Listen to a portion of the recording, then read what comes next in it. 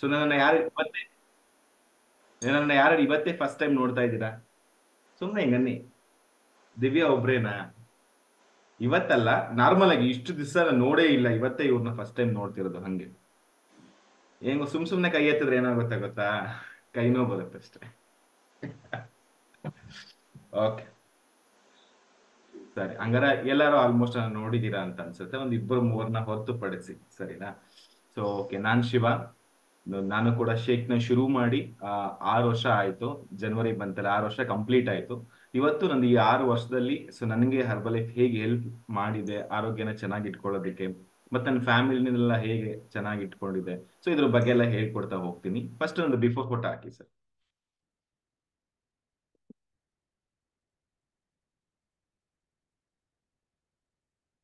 Before photo ಬರುತ್ತೆ, 6 ವರ್ಷದ ಹಳೇದಲ್ವಾ, so ನಿಧಾನಕ್ಕೆ ಬರುತ್ತೆ. ಸೊ ಏನ್ ತೊಂದರೆ ಏನಿಲ್ಲ. ಮತ್ತೆ ಈ ಪ್ರೋಗ್ರಾಮ್ನ ಪೂರ್ತಿಯಾಗಿ ನೋಡಿ, ಮೋಸ್ಟ್ಲಿ ನಿಮ್ಗೆ ಏನಾದ್ರು ಲಾಸ್ಟ್ ಅಲ್ಲಿ ಅರ್ಥ ಆಗಬಹುದು. ಸೊ ಲಾಸ್ಟ್ ಅಲ್ಲಿ ಒಂದ್ ಇಬ್ಬರು ಮೂರ್ನ ಮಾತಾಡ್ಸೋಣ, ಸೊ ನನ್ಗನ್ಸುತ್ತೆ. ಓಕೆನಾ? ಸೊ ನಾನು ಆ ಶೇಕ್ನ ಶುರು ಮಾಡಕ್ಕಿಂತ ಮುಂಚೆ ಆಲ್ಮೋಸ್ಟ್ 99.7 ಅಂದ್ರೆ 99 kg 700 ಗ್ರಾಮ್ ಇದ್ದಿದ್ದು. ನಾನು ಜಿಮ್ಗೆ ಹೋಗಿ ಚೆಕ್ ಮಾಡಿದಾಗ ನಾನು ಅವಾಗ ದಪ್ಪ ಆಗಿದೆ, ಬಟ್ ನೋಡೋದಕ್ಕೆ ನನ್ಗೇನ್ ದಪ್ಪ ಅಂತ ಅನಿಸ್ತಿರ್ಲಿಲ್ಲ. ಹೊಟ್ಟೆ ಮಾತ್ರ ತುಂಬಾ ಜಾಸ್ತಿ ಇರ್ತಿತ್ತು, ಫೇಸ್ ಫ್ಯಾಟ್ ಜಾಸ್ತಿ ಇರ್ತಿತ್ತು. ಮತ್ತೆ ನಾನ್ ಬೈ ಬ್ಯಾಕ್ಗ್ರೌಂಡ್ ಬಂದು ಹಾಸ್ಪಿಟಲ್ ಅಲ್ಲೇ ವರ್ಕ್ ಮಾಡ್ತಾ ಇರೋದು. ಸೊ ನನ್ಗೇನ್ ಅನ್ಸುತ್ತೆ, ದಪ್ಪ ಇದ್ರೆ ಸಣ್ಣ ಆಗೋದಕ್ಕೆ ಮೆಡಿಸನ್ನೇ ತಗೋಬೇಕು, ಮತ್ತೆ ದಪ್ಪ ಇದ್ರೆ ಏನಾದ್ರು ಪ್ರಾಬ್ಲಮ್ಸ್ ಬಂದ್ರು ಕೂಡ ಡಾಕ್ಟರ್ ಹತ್ರನೇ ಬರಬೇಕು. ಸೊ ಇದು ಮೈಂಡ್ ಸೆಟ್ ಅಷ್ಟೇ. ಅಲ್ಲೇ ಆಗದೆ ಇದ್ದಿದ್ದು ಇದ್ರಲ್ಲೆಲ್ಲ ಆಗುತ್ತಾ, ಸೊ ಈ ತರ ಮೈಂಡ್ ಸೆಟ್ ಇದ್ದಿದ್ದು. ಬಟ್ ನನಗೆ ಒಂದ್ ದಿವಸ ನನ್ಗೆ ತುಂಬಾ ತುಂಬಾ ಕ್ಲೋಸ್ ಆಗಿರುವಂತ ಆರ್ಥೋಪಿಡಿಷಿಯನ್ ಅಂತ ಹೇಳಿದ್ರೆ ಮೂಳೆ ಡಾಕ್ಟ್ರು. ಸೊ ಅವ್ರು ಬಂದು ನಾವು ಲಿಫ್ಟ್ ಆಫ್ ಆಗಿದ್ದಾಗ ಮೆಟ್ಲು ಹತ್ತಿರ್ಬೇಕಾದ್ರೆ ಅವ್ರಿಗೆ ಆಲ್ಮೋಸ್ಟ್ 50+ ಇಯರ್ಸ್. ಸೊ ನನಗೆ 25 ಇಯರ್ಸ್. 25ನೇ ವಯಸ್ಸು ಮತ್ತೆ 50 ವಯಸ್ಸು ಇಬ್ರು ಕೂಡ ಮೆಟ್ಲು ಹತ್ತಿರ್ಬೇಕಾದ್ರೆ ಅವ್ರು ಆರಾಮಾಗಿ ಹತ್ತಾ ಇದ್ರು. ಬಟ್ ನನಗೆ ಹತ್ತಬೇಕಾದ್ರೆ ಲೆಫ್ಟ್ ಕಾಲಲ್ಲಿ ಸ್ವಲ್ಪ ಪೈನ್ ಶುರುವಾಗೋಯ್ತು. ಮಂಡಿ ಅಂತ ಹೇಳ್ತೀವಲ್ಲ, ಸೊ ಅಲ್ಲಿ ಪೈನ್ ಶುರುವಾಗೋಯ್ತು.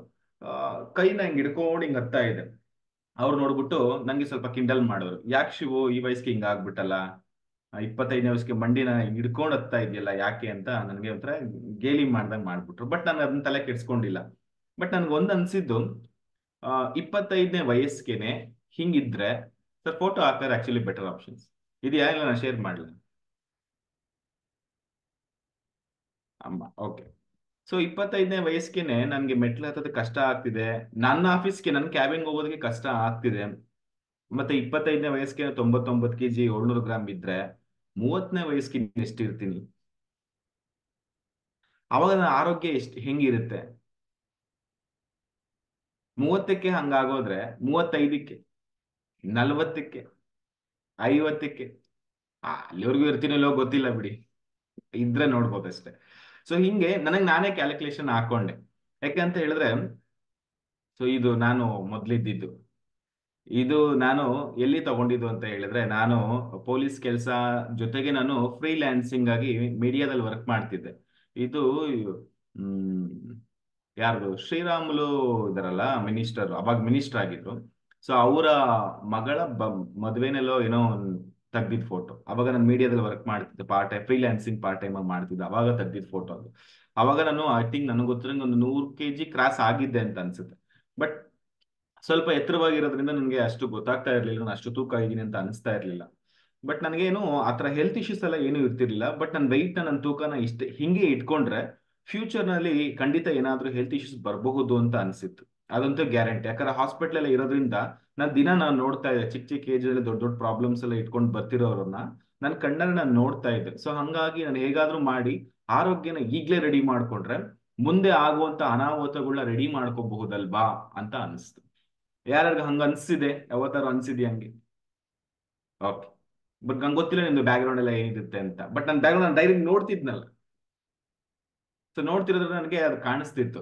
ಸೊ ಹಂಗಾಗಿ ನಾನು ನೀವೆಲ್ಲ ಏನೆಲ್ಲ ಟ್ರೈ ಮಾಡಿದಿರೋ, ಬಿಸಿನೀರು ಜೇನುತುಪ್ಪ ನಿಂಬೆಹಣ್ಣು ತಿನ್ನೋದು, ಬರೀ ಚಪಾತಿ ತಿನ್ನೋದು, ಅನ್ನ ನಿಲ್ಸ್ಬಿಡೋದು, ಮತ್ತೆ ಮಾಂಸ ಬಿಟ್ಬಿಡೋದು. ಮಾಂಸ ಸ್ವೀಟ್ಸ್ ಸಖತ್ ಇಷ್ಟ, ಸೊ ಅದನ್ನೆಲ್ಲ ಬಿಟ್ಬಿಡ್ತಿದ್ದೆ.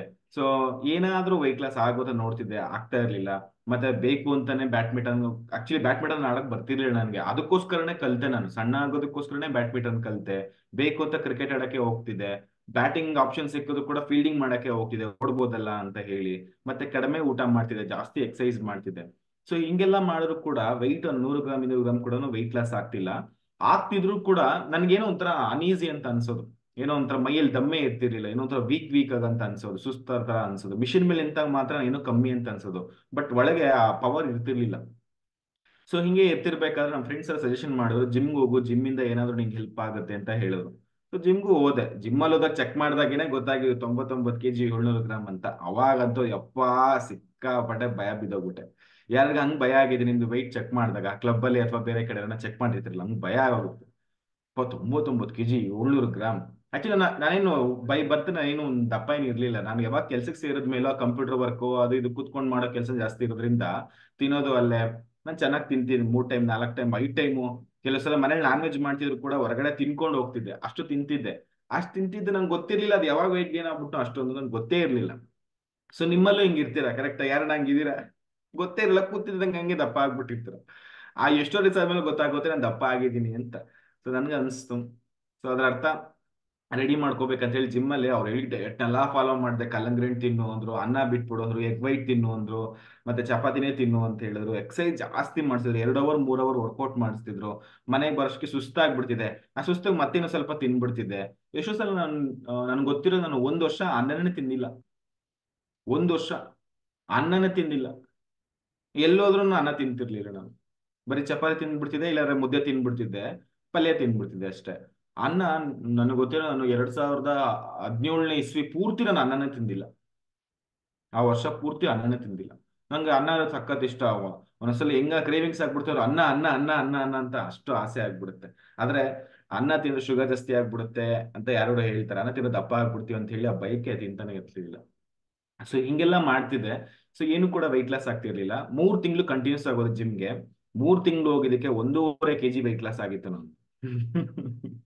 ಅದು ಕೂಡ ಮಿಷಿನ್ ಮೇಲೆ ನಿಂತಾಗ ಮಾತ್ರ 1.5 kg ಸಣ್ಣ ಆಗಿದೆ ಅಷ್ಟೇ. ಬಟ್ ನನಗೇನ್ ಹತ್ರ ಫೀಲ್ ಆಗ್ತಿರ್ಲಿಲ್ಲ, ಹೊಟ್ಟೆ ಹಂಗೆ ಇರ್ತಿತ್ತು. ಸ್ವಲ್ಪ ಇನ್ನೂ ಕೂಡ ಏನೋ ಸ್ಕಿನ್ ಎಲ್ಲ ಒಂಥರ ಏನೋ ಡಲ್ ಆಗಿರ್ತಿತ್ತು. ಮತ್ತೆ ಹಿಂಗೆ ನನಗೆ ಗೊತ್ತಿರಂಗೆ ಇಲ್ಲಿ ನನ್ನ ಹಣೆ ಕಾಣಿಸ್ತಿಲ್ಲ, ಹಣೆ ಅಲ್ಲ ಏನಿದು ತಲೆ. ಈ ತಲೆನ ಹಿಂಗ್ ಬಗ್ಗಿಸ್ದಾಗ ಇಲ್ಲಿ ನೆತ್ತಿ ಕಾಣಿಸ್ತಾ ಇತ್ತು. ಅಂದ್ರೆ ಸ್ವಲ್ಪ ಅವಾಗ ತಾನೇ ಏರ್ ಫಾಲ್ ಸ್ಟಾರ್ಟ್ ಆಗ್ಬಿಟ್ಟಿತ್ತು. ಸೊ ಇದೆಲ್ಲ ನಂಗೆ ನಾನು ಸ್ಟಾರ್ಟಿಂಗ್ ಅಲ್ಲಿ ಗಮನಿಸಿದ್ದು. ಮತ್ತೆ ಆಯಿಲ್ ಜಾಸ್ತಿ ಪ್ರೊಡಕ್ಷನ್ ಆಗ್ತಿತ್ತು ಸ್ಕಿನ್ ಅಲ್ಲಿ, ಇವೆಲ್ಲ ನಾನು ನೋಟಿಸ್ ಆಲ್ರೆಡಿ ಮಾಡ್ಬಿಟ್ಟಿದ್ದೆ. ಸೊ ಹಿಂಗೆ ಇರ್ಬೇಕಾದ್ರೆ ವೆಯ್ಟ್ ಲಾಸ್ ಮಾಡಕ್ಕೆ ತುಂಬಾ ಸ್ಟ್ರಗಲ್ ಮಾಡ್ತಿದ್ದೆ. ಸಣ್ಣ ಆಗೋದಕ್ಕೆ ಹೆಂಗಾನ ಮಾಡಿ ಹುಡುಕ್ತಾ ಇದ್ದೆ. ಏನು ಕೂಡ ಸರಿ ಸಿಗ್ತಿರ್ಲಿಲ್ಲ. ಓಟ್ಸ್ಗಳು ತಗೊಂಡ್ಬಂದೆ, ಬಿಗ್ ಬಜಾರ್ 1+1 ಆಫರ್ ಎಲ್ಲ ಸಿಕ್ತಿತ್ತು. ಆ ಓಟ್ಸ್ ಡಬ್ಬ ಎಲ್ಲ ಖಾಲಿ ಆಯ್ತು, ಜೇನುತುಪ್ಪ ಡಬ್ಬ ಎಲ್ಲ ಖಾಲಿ ಆಯ್ತು. ಹೊಟ್ಟೆಲ್ ತುಂಬಿದ ಈ ಡಬ್ಬ ಮಾತ್ರ ಖಾಲಿನೇ ಆಗ್ಲಿಲ್ಲ. ಸೊ ಇದೇ ತರನೇ ಇತ್ತು, ಆದ್ರೂ ಬಿಡ್ತಾ ಇರ್ಲಿಲ್ಲ ಛಲ. ಹೆಂಗಾದ್ರೂ ಮಾಡಿ ಸಣ್ಣ ಆಗ್ಬೇಕು, ಹೆಂಗಾದ್ರೂ ಮಾಡಿ ಸಣ್ಣ ಆಗ್ಬೇಕು ಅಂತ ಹೇಳಿ ಹಂಗೆಲ್ಲ ಮಾಡ್ತಿದ್ರು, ಏನು ಸಣ್ಣನೇ ಆಗ್ತಿರ್ಲಿಲ್ಲ. ಬಟ್ ನಮ್ಮ ಮನೆಯಲ್ಲಿ ಆಲ್ರೆಡಿ ಶೇಕ್ನ ಶುರು ಮಾಡ್ಬಿಟ್ಟಿದ್ರು. ನಮ್ಮಮ್ಮ ಶೇಕ್ನ ಶುರು ಮಾಡಿ ಏನು ಕೆಲಸ ಮಾಡಲ್ಲ. ಅವ್ರು ಮಾಮೂಲಿ ಆಫೀಸ್ಗೆ ಹೋಗ್ತಾರೆ ಬರ್ತಾರೆ ಅಷ್ಟೇ. ಅವರು ಚೆನ್ನಾಗಿ ಅನ್ನ ಎಲ್ಲ ತಿಂತಾರೆ, ಕಾಫಿ ಟೀ ಎಲ್ಲ ಕುಡಿತಾರೆ. ಅದೇನೋ ಬಿಸಿನೀರು, ಆ ಬಿಸಿನೀರಿಗೆ ಆ ಫ್ರೆಶ್ ಪುಡಿ ಹಾಕ್ಬಿಟ್ಟು ಕುಡಿದ್ಬಿಟ್ಟು ಶೇಕ್ ಕುಡಿದ್ಬಿಟ್ಟು ಹೋಗ್ತಾರೆ, ಡೈಲಿ ಹೋಗ್ತಾ ಇದ್ರು. ಮತ್ತೆ ಬರೋಷ್ಟೊತ್ತಿಗೆ ಆರಾಮಾಗಿ ಇರ್ತಿದ್ರು. ಹಿಂಗೆ 1 ತಿಂಗಳು 2 ತಿಂಗಳು 3 ತಿಂಗಳ ವರ್ಷಕ್ಕೆ ಅವ್ರು ಸ್ವಲ್ಪ ಸಣ್ಣ ಕಾಣಿಸ್ತಿದ್ರು. ಒಂದ್ ವೆಯ್ಟ್ ಕೂಡ ಕೇಳಿದೆ, ಏನಮ್ಮ ಹಿಂಗೆ ಏನು ಮಾಡ್ತಿಲ್ವಲ್ಲ ನೀನು, ಯಾವ ಫಿಸಿಕಲ್ ಆಕ್ಟಿವಿಟಿ ಮಾಡ್ತಿಲ್ಲ, ಏನೋ ಡಯಟ್ ಏನೋ ಮಾಡ್ತಿಲ್ಲ, ಇದೇನೋ ಬೆಳಗ್ಗೆ ಜ್ಯೂಸ್ ಕುಡ್ಕೊಂಡು ಹೋಗ್ತೀಯಾ, ಇವಾಗ ನೋಡ್ರೆ 12 kg ಬೇರೆ ಸಣ್ಣ ಆಗ್ಬಿಟ್ಟಿದ್ಯಾ. ಮತ್ತೆ ಶುಗರ್ ಲೆವೆಲ್ ಕೂಡ ಅವಾಗ ತಾನೇ ಸ್ವಲ್ಪ ಜಾಸ್ತಿ ಆಗಿತ್ತು, 300 ಚೇಂಜ್ ಆಗೋಗಿತ್ತು. ಸೊ ಅದಕ್ಕೋಸ್ಕರನೇ ಅವ್ರ ತಮ್ಮ ಅಂದ್ರೆ ನಮ್ಮ ಮಾವ ಆಗ್ಬೇಕಲ್ವಾ, ಅವರು ಅದನ್ನ ರೆಫರ್ ಮಾಡಿದ್ದು.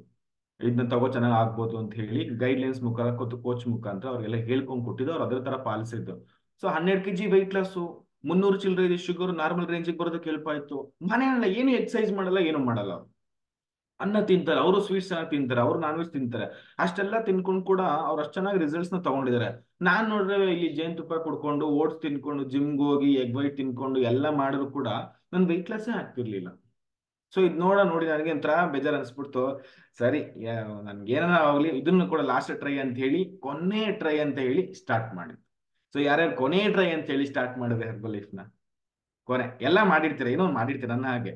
ಸೊ ಲಾಸ್ಟ್ ಟ್ರೈ ಅಂತ ಹೇಳಿ ಇದನ್ನ ಸ್ಟಾರ್ಟ್ ಮಾಡಿದ್ದು. ಹಂಗೆ ಸ್ಟಾರ್ಟ್ ಮಾಡಿದಾಗ ಫಸ್ಟ್ ನೋಡಿದ್ದು ಲೈಫ್ ಸ್ಟೈಲ್ ಡೇ. ನಮ್ಮ ಮಾವನ್ಗೆ ಫೋನ್ ಮಾಡಿದೆ, ಅವರು ಕೂಡ ಕೋಚ್ ಆಗಿದ್ದಾರೆ ಇದರಲ್ಲಿ. ಅವ್ರು ಫೋನ್ ಮಾಡಿದೆ, ಅವರು ಅವಾಗ ಕ್ಲಬ್ ಕರೆದಿಲ್ಲ, ಡೈರೆಕ್ಟ್ ಅವ್ರ ನೆಕ್ಸ್ಟ್ ಡೇನ ಲೈಫ್ ಸ್ಟೈಲ್ ಡೇ ಇತ್ತು, ಅಲ್ಲಿಗೆ ಕರೆದ್ರು. ಸೊ ಅಲ್ಲಿ ಹಂಗಾಗಿ ಲೈಫ್ ಸ್ಟೈಲ್ ಡೇ ಹೋದೆ. ಲೈಫ್ ಸ್ಟೈಲ್ ಡೇಗೆ ಹೋಗಿ ಅಲ್ಲಿಂದು ಅಟ್ಮಾಸ್ಫಿಯರ್ ಎಲ್ಲ ನೋಡಿ ನನಗನ್ಸ್ತು, ಆ ಪ್ರೋಗ್ರಾಮ್ ಪೂರ್ತಿ ನೋಡಿದೆ, ನನಗೆ ಎಲ್ಲೂ ಎದ್ದೋಗ್ಲಿಲ್ಲ. 7:45ಗೆ ಬಂದು ಕೂತ್ಕೊಂಡೆ. ನೀವೆಲ್ಲ ಹಿಂಗೆ 7:45 ಬಂದು ಕೂತಿದಿರಲ್ವಾ, ಹಂಗೆ 7:45ಗೆ ಬಂದು ಕೂತ್ಕೊಂಡೆ. ಪೂರ್ತಿ ನೋಡಿದೆ. ನನಗನ್ಸಿದ್ ಇಷ್ಟೇ, ಇದನ್ನ ಶುರು ಮಾಡಿದ್ರೆ ನನ್ಗೆ ಒಳ್ಳೇದಾಗುತ್ತೋ ಗೊತ್ತಿಲ್ಲ, ಬಟ್ ಕೆಟ್ಟದ್ದಂತೂ ಆಗಲ್ಲ. ಸೊ ಇದನ್ನ ನಾನು ಸ್ಟಾರ್ಟ್ ಮಾಡೋದಕ್ಕೆ ಇದು ಸೂಪರ್ ಐಟಮ್. ಇದು ಇಷ್ಟು ಚೆನ್ನಾಗಿ ರಿಸಲ್ಟ್ಸ್ಗಳಿದೆ, ಇಷ್ಟು ಜನದ ಲೈಫ್ ಎಲ್ಲ ಚೇಂಜಸ್ ಆಗಿದೆ, ಮೋಸ್ಟ್ಲಿ ನಂದು ಆಗಬಹುದು ಅಂತ ಹೇಳಿ ಸ್ಟಾರ್ಟ್ ಮಾಡಿದ್ದು.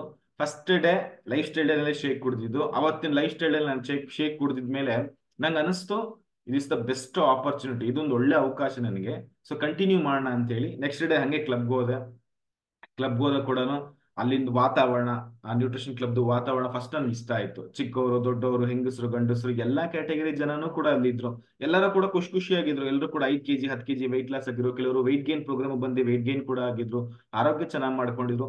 ಅಷ್ಟು ಜನದ್ದು ಕಮ್ಯುನಿಟಿ ಸಿಸ್ಟಮ್ ನಲ್ಲಿ ನೋಡಿದ್ಮೇಲೆ ನನ್ಗೆ ಅನಿಸ್ತು ಇದು ಬೆಸ್ಟ್ ಆಪ್ಷನ್ ಅಂತ. ಯಾಕಂದ್ರೆ ನಾನೆಲ್ಲೂ ನೋಡಿಲ್ಲ, ಅಷ್ಟು ಜನ ವೆಯ್ಟ್ ಲಾಸ್ ಆಗಿದ್ದನ್ನೆಲ್ಲೂ ನೋಡೇ ಇಲ್ಲ. ಅಷ್ಟು ಜನ ಖುಷಿಯಾಗಿ ಒಂದೇ ಕಡೆ ಸೇರುವಂತದ್ದು ನಾನು ನೋಡೇ ಇಲ್ಲ. ಅಷ್ಟು ಜನನು ಕೂಡ ಆರೋಗ್ಯದ ಬಗ್ಗೆ ಮಾತಾಡ್ತಿರೋದನ್ನೆಲ್ಲ ನೋಡೇ ಇಲ್ಲ. ನಮ್ಮ ಫ್ರೆಂಡ್ಸ್ಗಳ ಗ್ಯಾಂಗ್ ಎಲ್ಲ ಏನು ಅಲ್ಲಿ ಟ್ರಿಪ್ ಹೋಗೋಣ ಇಲ್ಲಿ ಟ್ರಿಪ್ ಹೋಗೋಣ ಅಂತೀವಿ. ಇನ್ ಕೆಲವು ಕ್ಯಾಟಗರಿಗೆ ಹೋದ್ರೆ ಅಲ್ಲಿ ಗುಂಡಾಕಣ ಬಾ ಇಲ್ಲಿ ಗುಂಡಾಕಣ ಬಾ ಅಂತೀವಿ. ಇನ್ನ ಲೇಡೀಸ್ ಗ್ಯಾಂಗ್ ಹೋದ್ರೆ ಅವ್ರ ಮನೆಗೆ ಹತ್ತಂದ್ರು ಇವ್ರ ಮನೆಗೆ ಇತ್ತಂದ್ರು ನಿಮ್ ಮನೆಗೆ ಏನ್ ತಂದ್ರಿ ಇದೇ ಆಯ್ತು. ಅವ್ರ ಮನೆ ಅವ್ರ ಗಂಡ ರೇಷ್ಮೆ ಸೀರೆ ಕೊಡಿಸ್ತಾ ನಿಂಗೇನ್ ಕೊಡಿಸ್ತಾ, ಅವ್ರ ಮನೆ ಫ್ರಿಜ್ ಬಂದ್ರು ನಿನ್ಗೇನ್ ಬಂತು, ಹಿಂಗ್ ಮಾತಾಡ್ತಿರ್ತೀವಿ. ಕರೆಕ್ಟ್ ಅಲ್ಲ? ಬೇರೆ ಇನ್ನೇನು ಮಾತಾಡಲ್ಲ. ಕರೆಕ್ಟ್? ಇನ್ನ ಮಕ್ಳು ತಾವ್ ಇನ್ನೇನ್ ಮಾತಾಡ್ತೀರಾ, ಅವ್ರ ಸಿನಿಮಾಗ ಹೋಗು ಅದಕ್ಕೆ ಹೋಗು ಇದಕ್ಕೆ ಹೋಗು ಅಷ್ಟೇ ಮಾತಾಡೋದು. ಸೊ ಈ ತರ ಕ್ಯಾಟಗರಿ ಜನಗಳನ್ನ ನಾವು ನೋಡಿದೀವಿ. ಕರೆಕ್ಟಾ? ಇನ್ನು ಸ್ವಲ್ಪ ಲೇಡೀಸ್ ಒಂಚೂರು ದೊಡ್ಡ ಗ್ಯಾಂಗ್ ಇದೆ. ಆ ಗ್ಯಾಂಗ್ ಒಳಗೆ ಹೋಗ್ಬಿಟ್ರೆ ಅವ್ರು ಬರೀ ಚೀಟಿ ವ್ಯವಹಾರ, ಆ ಮನೆ, ಅವ್ರ ಗಂಡ ಹೆಂಡತಿ, ಇವ್ರ ಗಂಡ ಹೆಂಡತಿನ ನೆಟ್ಟಿಗಿರಲ್ಲ, ಅವ್ರ ಗಂಡ ಹೆಂಡತಿ ಸಮಾಚಾರಗಳು, ಇವ್ರ ಗಂಡ ಹೆಂಡತಿ ಸಮಾಚಾರಗಳು, ಅವಳ ಅಲ್ಲೋಡೋಗ್ಬಿಟ್ಲ, ಇವನೇ ಅವನ ಇಲ್ಲೋಡೋಗ್ಬಿಟ್ಟ, ಆ ಮಕ್ಕಳು ಸರಿ ಇಲ್ಲ ಈ ಮಕ್ಕಳು ಸರಿ ಇಲ್ಲ, ಇದೇ ಯೋಚನೆ. ಸೊ ಈ ತರಗಳು ನೋಡ್ಕೊಂಡೇ ಬೆಳೆದಿರ್ತೀವಿ. ಕರೆಕ್ಟ್ ಅಲ್ವಾ? ಈ ತರ ನೋಡ್ಕೊಂಡು ಬಂದಿರುವಂತ ನಾವು ಸಡನ್ಲಿ ಒಂದು ಒಳ್ಳೆ ಸಪ್ರೇಟ್ ಜಾಗಕ್ಕೆ ಬಂದಂಗ ಅನ್ಸ್ಬಿಟ್ಟು, ಡಿಫ್ರೆಂಟ್ ಜಾಗ ಅದು. ಬಂದಾಗ ನೋಡ್ತೀನಿ ಎಲ್ಲಾ ನೋಡ್ರಿ ಶೇಕು, ಫ್ರೆಶ್, ಎನರ್ಜಿ ಚೆನ್ನಾಗುತ್ತೆ, ಆರೋಗ್ಯ ಚೆನ್ನಾಗುತ್ತೆ, ಖುಷಿಯಾಗಿ ಅವ್ರ ಯಾವ ನಾನೇ ಎಲ್ಲ ಹೊಸ ಬಂದ್ಬಿಟ್ಟ ಅಂತ ಅನಿಸ್ತು. ಅವತ್ತು ಇನ್ನೂ ಕೂಡ ಮನ್ಸಿಟ್ಟೆ ಆ ಫ್ರೆಶ್ ಮತ್ತೆ ಶೇಕ್ ನ ಕೂಡ ಅವತ್ತು ಕೂಡ ಸೆಕೆಂಡ್ ಡೇ ಆಕ್ಚುಲಿ ತಗೊಂಡೆ. ಅವತ್ತು ನನಗೆ ಇನ್ನೂ ಏನೋ ಬೆಟರ್ ಫೀಲ್ ಅಂತ ಅನಿಸ್ತು. ಅವತ್ತೇನು ನನಗೆ ಆ ಜಾಗದ ಮಹಿಮೆನೋ ಅಥವಾ ಆ ಶೇಕ್ದು ಮಹಿಮೆನೋ ನನ್ಗೊಂದು ಗೊತ್ತಿಲ್ಲ. ಫಸ್ಟ್ ಡೇ ನನಗೇನೋ ರಿಸಲ್ಟ್ಸ್ ಫುಲ್ ಬಂದ್ಬಿಡ್ತೇನೋ ಅಂತ ಅನಿಸ್ತು. ನಂಗೆ ಯಾವತ್ತೂ ಬಂದಿಲ್ಲ. 3 ತಿಂಗಳು 4 ತಿಂಗಳು ಜಿಮ್ಮಲ್ಲಿ ಟ್ರೈ ಮಾಡಿದೆ, ಏನೋ ಡಯಟ್ ಮಾಡಿದೆ, ಎಲ್ಲೂ ಬಂದಿಲ್ಲ. ಬಟ್ ನನ್ಗೆ ಅವತ್ತು ಆ ಕ್ಲಬ್ ಶೇಕ್ ನ ಕುಡಿದ್ಮೇಲೆ ಏನೋ ಮಧ್ಯಾಹ್ನಕ್ಕೆಲ್ಲ ಒಂಥರ ಹಿಂಗೆ ಎದೆಲ್ಲ ನಿಗಿಸ್ಕೊಂಡು ಹಿಂಗೆ ಇವತ್ತು ನಾನು ಸಣ್ಣ ಆಗ್ಬಿಡ್ತೀನಿ, ನಾನ್ ಸಣ್ಣ ಆಗ್ಬಿಡ್ತೀನಿ, ನಾನ್ ಸಣ್ಣ ಆಗ್ಬಿಡ್ತೀನಿ, ನಾನ್ ಸಣ್ಣ ಆಗ್ಬಿಡ್ತೀನಿ, ಏನೋ ಒಂಥರ ಗೊತ್ತಿಲ್ಲ. ನಾನು ಆಗೇ ಇಲ್ಲ ಆಕ್ಚುಲಿ. ಅವತ್ತೇ ಸೆಕೆಂಡ್ ಡೇ ನಾನು ಹೋಗಿದ್ದು. ನಾನೇನು ಆಗೇ ಬಿಟ್ಟಿದ್ದೀನಿ ಅಂತ ಅಷ್ಟೊಂದು ಪಾಸಿಟಿವ್ ವೈಬ್, ಗೊತ್ತಿಲ್ಲ ಯಾಕೆ ಅಂತ. ಈಗ ನಮ್ಮ ಮನೆಯಲ್ಲೇ ಲಕ್ಷ್ಮೀ ವೆಂಕಟೇಶ್ವರ ಫೋಟೋ ಇದ್ರು ಕೂಡ ನಾವು ತಿರುಪತಿ ಹೋಗ್ತೀವಲ್ವಾ, ನಮ್ಮ ಮನೆಯಲ್ಲಿ ಶಿವನ್ ಫೋಟೋ ಧರ್ಮಸ್ಥಳಕ್ಕೆಲ್ಲ ಹೋಗ್ತೀವಲ್ವಾ. ಯಾಕೆ? ದೇವ್ರ ಎಲ್ಲಾ ಕಡೆ ಏನಂತ ಹೇಳೋ ನಾವು ದೇವಸ್ಥಾನಕ್ಕೆ ಯಾಕೆ ಹೋಗ್ತೀವಿ? ಬಿಕಾಸ್ ಸ್ಥಳ ಮಹಿಮೆ. ಹಂಗೆ ಆ ನ್ಯೂಟ್ರಿಷನ್ ಕ್ಲಬ್ ಅಲ್ಲಿ ಇರುವಂತ ಸ್ಥಳ ಮಹಿಮೆ ನನ್ಗೇನೋ ಒಂಥರ ಡಿಫ್ರೆಂಟ್ ಇಲ್ಲಿ ಬರಬೇಕು ಅಂತ ಅನಿಸ್ತು. ಆಕ್ಚುಲಿ ನಮ್ದು ನ್ಯೂಟ್ರಿಷನ್ ಕ್ಲಬ್ಗೂ ನಮ್ಮ ಮನೆಗೂ 17 ಕಿಲೋಮೀಟರ್ ಡಿಫ್ರೆನ್ಸ್. 17 ಕಿಲೋಮೀಟರ್. ನಾನು ಹೋಗ್ತಿದ್ದು ಫಿಸಿಕಲ್ ನ್ಯೂಟ್ರಿಷನ್ ಕ್ಲಬ್, ಸರಿನಾ? ನಮ್ ಕ್ಲಬ್ ಇದ್ದು ದೀಪಾಂಜಲಿ ನಗರ ಮೆಟ್ರೋ ಸ್ಟೇಷನ್ ಹತ್ರ, ನಮ್ಮ ಮನೆ ಇದ್ದಿದ್ದು ಬಂದು ರಾಮೋಹಳ್ಳಿ ಗೇಟ್, ಸರಿನಾ? ಅಲ್ಗೂ ತುಂಬಾ ಡಿಸ್ಟೆನ್ಸ್ ಇದೆ. ಸೊ ಎವ್ರಿ ಡೇ ಹೋಗ್ತಿದ್ದೆ. 7 ಕಾಲ ಮನೆ ಬಿಡ್ತಿದ್ದೆ, ಡೈಲಿ ಹೋಗ್ತಿದ್ದೆ. ಅಲ್ಲಿ ಹೋಗ್ತಿದ್ದೆ, ಅಫ್ರೆಶ್ ಕುಡಿತಿದ್ದೆ, ಸುಸ್ಸು ಚೆನ್ನಾಗಿ ಬರ್ತಿತ್ತು ನನಗೆ, ಶೇಕ್ ಕುಡಿತಿದ್ದೆ, ಆರಾಮಾಗಿ ಏನೋ ಒಂಥರ ಆ ಜಾಗಕ್ಕೆ ಹೋಗ್ಬೇಕು ಅಂತ ನಂಗೆ ಅನಿಸ್ತಿತ್ತು. ಬಟ್ ಹಿಂಗೆ ಶುರು ಮಾಡಿದೆ. ಮತ್ತೆ ದಿನ ನನ್ನ ಕೋಚ್ ನನ್ಗೆಲ್ಲ ಹೇಳ್ಕೊಡ್ತಿರೋ ಆ ತರ ಮಾಡು, ಈ ತರ ಮಾಡು, ಫುಡ್ ಪ್ಲೇಟ್ ಹಿಂಗಿರ್ಲಿ, ನೀರಿನ ಇಂಟೆಕ್ ಈ ತರ ಮಾಡು, ಇವೆಲ್ಲ ಹೇಳ್ಕೊಡ್ತಿದ್ರು. ನಾನು ಏನು ದೂಸರ ಮಾತಾಡ್ಲಿಲ್ಲ. ನಾನು ಫಸ್ಟ್ ಡೇನೆ ಆ ಪಾಸಿಟಿವ್ ವೈಬ್ ಅಂತ ಏನಿರುತ್ತೋ ಅದ್ ನಂಗೆ ಸಿಕ್ಕಿದ್ಮೇಲೆ ನಾನು ದೂಸರ ಏನು ಕೇಳಲಿಲ್ಲ. ಅವ್ರು ಏನ್ ಹೇಳ್ಕೊಟ್ರು ಅದನ್ನ ನೀಟಾಗಿ ಅಚ್ಚುಕಟ್ಟ ಫಾಲೋ ಅಪ್ ಮಾಡ್ಕೊಂಡು ಬಂದೆ. ಸೊ ಮೊದಲನೇ ವಾರನೇ 1.25 kg ವೆಯ್ಟ್ ಲಾಸ್ ಮಾಡಿದೆ. 1.25 kg ವೆಯ್ಟ್ ಲಾಸ್ 7 days. ಅದ್ ಎಷ್ಟು ಖುಷಿ ಆಯ್ತು ಅಂದ್ರೆ ನಂಗೆ ಗೊತ್ತೇ ಆಗಿಲ್ಲ ಅದು ಹೆಂಗ್ ಹೋಯ್ತು 1.25 kg. ನಂಗೇನೋ ಒಂಥರ ಸೂಪರ್ ಹ್ಯಾಪಿ ಆಗಿದ್ದೀನಿ, ಖುಷಿ ಆಗಿದ್ದೀನಿ, ಫ್ರೆಶ್ ಆಗಿದ್ದೀನಿ. ಆ ಜಿಮ್ಮಲ್ಲಿ 1.5 kg ವೆಯ್ಟ್ ಲಾಸ್ ಮಾಡಿದಾಗ ಎಷ್ಟು ವೀಕ್ ಅಂತ ಅನಿಸ್ತಿತ್ತು. ಬಟ್ ಇಲ್ಲಿ 1.25 kg ಅದ್ ಹೆಂಗ್ ಹೋಯ್ತು ನನ್ಗೆ ಗೊತ್ತಿಲ್ಲ. ಅನ್ನ ತಿಂದಿದ್ದೀನಿ, ನಾನ್ ವೆಜ್ ತಿಂದಿದ್ದೀನಿ, ಸ್ವೀಟ್ಸ್ ತಿಂದಿದ್ದೀನಿ, ಎಲ್ಲಾ ತರ ಫುಡ್ ತಿಂದ್ರು ಕೂಡ ನನ್ಗೆ ಆ 1 ವಾರದ ಕೊನೆಯಲ್ಲಿ 1.25 kg ವೆಯ್ಟ್ ಲಾಸ್ ಆಗಿದ್ದು ನಿಜವಾಗ್ಲೂ ನನ್ಗೊಂಥರ ಖುಷಿಯೋ ಖುಷಿ. ಯಾರಾದ್ರೂ ಖುಷಿ ಅನ್ಸುತ್ತೆ ಆ ತರ ಆದಾಗ? ನೀವೆಲ್ಲ ನನ್ ಜಾಗದಲ್ಲಿ ಇದು ಯೋಚನೆ ಮಾಡ್ಬೇಕು ಇವಾಗ. ನೀವೆಲ್ಲ ಈಗ ನಿಮ್ ಹೆಸರುಗಳು ಏನೇ ಇರ್ಲಿ, ದಿವ್ಯಾ ಇರ್ಲಿ, ಲಕ್ಷ್ಮಿ ಇರ್ಲಿ, ಯಾರೇ ಇರ್ಲಿ, ಬಟ್ ನೀವೆಲ್ಲ ಈಗ ಶಿವ ಆಗ್ಬೇಕು. ನನ್ ಜೊತೆ ನೀವು ಟ್ರಾವೆಲ್ ಮಾಡಿದ್ರೆ ಮಾತ್ರ ನನ್ನ ಸ್ಟೋರಿ ನಿಮ್ಗೆ ಅರ್ಥ ಆಗುತ್ತೆ. ಆ ಮೊದಲನೇ ವಾರ ನನ್ಗೆ ಎಷ್ಟು ಖುಷಿ ಕೊಡ್ತೀವಿ ಅಂದ್ರೆ ಅಬ್ಬಾ 1.25 kg ಇಷ್ಟು ಈಸಿಯಾಗಿ ಮಾಡ್ಬಿಟ್ನಾ ಅಂತ ಅನಿಸ್ತು. ಆಮೇಲೆ ಬಿಡ್ಲಿಲ್ಲ, ವೆಯ್ಟ್ ಲಾಸ್ ಪ್ರೋಗ್ರಾಮ್ ಹೇಳ್ಕೊಟ್ರು, ಅದನ್ನು ಮಾಡ್ದೆ. ಅವ್ರು ಏನೇನು ಹೇಳ್ಕೊಟ್ರು ಎಲ್ಲ ನನ್ ಸುಮ್ನೆ ಇದ್ಯಾಕೆ ಅಂತ ಕೇಳಕ್ ಹೋಗ್ಲಿಲ್ಲ. ರಿಸಲ್ಟ್ಸ್ ಬಂದಾಯ್ತಲ್ಲ, ಪಾಸಿಟಿವ್ ಸಿಕ್ಕಾಯ್ತಲ್ಲ, ರಿಸಲ್ಟ್ಸ್ ಬಂದ್ಮೇಲೆ ಇನ್ ಯಾರು ಕೇಳ್ತಾರೆ? ಅವ್ರು ಹೇಳಿದ್ನ ಫಾಲೋ ಮಾಡ್ಬೇಕಷ್ಟೇ. ಮಾಡಿದ್ರೆ ಹಂಗೆ ಕಂಟಿನ್ಯೂ ಮಾಡಿದೆ. ಮೊದಲನೇ ತಿಂಗಳು 5 kg ಸಣ್ಣ ಆಗ, 1 ಕಾಲ್ kg 1 ಕಾಲ್ kg ತರಾನೇ 5 kg ಅವತ್ತಿನ ತಿಂಗಳಲ್ಲಿ ಕಮ್ಮಿ ಆಗೋದೆ. ಅವತ್ತಿನ ತಿಂಗಳಲ್ಲಿ ಕಮ್ಮಿ ಆಗಿ ಪ್ರೈಸ್ ತಗೊಂಡೆ. ಒಂದು ಮಂತ್ ಅಲ್ಲಿ ಹೈಯೆಸ್ಟ್ 5 kg ವೆಯ್ಟ್ ಲಾಸ್ ಮಾಡೋಕ್ಕೆ ಪ್ರೈಸ್ ಕೂಡ ಕೊಟ್ಟು. ಅವತ್ತು ಅದೇ ತಿಂಗಳು ನಂದು ಬರ್ತಡೇನೂ ಇತ್ತು. ಆ ಬರ್ತಡೇನೂ ಕೂಡ ಕ್ಲಬ್ ಅಲ್ಲೇ ಸೆಲೆಬ್ರೇಟ್ ಮಾಡಿ, ನನ್ನ ಇಡೀ ಜೀವಿತಾವಧಿಯಲ್ಲಿ ಅಲ್ಲಿವರೆಗೂ 25ನೇ ವಯಸ್ಸಿನವರೆಗೂ ಕೂಡ ಪಬ್ಲಿಕ್ ಇವೆಂಟ್ಸ್ ನಲ್ಲಿ ನಾನು ಕೇಕ್ ಕಟಿಂಗ್ ಸೆಲೆಬ್ರೇಟೇ ಮಾಡಿರ್ಲಿಲ್ಲ. ಅಷ್ಟೇ, ನಮ್ಮ ಮನೆಯಲ್ಲೇ ಕೇಕ್ ಕಟ್ ಮಾಡಿರ್ಲಿಲ್ಲ ನೋಡಿ. ಆ ನ್ಯೂಟ್ರಿಷನ್ ಕ್ಲಬ್ ನಲ್ಲಿ ನನ್ನ ಬರ್ತಡೇ ಕೂಡ ಆಚರಿಸಿದ್ರು ನೋಡಿ. ನನ್ನ ಬರ್ತಡೇ ನನ್ನ ಮನೆಯಲ್ಲೇ ಆಚರಿಸಿಲ್ಲ. ನಮ್ಮ ಬರ್ತಡೇಗಳೆಲ್ಲ 10 ರೂಪಾಯಿ ಕೇಕ್ ತಂದ್ಬಿಟ್ಟು ಮನೇಲೆಲ್ಲ ತಿನ್ನಿಸ್ಬಿಟ್ಟು 4 ಆಸೆ ಚಾಕ್ಲೇಟ್ ತಗೊಂಡೋಗಿ ಅಕ್ಕಪಕ್ಕದ ಮನೆಗೆ ಕೊಟ್ಬಿಟ್ಟು 10 ರೂಪಾಯಿ ಮುಯಿ ಕೊಡ್ತಾರೆ, ಇಸ್ಕೊಂಡ್ ಬರೋದು, ಚೆನ್ನಾಗಿ ತಿನ್ನೋದು ಅಷ್ಟು. ಕರೆಕ್ಟ್ ಅಲ್ಲ? ಹೆಂಗೆ ತುಂಬಾ ಜನ ಹಳುಬ್ರೆಲ್ಲ ಹಿಂಗೆ ಮಾಡಿರ್ತಾರೆ. ಅದು ಯಾರು ಕಾಸು ಕೊಡ್ತಾರೋ ಅವ್ರಿಗೆ ಚಾಕ್ಲೇಟ್ ಕೊಡೋದು. ಕಾಸು ಕೊಡ್ದಿಲ್ಲ ಏನ್ ಸುಮ್ನೆ ಆಯ್ ಬೈ ಅನ್ನೋರ್ಗೆಲ್ಲ ನಾನು ಚಾಕ್ಲೇಟ್ ಕೊಡ್ತಿರ್ಲಿಲ್ಲ. ಅವ್ರು ನನ್ ಕಾಸು ಕೊಡೋದು ಕನ್ಫರ್ಮ್ ಆದ್ರೆ ಮಾತ್ರ ಅವ್ರಿಗೆ ತಗೊಂಡೋಗಿ ಚಾಕ್ಲೇಟ್ ಕೊಡ್ತಿದ್ದೆ. ಅವ್ರೊಂದು 5 ರೂಪಾಯಿ 10 ರೂಪಾಯಿ ಕೊಡು. ಅದೇ ನಂದು ಬರ್ತಡೇ ಸೆಲೆಬ್ರೇಷನ್ ಅಂಟಿಲ್ SLC ವರ್ಗು, PUC ವರ್ಗು ಹಂಗೆ ಅನ್ಕೊಳ್ಳಿ. ಡಿಗ್ರಿಯಿಂದ ಆಚೆ ನಾನು ಬರ್ತಡೇ ಸೆಲೆಬ್ರೇಟ್ ಮಾಡ್ಕೊಳ್ಳೋದು ಬಿಟ್ಬಿಟ್ಟು, ಏನ್ ಬರ್ತಾರೆ ಸುಮ್ಮನೆ ಫೇಸ್ಬುಕ್ ಅಲ್ಲಿ ವಿಶ್ ಮಾಡ್ತಾರ ಥ್ಯಾಂಕ್ಸ್ ಅನ್ನೋದು ಅಷ್ಟೇ. ಸೊ ಹಂಗಿದ್ದು ನ್ಯೂಟ್ರಿಷನ್ ಕ್ಲಬ್ ಅಲ್ಲಿ ದೊಡ್ಡ ಕೇಕ್ ಕಟ್ ಮಾಡಿ ಅಷ್ಟು ಜನಕ್ಕೆಲ್ಲ ತಿನ್ನಿಸಿ ಅಷ್ಟು ಜನಕ್ಕೆಲ್ಲ ಸೆಲೆಬ್ರೇಟ್ ಮಾಡ್ತಿರ್ಬೇಕಾದ್ರೆ ನಂಗೇನೋ ಅನಿಸ್ತು ಒಂಥರ ಡಿಫ್ರೆಂಟ್ ಅಂತ ಅನ್ಸುತ್ತೆ. ಯಾರಿಗೆ ಹಂಗ ಅನ್ಸುತ್ತೆ? ನಿಮ್ ಬರ್ತಡೇನ ಒಂದು ಅನ್ನೋನ್ ಸರ್ಕಲ್, ಒಂದು ಬೇರೆನೇ ಜಗತ್ತು ಸೆಲೆಬ್ರೇಟ್ ಮಾಡ್ತಿರ್ಬೇಕಾದ್ರೆ ನಿಮ್ಮನ್ನ ಇಟ್ಕೊಂಡು ಒಂಥರ ಡಿಫ್ರೆಂಟ್ ಫೀಲಿಂಗ್ ಅನ್ಸುತ್ತೆ. ಅದೆಲ್ಲ ನನಗೆ ಇಷ್ಟ ಆಯ್ತು. ನನಗೆ ರಿಸಲ್ಟ್ಸ್ಗಿಂತ ಆ ನ್ಯೂಟ್ರಿಷನ್ ಕ್ಲಬ್ ಕಮ್ಯುನಿಟಿ ವಾತಾವರಣ ಇಷ್ಟ ಆಯ್ತು. ಬಹುಶಃ ನನಗೆ ನಾನು ಕೇಳಿದ ತಕ್ಷಣ ನಮ್ಮ ಮಾವ ಏನಾದ್ರು ಪ್ರಾಡಕ್ಟ್ಸ್ ನ ಮನೆಗೆ ಕೊಟ್ಬಿಟ್ಟು ನೀನ್ ಹಂಗೆ ಯೂಸ್ ಮಾಡು ಅಂತ ಬಿಟ್ಬಿಟ್ಟಿದ್ರೆ ಬಹುಶಃ ನಾನು ಅಷ್ಟೇ ಸಹ ಯೂಸ್ ಮಾಡ್ತಿದ್ನೋ, 6 ವರ್ಷ ಆದ್ರೂ ಇಲ್ಲಿವರೆಗೂ ಬರ್ತಿದ್ನೋ ಗೊತ್ತಿಲ್ಲ.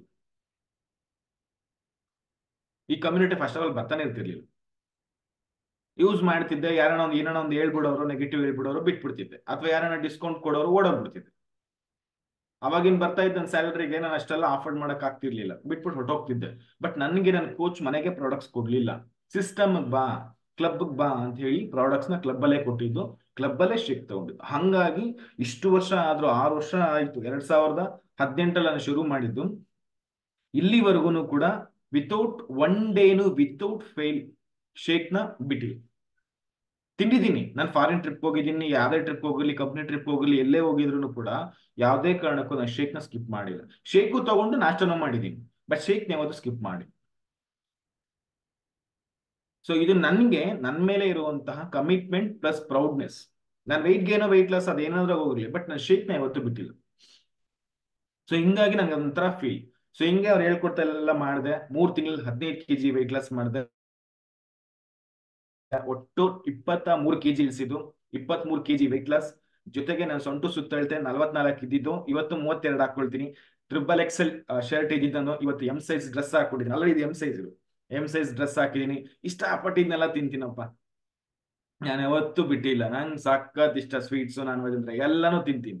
ಮತ್ತೆ ಇಷ್ಟಪಟ್ಟು ಜಾಗಕ್ಕೆಲ್ಲ ಹೋಗ್ತೀನಿ. ಮೊದ್ಲಿಗಿಂತ ನನ್ನ ಹೆಲ್ತ್ ಆಕ್ಚುಲಿ ಬೆಟರ್ ಆಗಿದೆ, ಪರ್ಫಾರ್ಮೆನ್ಸ್ ಲೆವೆಲ್ ಸೂಪರ್ ಆಗಿದೆ. ಇಷ್ಟು KG 23 kg ಇಳಿಸಿದ್ರು ಕೂಡ ನನ್ನ ಸ್ಕಿನ್ ಎಲ್ಲೂ ಕೂಡ ಸ್ಯಾಗ್ ಆಗಿಲ್ಲ. ಸ್ಯಾಗ್ ಅಂತ ಹೇಳಿದ್ರೆ ಇಳಿ ಬಿಟ್ಟಂಗ ಆಗಿಲ್ಲ. ಕೂದಲು ಮೊದ್ಲಿಗಿಂತ ಚೆನ್ನಾಗಿದೆ. ಆಕ್ಚುಲಿ ಅದೆಲ್ಲೋ ಹೋಯ್ತೋ ಗೊತ್ತಿಲ್ಲ, ನೆತ್ತಿ ಇವಾಗ ಆರಾಮ ನೋಡಿ ಎಲ್ಲ ಕೂದಲೇ ಕವರ್ ಆಗಿದೆ. ಕಾರಣ ನೋಡಿ ಎಲ್ಲ ಫುಲ್ ಕೂದಲೇ ಕವರ್ ಆಗಿದೆ. ಬಹುಶಃ ನಾನು ಯೂಸ್ ಮಾಡದೆ ಇದ್ರೆ ಮೋಸ್ಟ್ಲಿ ನಾನು ಕೂಡ ಆಫ್ ಬಾಣ್ಲಿ ಆಗ್ಬಿಡ್ತಿದ್ನೇನೋ. ಗೊತ್ತಿಲ್ಲ. ಸೊ ಅಷ್ಟೊತ್ತಿಗೆ ನಮ್ಗೆ ಕರೆಕ್ಟ್ ಟೈಮಲ್ಲಿ ನೋಡಿ ಶೇಕ್ ಸಿಗುತ್ತೆ. ನನ್ಗೆ ಶೇಕ್ ಸಿಗೋದಕ್ಕೂ ನಂದು ಹೇರ್ಗೂ ನೋಡಿ ಮ್ಯಾನೇಜ್ ಆಗೋಯ್ತು ನಂಗೆ. ಸೊ ಹಿಂಗೆ ಇವತ್ತು ಆರಾಮಾಗಿದೆ ಲೈಫು, ಹೆಲ್ತಿ ಆಗಿದೆ. ಸೊ ಇದು ನನ್ನ ರಿಸಲ್ಟ್ಸು. ಹಂಗೆ ನನ್ನ ತರನೇ ನನ್ನ ವೈಫ್ ಕೂಡ 105 kg ಇದ್ದಿದ್ದು. ಸರ್ ಅವ್ರದ್ದು ಫೋಟೋ ಹಾಕಿ. ಸೊ ಇವರು ನನ್ನ ವೈಫ್ ಲೆಫ್ಟ್ ಸೈಡ್ ಅಲ್ಲಿ ಇದಾರಲ್ಲ, ಇದು ನ್ಯೂಟ್ರಿಷನ್ ಕ್ಲಬ್ ಅಂದ್ರೆ ಶೇಕ್ ನ ಶುರು ಮಾಡಕ್ಕಿಂತ ಮುಂಚೆ ಇದ್ದಿದ್ ಫೋಟೋ. 105 ಕಿಲೋ, ಸರಿನಾ? 105 kg ಇದ್ದಾಗ ಅವರು ಕೂಡ ಎಲ್ಲಾ ತರನು ಟ್ರೈ ಮಾಡಿದ್ರು. ಇಲ್ಲಿ ಬರಕ್ಕಿಂತ ಮುಂಚೆ ವಾಟರ್ ಫಾಸ್ಟಿಂಗ್ ಮಾಡಿದ್ರು, ಅವರು ಸರ್ಜರಿಗೆ ರೆಡಿ ಇದ್ರು. ಅವ್ರಿಗೆ ದುಡ್ಡಿಗೆ ಹೆಂಗಾದ್ರೂ ಪರವಾಗಿಲ್ಲ ನಾನು ಸಣ್ಣ ಆಗ್ಬೇಕು ಆತರ ಫಿಕ್ಸ್ ಆಗಿದ್ದು mind set. Already PCOD problem ಇತ್ತು, ಮಕ್ಕಳೇ ಆಗಲ್ಲ ಅಂತ ಹೇಳಿದ್ರು. ಸೊ ಇಷ್ಟೆಲ್ಲ ಇಶ್ಯೂಸ್ ಇಟ್ಕೊಂಡು ಅವರು ಶೇಕ್ ನ ಶುರು ಮಾಡಿದ್ರು. ಸೊ ಶೇಕ್ ನ ಶುರು ಮಾಡಿದಾಗ ಅವ್ರಿಗೂ ಅಷ್ಟು ಬಿಲೀವ್ ಇರ್ಲಿಲ್ಲ. ಬಟ್ ಯಾವಾಗ ಅವರು ಕೂಡ ರಿಸಲ್ಟ್ಸ್ ಬರಕ್ಕೆ ಸ್ಟಾರ್ಟ್ ಆಯ್ತೋ ಅವಾಗ ಕೂಡ ಅವರು ಅದನ್ನ ಬಿಲೀವ್ ಮಾಡಿದ್ದು. ಹಂಗೆ ಅವ್ರು ವೆಯ್ಟ್ ಲಾಸ್ ಆಗ್ತಾ ಆಗ್ತಾ ಅವ್ರಿಗೆ ಏನೇನು ಇಶ್ಯೂಸ್ಗಳಿತ್ತೋ ಅದೆಲ್ಲ ನಿಧಾನಕ್ಕೆ ಬೆಟರ್ ಆಗ್ತಾ ಆಗ್ತಾ ಆಗ್ತಾ ಇವತ್ತು ಟೋಟಲ್ ಆಗಿ 38 kg ವೆಯ್ಟ್ ಲಾಸ್. 105 kg ಇಂದ 68 kg ಇವಾಗ ಜೊತೆಗೆ ಪಿ ಸಿ ಓಡಿಗೆ ಏನೇನು ಪ್ರಾಬ್ಲಮ್ಸ್ ಇತ್ತು ಅವ್ರದೆಲ್ಲ ಹೆಲ್ತ್ ಇಶ್ಯೂಸ್ ಎಲ್ಲ ಅದೆಲ್ಲ ಬೆಟರ್ ಆಗೋದಕ್ಕೆ ನ್ಯೂಟ್ರಿಷನ್ ಹೆಲ್ಪ್ ಮಾಡ್ತು. ಜೊತೆಗೆ herbal life through out pregnancy ಪೂರ್ತಿ ಅವರು ಶೇಕ್ ಯೂಸ್ ಮಾಡಿದ್ದಾರೆ. ಬಿಫೋರ್ ಪ್ರೆಗ್ನೆನ್ಸಿ ಕೂಡ ಶೇಕ್ ಯೂಸ್ ಮಾಡಿದ್ದಾರೆ, ಥ್ರೂ ಔಟ್ ಪ್ರೆಗ್ನೆನ್ಸಿ ಕೂಡ ಶೇಕ್ ಯೂಸ್ ಮಾಡಿದ್ದಾರೆ. ಈಗಲೂ ಕೂಡ ಶೇಕ್ ಅಲ್ಲಿ ಇದ್ದಾರೆ. ಮತ್ ನನ್ನ ಮಗ ಇದ್ದಾನೆ, ಅವನು ಕೂಡ ಶೇಕ್ ನ ಕುಡಿತಾನೆ. ಅವ್ರ ಪ್ರೆಗ್ನೆನ್ಸಿ ಟೈಮ್ ನೋಡಿ, ಪ್ರೆಗ್ನೆನ್ಸಿ ಟೈಮ್ ಈಗ ಅವ್ರು ಮೋಸ್ಟ್ಲಿ 6 ತಿಂಗಳು 7 ತಿಂಗಳು ಆಜು ಬಾಜುಲಿ ಇರ್ಬೋದು. ಅವಾಗ ಊಟಿಗೆ ಹೋಗಿದ್ವಿ ನೋಡಿ. ನಾವೆಲ್ಲ ಇಡೀ ಥ್ರೂಟ್ ಪ್ರೆಗ್ನೆನ್ಸಿ ಪೂರ್ತಿ ನಾವು ಮನೇಲಿ ಕೂತೇ ಇಲ್ಲ. ಯಾವ ಬಸ್ರಿ ಬಾಣಂತನ ಅದೆಲ್ಲ ಹೇಳ್ತಾರಲ್ಲ, ನೀರ್ ಮುಟ್ಬಾರ್ದು, ಯಾವಾಗ್ಲೂ ಮಪ್ಲೇರ್ ಹಾಕೊಂಡೇ ಇರ್ಬೇಕು, ಬರೀ ದೇವಸ್ಥಾನಗಳಿಗೆ ಹೋಗ್ಬೇಕು, ಮಡಿ ಇರ್ಬೇಕು, ಯಾವ್ದು ಮಾಡಿಲ್ಲ. ಒಬ್ಬ ನಾರ್ಮಲ್ ಪರ್ಸನ್ ಹೆಂಗಿರ್ತಾರೋ ಹಂಗೆ ಇದ್ದಿದ್ದು. ಹೊಟ್ಟೆ ಒಂದನ್ನು ಹುಷಾರಾಗಿ ನೋಡ್ಕೊಳ್ತಿದ್ರೆ ಅಷ್ಟೇ. ಯಾಕಂದ್ರೆ ಅದ್ರೊಳಗೆ ವಂಶೋದ್ಧಾರಕ ಅಥವಾ ವಂಶೋದ್ಧಾರಕಿ ಇದ್ದಾಳೆ ಅಂತ ಅನ್ನೋ ಉದ್ದೇಶಕ್ಕೋಸ್ಕರ ಹೊಟ್ಟೆ ಒಂದನ್ನು ಕೇರ್ ಮಾಡ್ತಿದ್ವಿ ಅಷ್ಟೇ. ಬೇರೆ ಏನೂ ಇರ್ತಿರ್ಲಿಲ್ಲ. ಎಲ್ಲಾ ತರ ಫುಡ್ ತಿಂತಿದ್ರು, ಶೇಕ್ ಕುಡಿತಿದ್ರು. ದಿನಕ್ಕೆ ಒಂದು ಕೋಳಿ, ಅದಕ್ಕೆ ಗ್ರಿಲ್ ಚಿಕನ್ ಅಂತ ಹೇಳ್ತಾರೆ, ಅದು ಫುಲ್ ಒಂದೊಂದು ತಿಂತಿದ್ರು. ಸ್ವೀಟ್ಸ್ ಅನ್ನ ಅಷ್ಟು ತಿಂತಿರ್ಲಿಲ್ಲ, ಅದ್ ನಾನ್ ತಿಂತಿದ್ದೆ. ತಗೊಂಡ್ಬರ್ತಿದ್ರೆ ನಾನ್ ತಿಂತಿದ್ದೆ. ಕೋಳಿ ಅವ್ರು ತಿನ್ನೋರು, ಕೋಳಿಗೆ ಕಮ್ಮಿ ನಾನ್ ತಿಂತಿದ್ದೆ. ಹಿಂಗೆ ನಾವು ಯಾವ ತರ ಸ್ಟ್ರಿಕ್ಟ್ ಡಯಟ್ ಎಲ್ಲ ಏನೂ ಮಾಡಿಲ್ಲ, ಯಾವತ್ತೂ ಮಾಡಿಲ್ಲ. ಹಿಂಗೆ ಇಡೀ ಪ್ರೆಗ್ನೆನ್ಸಿ ಪೂರ್ತಿ ಸೂಪರ್ ಆಗಿ ಶೇಕ್ ಯೂಸ್ ಮಾಡಿದ್ರು, ಆರಾಮಾಗಿದೆ. ಹರ್ಬಲ್ ಲೈಫ್ ಬೇಬಿ ಕೂಡ ಆಗಿದ್ದಾನೆ, 1.5 ವರ್ಷ ಆಯ್ತು. ಅವನು ಕೂಡ ಹರ್ಬಲ್ ಲೈಫ್ ಅಲ್ಲೇ ಡೈನೋ ಶೇಕ್ ಅಂತ ಬರುತ್ತೆ, ಅದನ್ನ ಕೊಡ್ತೀವಿ. ನಮ್ ಶೇಕೆ ಕೊಡ್ತೀವಿ, ಅವನಿಗೂ ಫಾರ್ಮುಲಾ ಮಿಕ್ಸ್ ಮಾಡಿ ಕೊಡ್ತೀವಿ. ಮತ್ತೆ ಇದು ಏನೋ ಸ್ಕಿನ್ ಬೂಸ್ಟರ್ ಕುಡಿತಾನೆ, ಅಫ್ರೆಶ್ ಕುಡಿತಾನೆ. ಇವನೇ ಈಗ 1.5 ವರ್ಷ ಪೂರ್ತಿ ಕೂಡ ಈಗಲೂ ಕುಡಿತಿದ್ದಾನೆ. ಈಗಲೂ ಅವನಿಗೆ ಒನ್ ಫಾರ್ಮುಲಾ = 150 ml ವಾಟರ್ಗೆ ಮಿಕ್ಸ್ ಮಾಡಿ ಈಗಲೂ ಕೊಡ್ತೀವಿ, ಇನ್ಕ್ಲೂಡಿಂಗ್ ಫುಡ್ ಜೊತೆಗೆ ಕೊಡ್ತೀವಿ. So weight gain weight loss ಅವೆಲ್ಲ ತಲೆ ಕೆಡ್ಸ್ಕೊಳಕ್ ಹೋಗಲ್ಲ. ಅವ್ನು ಏನಾದ್ರೂ ತಿನ್ಲಿ, ಹೆಂಗಾದ್ರೂ ಇರ್ಲಿ, ಆಕ್ಟಿವ್ ಆಗಿದ್ದಾನೆ, ಇಮ್ಯುನಿಟಿ ಸೂಪರ್ ಆಗಿದೆ. ಸೊ ಅವನು ಕೂಡ ನೀರಲ್ಲಿ ಆಟ ಆಡ್ತಾನೆ, ಸ್ವಿಮ್ಮಿಂಗ್ ಪೂಲ್ಗೆ ಹೋಗಿ ಬೀಳ್ತಾನೆ, ಹೊರಗಡೆ ಸುತ್ತಾಡ್ತಾನೆ, ಜರ್ನಿ ಮಾಡ್ತಾನೆ, ಎಲ್ಲ ಮಾಡ್ತಾನೆ. ಯಾವ ಮಕ್ಳುಗಳ ತರನೋ ಅವನು ಸೈಲೆಂಟ್ ಆಗಿ ಇದ್ದಿದ್ ನನ್ಗೆ ಇಲ್ಲ, ಇತಿಹಾಸದಲ್ಲೇ ಇಲ್ಲ. ಅವ್ನು ಕರ್ಕೊಂಬರಕ್ಕೆ ಒಂಥರ ಏನು ಕಂಟ್ರೋಲ್ ಮಾಡ್ಬೇಕು, ಅಷ್ಟೊಂದು ಹೈಪರ್ ಆಕ್ಟಿವ್ ಆಗಿದ್ದಾನೆ, ಹೆಲ್ತಿ ಆಗಿದ್ದಾನೆ. ಬೈ ದ ವೇ ಸೂಪರ್ ಆಗಿದ್ದಾನೆ. ಇದಿಷ್ಟು ನಮ್ದು ಫ್ಯಾಮಿಲಿ ಸ್ಟೋರಿ. ಯಾರ್ಯಾರಿಗೆ ಇಷ್ಟ ಆಯ್ತು ಇಲ್ಲಿವರೆಗೂ? ಓಕೆ. ಸೊ ಈಗ ಈ ಒಂದು ಸಿಸ್ಟಮ್ ಜೊತೆಗೆ ನಾವು ಇದ್ರೆ ನಮ್ಗೆ ಏನೇನೆಲ್ಲ ಆಗುತ್ತೆ, ಮತ್ತೆ ನಮ್ದು ವೆಯ್ಟ್ ಮ್ಯಾನೇಜ್ಮೆಂಟ್ ಮಾಡೋದಕ್ಕೆ, ಅಥವಾ ನಮ್ದು ನಾವೇನ್ ಪ್ರೋಗ್ರಾಮ್ ಶುರು ಮಾಡಿದೀವೋ ಅದನ್ನ ಇನ್ನೂ ಕೂಡ ಬೆಟರ್ ಮಾಡ್ಕೊಳ್ಳೋದಕ್ಕೆ ಏನಾದ್ರೂ ಒಂದ್ 2-3 ಪಾಯಿಂಟ್ ಹೇಳ್ಕೊಟ್ರೆ ಯಾರ್ಯಾರಿಗೆ ಹೆಲ್ಪ್ ಆಗುತ್ತೆ? ಓಕೆ, ಸರಿ. ಆಗಿದ್ರೆ ಇಲ್ಲಿಂದ ಇನ್ನೂ ಸ್ವಲ್ಪ ಕ್ಲೀನ್ ಆಗಿ ಕುತ್ಕೊಂಡು ಕೇಳಿ, ಸರಿನಾ? ಕ್ಲೀನ್ ಆಗಿ ಕುತ್ಕೊಳ್ಳೋದಲ್ಲ, ಮಾಮೂಲಿಯಾಗಿ ಹೋಗಿ ಕುತ್ಕೊಂಡು ಕೇಳಿ, ಸರಿನಾ? ಸೊ ಮೊದಲನೇದಾಗಿ, ನಾನು ವೆಯ್ಟ್ ಲಾಸ್ ಮಾಡೋ ಟೈಮಲ್ಲಿ ಅಥವಾ ವೆಯ್ಟ್ ಮ್ಯಾನೇಜ್ಮೆಂಟ್ ಮಾಡೋ ಟೈಮಲ್ಲಿ ನಾನು ಏನ್ ಅನುಸರಿಸಿದೆ ಅಂತ ನಿಮ್ಗೆ ಹೇಳ್ತೀನಿ. ಮೋಸ್ಟ್ಲಿ ನಿಮ್ಗೆ ಅದರಲ್ಲಿ ಆನ್ಸರ್ ಸಿಗ್ಬೋದು. ನಾನು ಯೋಚನೆ ಮಾಡಿದಿಷ್ಟೇ, ನಾನು ವೆಯ್ಟ್ ಲಾಸ್ ಪ್ರೋಗ್ರಾಮ್ ಮಾಡೋ ಟೈಮಲ್ಲಿ ನನ್ನ ಕೋಚ್ ಹೇಳಿದಿಷ್ಟ, ನಂಗೆ ತುಂಬಾ ಹೊಟ್ಟೆ ಬಾಕ ಎಲ್ಲ ತಿಂತಿದ್ದೆ. ಅವಾಗ ಅವ್ರು ಹೇಳಿದಿಷ್ಟೇ, ನಿನ್ ಮುಂದೆ ಇಟ್ಟಿರುವಂತ ಫುಡ್ ನಿನ್ ಜೀವನದಲ್ಲಿ ಇನ್ ಯಾವತ್ತೂ ಸಿಗೋದೇ ಇರೋದು ಡೌಟ್ ಇದೆ, ಡೌಟ್ ಇದೆ. ಈ ಫುಡ್ ನಿಂಗೆ ಬಿಟ್ರೆ ಸಿಗಲ್ಲ ಅನ್ನೋ ಡೌಟ್ ಇದ್ರೆ 1 ಅಲ್ಲ 10 ಪ್ಲೇಟ್ ತಿನ್ನಿ. ಸಿಗುತ್ತಾ? ಮತ್ತೆ ಸಿಗುತ್ತಾ? ಹಂಗಿದ್ರೆ ಪ್ರೋಗ್ರಾಮ್ ಫಸ್ಟ್ ಮಾಡು ಅಂತ ಹೇಳಿದ್ರು. ಇದನ್ನ ಫಸ್ಟ್ ನಾನು ಅಳವಡಿಸ್ಕೊಂಡೆ. ಯಾಕಂದ್ರೆ ಸಂಜೆ ಆದ ಸಾಕು ಚೆನ್ನಾಗಿ ತಿಂತಿದ್ದೆ, ಅದನ್ನ ಕಟ್ ಮಾಡ್ಬಿಟ್ಟೆ. 2 ಶೇಕು, ಮಧ್ಯಾಹ್ನ ಒಂದು ಊಟ, ಆ ಊಟದಲ್ಲಿ ಏನ್ ಬೇಕು ಎಲ್ಲಾನು ತಿಂತಿದ್ದೆ. ಅವ್ರು ಯಾವಾಗ ಈ ಮಾತನ್ನ ಹೇಳಿದ್ರು ಅವಾಗಿಂದ ಇನ್ನೂ ಕೂಡ ಶಿಸ್ತಾಗಿ ಮಾಡಿದೆ. ಯಾಕೆಂತ ಹೇಳಿದ್ರೆ, ಒಂದು ಸಲ ನಾನು ಹೆಲ್ತ್ ನ ಚೆನ್ನಾಗಿ ಇಟ್ಕೊಳ್ಳಿಲ್ಲ, ಏನಾದ್ರು ಹೆಚ್ಚು ಕಡಿಮೆ ಆಯ್ತು ಅಂತ ಹೇಳಿದ್ರೆ, ಇವತ್ತು ವೆಲ್ಕಮ್ ಮಾಡಿದ್ರು ಶಿವ ಅಂತ, ನಾಳೆ ದಿವಸ ನನ್ಗೆ ಏನಾರ ಹೆಚ್ಚು ಕಮ್ಮಿ ಆಯ್ತು, ಏನಾದ್ರು ಪ್ರಾಬ್ಲಮ್ ಆಯ್ತು ಅಂತ ಹೇಳಿದ್ರೆ, ನಾನು ಏನಾರ ಹೋಗ್ಬಿಟ್ಟೆ ಅಂತ ಹೇಳಿದ್ರೆ, ನಮ್ಮ ಮನೆಯವರೇ ನನ್ನ ಏನಂತ ಕರೀತಾರೆ ಹೇಳಿ? ಬಾಡಿ ಬಂತ ಅಂತ ಕರೀತಾರೆ. ಶಿವ ಅಂತ ಕರೀತಾರ? ಬಾಡಿ ಬಂತ? ಎಷ್ಟು ಗಂಟೆಗೆ ಬಂತು? ನಿಮ್ ಕಡೆ ಊಡೋದ ಸುಡೋದ? ಕರೆಕ್ಟ್ ತಾನೆ? ಸೊ ಅದರ ಅರ್ಥ, ನನ್ಗನ್ಸ್ತು, ನನ್ನ ಆರೋಗ್ಯನ ಎಷ್ಟು ಚೆನ್ನಾಗಿ ನೋಡ್ಕೊಳ್ತೀನೋ ಅಷ್ಟು ಚೆನ್ನಾಗಿ ನಾನು ಏನ್ ಸಂಪಾದನೆ ಮಾಡ್ತೀನೋ ಅದಷ್ಟು ಕೂಡ ಎಂಜಾಯ್ ಮಾಡ್ತೀನಿ. ನನ್ನ ಆರೋಗ್ಯ ನಾನು ಚೆನ್ನಾಗಿ ಇಟ್ಕೊಂಡಿಲ್ಲ, ಬರೀ ಸಂಪಾದನೆ ಮಾಡ್ತಿದ್ದೀನಿ ಅಂತ ಹೇಳಿದ್ರೆ, ನಾನ್ ಚೆನ್ನಾಗಿ ಇಟ್ಕೊಳಕ್ಕಾಗಲ್ಲ ದುಡ್ಡನ್ನ. ನನ್ನ ಮನೆ ಮಂದಿಯವರೆಲ್ಲ ಎಂಜಾಯ್ ಮಾಡ್ತಾರೆ, ನಾನೇನು ಮಾಡಕ್ಕಾಗಲ್ಲ. ಗುಂಡಿ ಒಳಗೆ ಏನ್ ಎಂಜಾಯ್ ಮಾಡ್ಲಿ? ಏನ್ ಧರ್ಮ ಅವ್ರ ಏನಾಗ್ತಾ ಇದ್ದೀರಾ? ಅಲ್ಲೇನ್ ಮಾಡಕ್ಕಾಯ್ತದೆ, ಎಲ್ಲ ಗೆದ್ದೆಲ್ಲ ತಿಂದು ಮಲಗಿರ್ತದೆ. ಏನ್ ಮೂಳೆಗಳ ಜೊತೆ ಏನ್ ಎಂಜಾಯ್ ಮಾಡಿ? ನಾನು ಏನ್ ಸಂಪಾದನೆ ಮಾಡ್ತೀನೋ ನನ್ನ ಆರೋಗ್ಯ ಜೊತೆಗೆ ನನ್ನ ಹೆಂಡತಿ ಮಕ್ಕಳ ಜೊತೆ ಕೂಡ ಅದನ್ನ ಖರ್ಚು ಮಾಡ್ಬೇಕು. ಸೊ ಇದನ್ನ ನಾನು ತಲೆಯಲ್ಲಿ ಇಟ್ಕೊಂಡೆ. ಸೊ ಹಂಗಾಗಿ ಫಸ್ಟು ನನ್ನ ಆರೋಗ್ಯ ಚೆನ್ನಾಗಿ ಇಟ್ಕೋಬೇಕಂದ್ರೆ, ನಾನು ಯಾವ ದೇವಸ್ಥಾನಗಳಿಗೆ ಆಯುಷ್ಯ ಹೋಮ, ಚಂಡಿ ಯಾಗ, ಆ ಯಾಗ ಈ ಯಾಗ ಎಲ್ಲ ಮಾಡೋದಕ್ಕಿಂತ ಹೆಚ್ಚಾಗಿ ನನ್ನ ಆರೋಗ್ಯನ ಚೆನ್ನಾಗಿ ಇಟ್ಕೋಬೇಕು ಫಸ್ಟ್. ಆರೋಗ್ಯವೇ ಭಾಗ್ಯ ಅಂತ ಕರೀತಾರೆ. ಭಾಗ್ಯನೇ ಹೊತ್ತು ಆರೋಗ್ಯ ಅಂತ ಕರೆದೇ ಇಲ್ಲ ಅಲ್ವಾ? ನನಗೆ ಕರೆದವ್ರು ಯಾರನ? ಇಲ್ಲಿ ತುಂಬಾ ಜನ ನಾರ್ತ್ ಕರ್ನಾಟಕದವ್ರು ಇದ್ದೀರಾ. ಸೊ ನಿಮ್ಗೆ ಬಸವಣ್ಣಂದು ಒಂದು ಗಾದೆ ಗೊತ್ತಿರುತ್ತೆ, ಎನ್ನ ಕಾಲೇ ಕಂಬ ದೇಹವೇ ದೇಗುಲ ಎನ್ನ ಶಿರವೇ ಹೊನ್ನ ಕಳಸವಯ್ಯ ಕೂಡಲ ಸಂಗಮ ದೇವ ನಾನೇನು ಮಾಡಲಯ್ಯ ಅಂತ. ನೋಡಿ ಎಂತ ಪದ ಅಂದ್ರೆ, ದೇಹನ ದೇವಸ್ಥಾನಕ್ಕೆ ಹೋಲಿಸ್ತಿರೋದು. ನೋಡಿ ಇಷ್ಟು ದೇವಸ್ಥಾನ, ಇಷ್ಟು ಚೆನ್ನಾಗಿರುವಂತ ದೇವಸ್ಥಾನ ನಮಗೆ ಕೊಟ್ಟಿರ್ಬೇಕಾದ್ರೆ ನಾವ್ ಯಾಕೆ ಬೇರೆ ಕಡೆ ಹೋಗ್ಬೇಕು? ನಾವ್ ಇದನ್ನ ನೋಡ್ಕೊಳ್ದೆ ಇನ್ನೇನ್ ನೋಡ್ಕೋಬೇಕು ಅಲ್ಲ? ಸೊ ಅವತ್ತು ಡಿಸೈಡ್ ಮಾಡಿದ್ದು, ಹೆಂಗಾದ್ರೂ ಮಾಡಿ ಐಡಿಯಾಲಿಟಿ ರೀಚ್ ಆಗ್ಬೇಕು, ಹೆಂಗಾದ್ರೂ ಮಾಡಿ ಫಿಟ್ ಆಗ್ಬೇಕು, ಹೆಂಗಾದ್ರೂ ಮಾಡಿ ಚೆನ್ನಾಗ್ ಆಗ್ಬೇಕು ಅಂತ ಹೇಳಿ ಸ್ಟಾರ್ಟ್ ಮಾಡಿದ್ದು. ಯಾಕಂದ್ರೆ ನಾನ್ ಚೆನ್ನಾಗಿದ್ರೇನೆ ಎಲ್ಲ, ನಾನ್ ಚೆನ್ನಾಗಿಲ್ಲ ಅಂದ್ರೆ ಏನೇನು ಅಲ್ಲ. ಇದನ್ನ ಫಸ್ಟ್ ತಲೆಯಲ್ಲಿ ಇಟ್ಕೋಬೇಕು. ಯಾಕೆ ಅಂತ ಹೇಳಿದ್ರೆ, ಬೈ ದ ವೇ ನಾನು ಚೆನ್ನಾಗಿ ದುಡ್ಡು ಸಂಪಾದನೆ ಮಾಡಿದ್ರು ಕೂಡ, ನನಗೇನ ಕೈ ಕಾಲ ಬಿದ್ದೋದ್ರು ಕೂಡ ನಾನು ಆಳು ಕಾಳು ಇಟ್ಕೊಂಡು ನೋಡ್ಕೋಬಹುದು ಅಷ್ಟೇ. ನನ್ನನ್ನು ನಾನು ನೋಡ್ಕೊಳ್ದೆ ಇದ್ದಾಗ, ನಾನು ಯಾರನ್ನ ಕಟ್ಕೊಂಡು ಬಂದಿದ್ದೀನಿ ಹೆಂಡ್ತಿನ, ಅಥವಾ ಯಾರನ್ನ ನಾನು ಹುಟ್ಟಿಸಿದೀನಿ ಮಕ್ಕಳು, ಅವ್ರು ಯಾರು ನನ್ನ ಪಕ್ಕ ಇರ್ತಾರೆ ಅನ್ನೋ ಗ್ಯಾರಂಟಿ ಇಲ್ಲ ನಾನ್ ಚೆನ್ನಾಗಿಲ್ದೇ ಇದ್ರೆ. ಕರೆಕ್ಟ್ ತಾನೆ? ಇದು ಪ್ರಾಕ್ಟಿಕಲ್ ಅಪ್ಪ. ಪ್ರಾಕ್ಟಿಕಲ್ ಯೋಚನೆ ಮಾಡಿ, ನಿಜ ನಿಜ ಮಾತಾಡೋಣ ಇವತ್ತು, ಸುಳ್ಬೇಡ. ಎಲ್ಲ ನಾವೆಲ್ಲ ಹೇಳ್ತೀನಿ, ಗಂಡ ಹೆಂಡತಿ ಸಂಬಂಧ, ಅವಿನಾಭಾವ ಸಂಬಂಧ ಅಂತೆಲ್ಲ ಹೇಳ್ತೀವಿ. ಒಂಚೂರು ಸಾಂಬಾರ್ ಉಪ್ಪು ಜಾಸ್ತಿ ಹಾಕಿ, ನಾನೊಂದು ತೀರಾ ನೀನೊಂದು ತೀರಾ, ಸದ್ಯಕ್ಕೆ ನಾವಿಬ್ರು ದೂರ ಅಂತ ಹೇಳ್ತೀವಿ. ಕರೆಕ್ಟಾ? ಹಿಂಗಿದ್ದಾರೆ. ಮತ್ತೆ ನೀವ್ ಎಷ್ಟೇ ಚೆನ್ನಾಗಿ ಅಡ್ಗೆ ಮಾಡಿ ಗಂಡ ಹೊಗಳಲ್ಲ. ಚೆನ್ನಾಗಿದ್ರು ಸುಮ್ನೆ ಬಕ್ಕೊಂಡು ತಿನ್ಕೊಂಡು ಹೋಗ್ತಾರೆ. ಚೆನ್ನಾಗಿಲ್ಲ ಅಂದ್ರೆ ಮಾತ್ರ ಜಗಳ ಆಡೋದು. ಕರೆಕ್ಟಾ? ಹೆಂಡತಿ ಮನೆಯವ್ರು ಬಂದ್ರೆ ಗಂಡನ್ಗಾಗಲ್ಲ, ಗಂಡನ ಮನೆಯವ್ರು ಬಂದ್ರೆ ಹೆಂಡತಿಗಾಗಲ್ಲ. ಒಟ್ಟ ಅವ್ರ ಕಂಡ್ರೆ ಇವ್ರಿಗಾಗಲ್ಲ, ಇವ್ರ ಕಂಡ್ರೆ ಅವ್ರಿಗಾಗಲ್ಲ. ಕರೆಕ್ಟಾ? ಹೆಂಡತಿ ಮನೇಲಿದ್ರು ಸುಮ್ನೆ ಇರಲ್ಲ, ಆ ಕಡೆ ಈ ಕಡೆ ಆಂಟಿ ಜೊತೆ ಎಲ್ಲ ಮಾತಾಡ್ಕೊಂಡ್ ಬಂದ್ಬಿಡ್ತಾರೆ. ಅವ್ರ ಮನೇಲಿ ಫ್ರಿಡ್ಜ್ ತಂದ್ರು, ಇವ್ರ ಮನೇಲಿ ವಾಷಿಂಗ್ ಮಿಷಿನ್ ತಂದ್ರು, ನಿಮ್ ಗಂಡ ಏನ್ ತಂದಾನೆ, ಅದೇ ಹಳೆ ಡಕ್ಲಾಸಿ ಗಾಡಿ ಹಾಕೊಂಡು ಓಡಾಡ್ತಾನೆ, ನೋಡೋ ಕಾರ್ ತಗೊಂಡ್ರು ನೋಡ್ದ, ನಿಮ್ ಗಂಡ ಏನ್ ತಗೊಂಡವನೆ ಅಂತಾರೆ. ಇದು ಹೊಟ್ಟೆ ಉರಿ ಜನಗಳು ಜಾಸ್ತಿ ಆಗ್ಬಿಟ್ಟು. ಸೊ ಇಂಥ ಇಂಥ ಜನಗಳ ಜೊತೆ ನಾವ್ ಇರ್ಬೇಕಾದ್ರೆ ಮತ್ತೆ ನಿಮ್ಮಲ್ಲಿ ಸ್ಟ್ರೆಸ್ ಜಾಸ್ತಿ ಆಗುತ್ತೋ ಇಲ್ವಾ? ಅದಕ್ಕೆ ನಾನು ಹೆಂಡತಿಗೆ ಶೇಕ್ ಕುಡ್ಸಿದ್ ಫಸ್ಟ್. ಯಾಕಂದ್ರೆ ಶೇಕ್ ಕುಡ್ಸಿದ್ರೆ ಮೈಂಡ್ ಸೆಟ್ ಕರೆಕ್ಟ್ ಆಗಿರ್ತದೆ. ನೀವು ಶೇಕ್ ಕುಡ್ಸಿಲ್ಲ ಅನ್ಕೊಳ್ಳಿ, ನಿಮ್ ಪಾರ್ಟ್ನರ್ ಅಂದ್ರೆ ಮದುವೆ ಆಗಿದ್ರೆ, ನಿಮ್ ಗಂಡಂಗೆ ಹೆಂಡತಿ ಶೇಕ್ ಕುಡ್ಸಿಲ್ಲ ಅಂದ್ರೆ ಹಿಂಗ್ ಕನ್ಫ್ಯೂಸ್ ಮಾಡ್ಬಿಡ್ತಾರೆ. ಒಂಚೂರು ಏನಾದ್ರೂ ಹೆಂಡತಿಗಿಂತ ಗಂಡ ಏನಾದ್ರು ಚೆನ್ನಾಗಿದ್ದ ಸಾಕು, ನನ್ ಗಂಡ ಬತ್ತ ಚೆನ್ನಾಗಾಯ್ತವನೆ, ಹೊರಗಡೆ ಹೋದ್ರೆ ಯಾವ ಮಾಟ್ಕಿತ್ತಿ ಬುಟ್ಟಿ ಹಾಕೊಂಡ್ಬಿಡ್ತಾಳೋ ಅಂತೇಳಿ ಕಣ್ಣು ಹಾಕ್ಬಿಡ್ತು. ಪಾಪ ನೀವು ಒಳ್ಳೆಯವ್ರೆ, ಸುಮ್ನೆ ಕಣ್ಣು ಹಾಕ್ಬಿಡ್ತಾರೆ.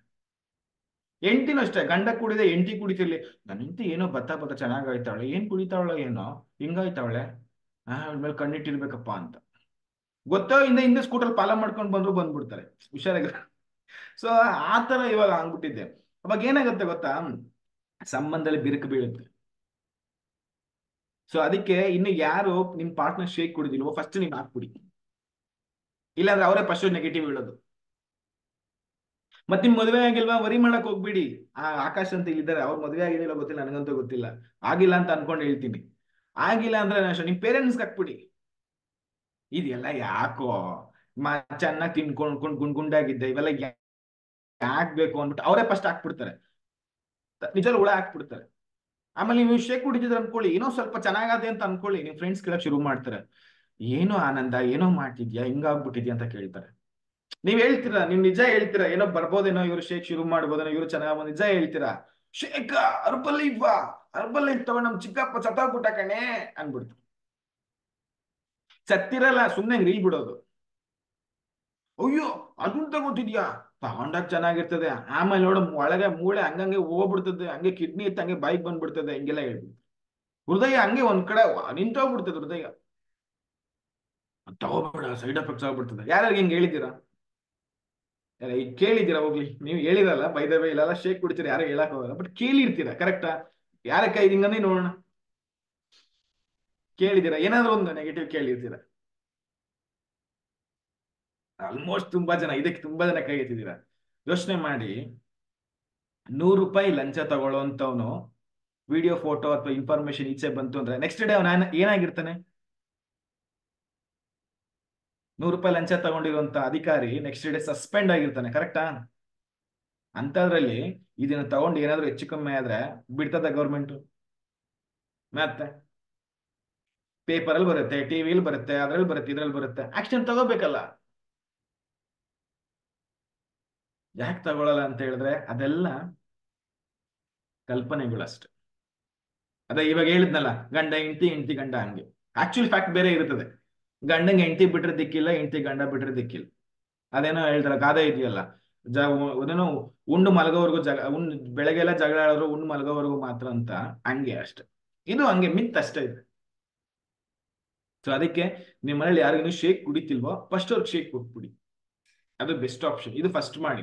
ಮತ್ತೆ ನೀವು ಕೊಡೋದಕ್ಕಿಂತ ಈ ತರ ವರ್ಚುವಲ್ ಕ್ಲಬ್ ಅಥವಾ ಫಿಸಿಕಲ್ ಕ್ಲಬ್ ಯಾವ್ದಾರ ಇದ್ರೆ ಕರ್ಕೊಂಡೋಗಿ ಕುಡಿ.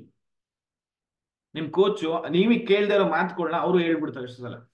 ನೀವ್ ಹೇಳಕ್ಕಾಗಲ್ಲ, ಈ ಮಾತು ನಿಮ್ಗೆ ಹೇಳ್ಬೇಕು ಅಂತ ಇರುತ್ತೆ, ಹೇಳಿದ್ರೆ ಏನೊಂದು ಆಗತ್ತೆ ಅಂತ ಹೇಳಿ ಬಿಟ್ಬಿಟ್ಟಿರ್ತೀರ. ಅದು ನಿಮ್ ಕೋಚು ಗೊತ್ತೋ ಗೊತ್ತಿಲ್ಲ ಹೇಳ್ಬಿಟ್ಟಿರ್ತಾರೆ, ಅದು ಮ್ಯಾಚ್ ಅಪ್ ಆಗ್ಬಿಡ್ತದೆ. ಯಾರ್ಯಾರು ಮಾಡ್ತಿರೋದು?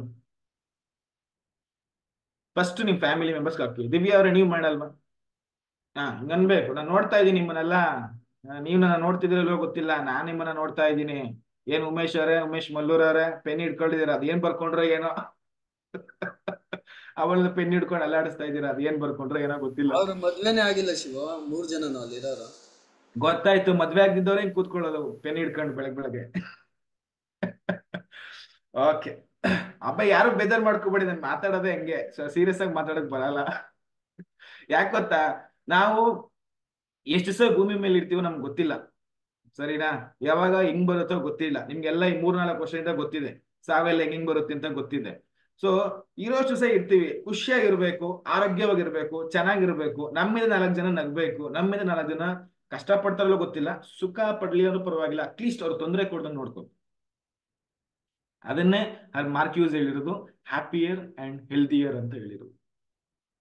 ನೋಡಿ, ಮಾರ್ಕ್ಯೂಸ್ ಅದೇ ತಾನೇ ಹೇಳಿರೋದು, ಹೆಲ್ತ್ ಚೆನ್ನಾಗಿ ಇಟ್ಕೋಬೇಕು, ಖುಷಿಯಾಗಿರ್ಬೇಕು. ಹಂಗೆ ಖುಷಿಯಾಗಿರ್ಬೇಕು ಅಂತ ಹೇಳಿದ್ರೆ ಈ ಒಂದು ಕಮ್ಯುನಿಟಿ, ಈ ಒಂದು ಸಿಸ್ಟಮ್, ಮತ್ತೆ ನಿಮ್ಮನ್ನ ಯಾರು ಇಲ್ಲಿಗೆ ಕರ್ಕೊಂಡ್ ಬಂದಿದಾರೋ, ವರ್ಚುವಲ್ ಕ್ಲಬ್ ಅಥವಾ ಫಿಸಿಕಲ್ ಕ್ಲಬ್ ಯಾರು ಇಲ್ಲಿ ಕರ್ಕೊಂಡ್ ಬಂದಿದ್ದೀರೋ ಆ ಕೋಚ್ ಜೊತೆ ನೀವು ಚೆನ್ನಾಗಿ ಇರಿ. ಅವ್ರು ಏನೇನು ಹೇಳ್ಕೊಡ್ತಾರೋ ಅದನ್ನೆಲ್ಲ ಅಚ್ಚುಕಟ್ಟಾಗಿ ಫಾಲೋ ಅಪ್ ಮಾಡಿ. ಖಂಡಿತ ನಮ್ ಲೈಫು ನಿಜವಾಗ್ಲೂ ಚೇಂಜಸ್ ಆಗುತ್ತೆ. ಯಾಕಂತ ಹೇಳಿದ್ರೆ ಇವನ್ನೆಲ್ಲ ನೋಡಿದ್ಮೇಲೆನೆ ನನಗೂ ಕೂಡ ಇದನ್ನ ಕೆರಿಯರ್ ಆಗಿ ತಗೋಬೇಕಂತ ಅನ್ಸಿದ್ರು. ಇಲ್ಲಿ ತುಂಬಾ ಜನ ಕೋಚಸ್ಗಳಿದ್ದೀರಾ, ಕರೆಕ್ಟ್ ಅಲ್ಲ? ನಾನು ಕೂಡ ಕೋಚ್ ಆಗೋದಕ್ಕೆ ಮೇನ್ ರೀಸನ್ ಇದೇನೆ. ಈ ಒಂದು ಖುಷಿ, ನೆಮ್ಮದಿ ನನಗೆ ಆ ಜಾಗದಲ್ಲಿ ಇರ್ಲಿಲ್ಲ. ನಾನು ಕೆಲಸ ಮಾಡ್ತಿದ್ದೆ ಅಂತ ಹೇಳಿದ್ನಲ್ಲ, ಆ ಜಾಗದಲ್ಲಿ ಇರ್ಲಿಲ್ಲ. ಒಂದು, ನಾನು ಯಾರನ್ನ ಬೈತಾ ಇರಬೇಕು, ಇಲ್ಲ ನನ್ನನ್ನ ಯಾರನ್ನ ಬೈತಾ ಇರ್ತಾರೆ. ಕೆಲಸ ಮಾಡ್ತಾ ಇರಬೇಕು, ಕೆಲಸ ಮಾಡ್ತಾ ಇರಬೇಕು, ಕೆಲಸ ಮಾಡ್ತಾ ಇರಬೇಕು. ನಾನು ಏನ 8 ಅವರ್ 9 ಅವರ್ ಡ್ಯೂಟಿ ಮಾಡ್ತಿದ್ನೋ ಅದಷ್ಟು ಟೈಮು ನಾನು ಆ ಕಂಪ್ನಿಗೆ ಮಾರ್ಬಿಟ್ಟಿದೀನಿ, ಅವ್ರು ಕೂಡ ಜೀತಕ್ಕೋಸ್ಕರ. ಕರೆಕ್ಟಾ? ಆ 8 ಅವರ್ 9 ಅವರ್ ನಾನು ಮಾರ್ಬಿಟ್ಟಿದ್ದೀನಿ, ನನ್ನನ್ನು ಮಾರ್ಕೊಂಡ್ಬಿಟ್ಟಿದ್ದೀನಿ. ಅದ್ರಲ್ಲಿ ನಾನು ಇದಕ್ಕೆ ಹೋಗ್ಬೇಕಂದ್ರೂ ಮನೆಗೆ ಹೋಗ್ಬೇಕಾದ್ರೆ ಎಲ್ಲೇ ಹೋಗ್ಬೇಕಂದ್ರೆ ಅವ್ರ ಪರ್ಮಿಷನ್ ಕೇಳ್ಕೊಂಡೇ ಹೋಗ್ಬೇಕು. ಬಿಕಾಸ್ ಆ 8 ಅವರ್ ನಾನು ಅವ್ರಿಗೆ ಮಾರ್ಬಿಟ್ಟಿದ್ದೀನಿ. ಸೊ ನಾನು ಆ ಜಾಗದಲ್ಲಿ ಇದ್ರೆ ಕಂಫರ್ಟ್ ಏನೋ ಇರ್ತೀನಿ, ಆರೋಗ್ಯ ಗೊತ್ತಿಲ್ಲ, ದುಡ್ಡು ಗೊತ್ತಿಲ್ಲ. ಬಟ್ ನನಗೆ ಗೊತ್ತಿರೋಂಗೆ ನಾನು ಎಲ್ಲಾ ತರ ಕೆಲಸನೂ ಮಾಡಿದ್ದೀನಿ. ಬಿಸ್ನೆಸ್ ಮಾಡಿದ್ದೀನಿ, ಸೆಲ್ಫ್ ಎಂಪ್ಲಾಯ್ಡ್ ಆಗಿದ್ದೀನಿ, ಗೌರ್ಮೆಂಟ್ ಜಾಬ್ಗೂ ಟ್ರೈ ಮಾಡಿದ್ದೀನಿ, ಮತ್ತೆ ಸಣ್ಣ ಪುಟ್ಟದು ಮಾಡಿದ್ದೀನಿ, ಮಾಮೂಲಿ ಪ್ರೈವೇಟ್ ಜಾಬು ಮಾಡಿದ್ದೀನಿ, ಎಲ್ಲಾ ತರ ಜಾಬು ಮಾಡಿದ್ದೀನಿ. ಬಟ್ ಕೆಲವೊಂದು ಜಾಬಲ್ಲಿ ದುಡ್ಡಿದೆ, ಕೆಲವೊಂದು ಜಾಬಲ್ಲಿ ಟೈಮಿಂಗ್ಸ್ ಇಲ್ಲ, ಕೆಲವೊಂದು ಜಾಬ್ ಕಂಫರ್ಟ್ ಇರುತ್ತೆ, ಕೆಲವೊಂದು ಜಾಬಲ್ಲಿ ದುಡ್ಡು ಬರಲ್ಲ, ಆರೋಗ್ಯ ಚೆನ್ನಾಗಿರುತ್ತೆ. ಬಟ್ ಮೂರು ನಿಮ್ಗೆ ಒಂದೇ ಕಡೆ ಸಿಗ್ಬೇಕಲ್ಲ. Time freedom, health, wealth, life style, ಮೂರು ಇಷ್ಟು ಸಿಗ್ಬೇಕಂದ್ರೆ ನನಗೆ ಗೊತ್ತಿರೋಂಗೆ ಹರ್ಬಲ್ ಲೈಫ್ ನ್ಯೂಟ್ರಿಷನ್ ಮಾತ್ರ.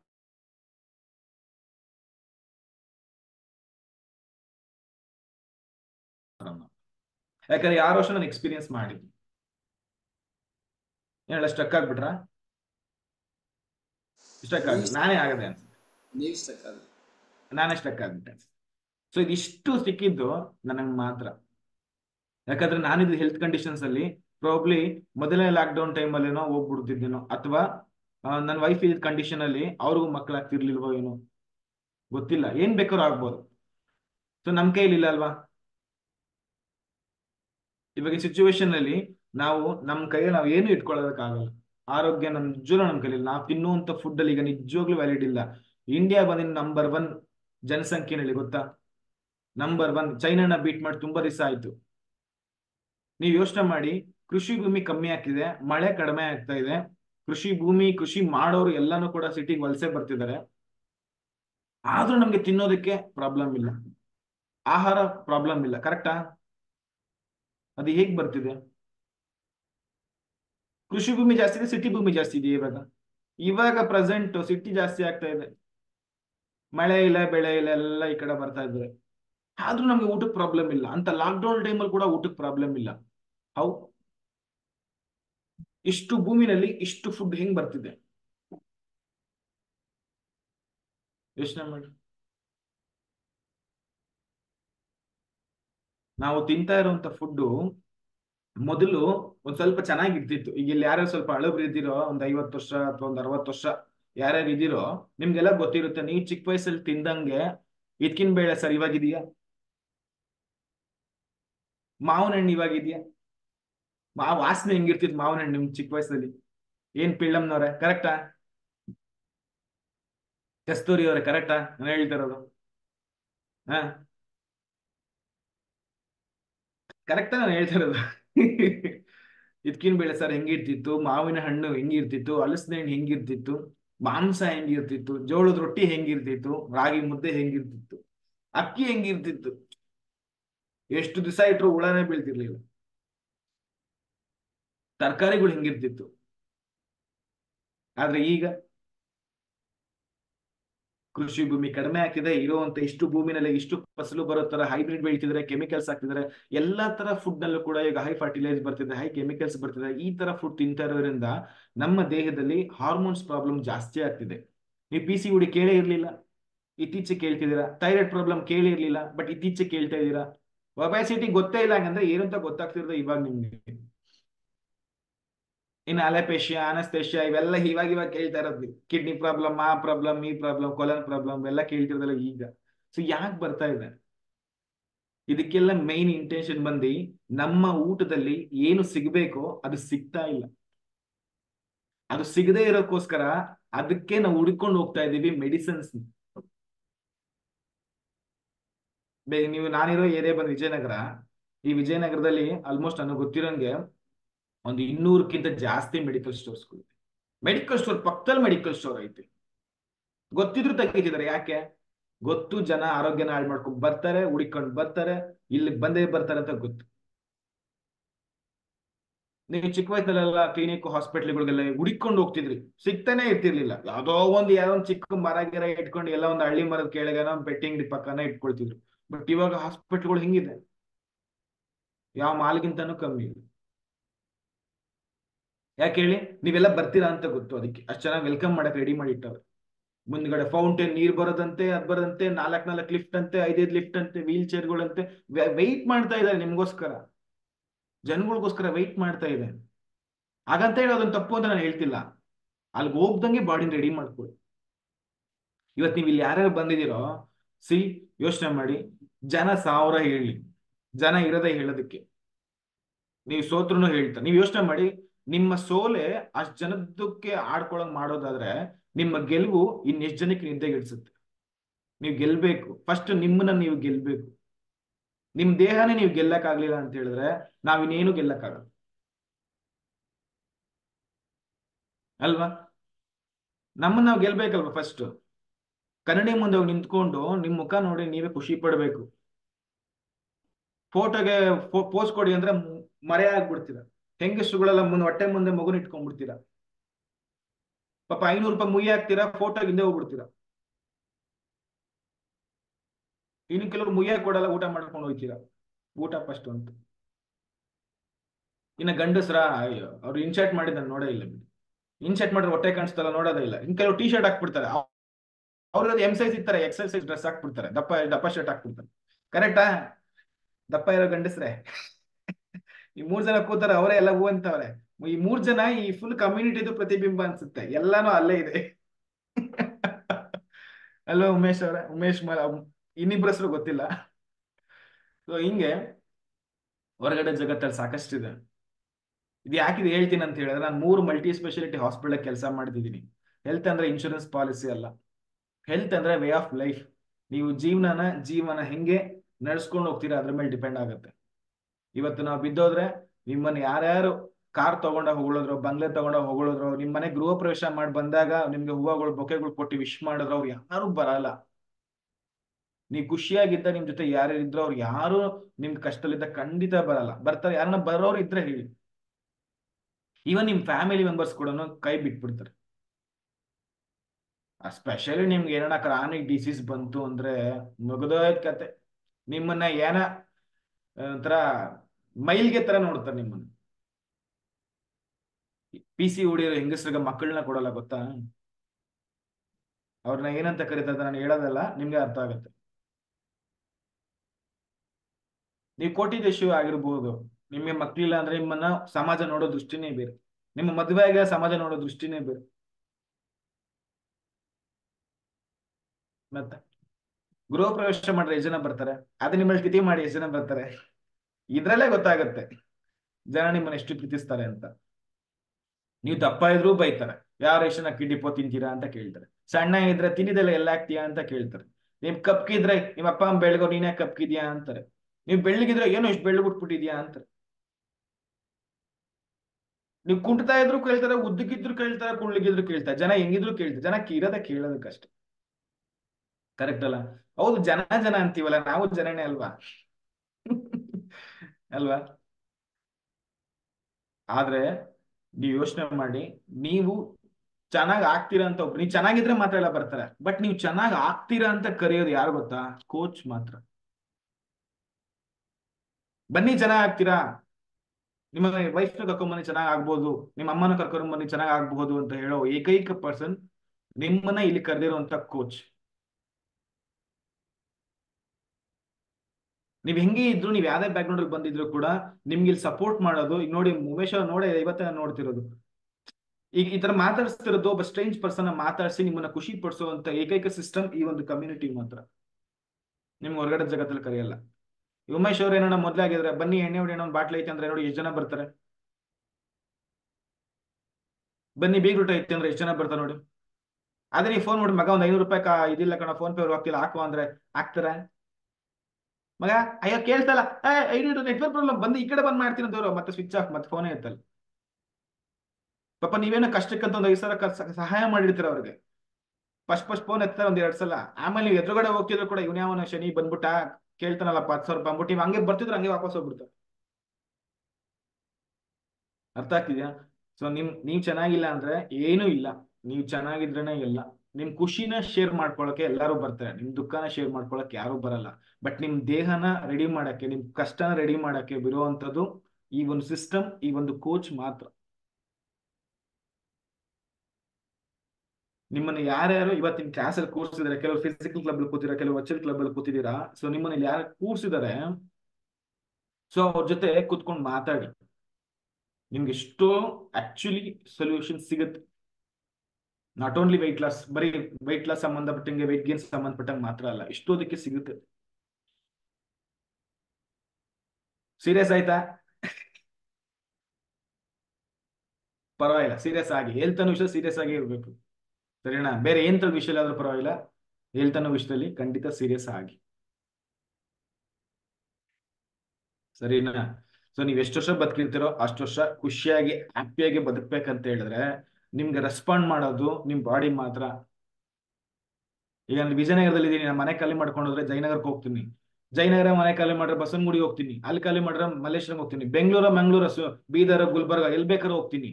ನಾನು ಎಲ್ಲೇ ಹೋದ್ರು ನನ್ನ ಜೊತೆ ಹೆಂಡತಿ ಮಕ್ಳು ಬರ್ತಲ್ಲೋ ಗೊತ್ತಿಲ್ಲ, ನಾನು ಎಲ್ಲೇ ಹೋದ್ರು ಬರೋದು ನನ್ನ ಬಾಡಿ ಮಾತ್ರ, ನನ್ನ ದೇಹ ಮಾತ್ರ ಎಲ್ಲೇ ಹೋದ್ರು ಬರೋದು. ಅದನ್ನ ಖಾಲಿ ಮಾಡ್ಸಕ್ಕಾಗಲ್ಲ. ಈ ದೇಹಕ್ಕೆ ಏನಾದ್ರು ಆದ್ರೆ ಇನ್ನೊಂದ್ ದೇಹ ಮನೇಲಿ ಇಲ್ಲ. ಇನ್ನೊಂದ್ ದೇಹ ಮನೇಲಿ ಇದೆಯಾ? ಈ ಶಿವನ್ಗೆ ಏನಾದ್ರು ಆದ್ರೆ ಇನ್ನೊಂದ್ ದೇಹ ಬಂದು ಕಾಪಾಡುತ್ತಾ? ಒಂದೇ ದೇಹ. ಇದನ್ನ ಎಷ್ಟು ಚೆನ್ನಾಗಿ ನೋಡ್ಕೊಳ್ಳಿ. ಫಸ್ಟ್ ನೀವು ಚೆನ್ನಾಗಿ ನೋಡ್ಕೊಳ್ಳಿ ದೇಹನ, ಆಮೇಲೆ ದೇಹನೇ ನಿಮ್ಮನ್ನ ಚೆನ್ನಾಗಿ ನೋಡ್ಕೊಳ್ಳುತ್ತೆ. ನೀವ್ ಇವಾಗ ನಿಮ್ ದೇಹನ ನೋಡ್ಕೊಂಡಿಲ್ಲ, ನಿಮ್ ದೇಹ ನಿಮ್ಮನ್ನ ಯಾವತ್ತೂ ನೋಡ್ಕೊಳ್ಳಿ. ಏನಾದ್ರು ಒಂಚೂರು ಆಯ್ತು, ಪ್ರಕೃತಿ ಉಲ್ಟಾ ಹೊಡಿತೋ, ಬಲಿ ಕೊಟ್ಬಿಡುತ್ತೆ. ಹುಷಾರಾಗಿರಿ. ಓಕೆ, ಸರಿ. ನೆಕ್ಸ್ಟ್ ನಾನು ಚೆನ್ನಾಗಿ ಮಾಡ್ಕೋಬೇಕಂದ್ರೆ ಫಸ್ಟ್ ನಾನು ಏನ್ ಮಾಡಿದೆ ಗೊತ್ತಾ? ನಂದು ಬಿಫೋರ್ ಫೋಟೋ ಇದೆ ನಂದು, ಸರಿನಾ? ಇನ್ನೊಂದಿದೆ, ತೋರಿಸ್ಲಾ ನಿಮ್ಗೆ? ಯಾರಿಗೆ ಇಷ್ಟ ಆಗುತ್ತೆ ತೋರಿಸ್ತೀನಿ, ಬಟ್ ನಾಚಿಕೆ ಪಡ್ಕೊಳ್ಳಿ. ನಾಚಿಕೆ ನಾನ್ ಪಡ್ಕೋತೀನಿ, ನೀವು ದೃಷ್ಟಿ ಹಾಕ್ಬೇಡಿ.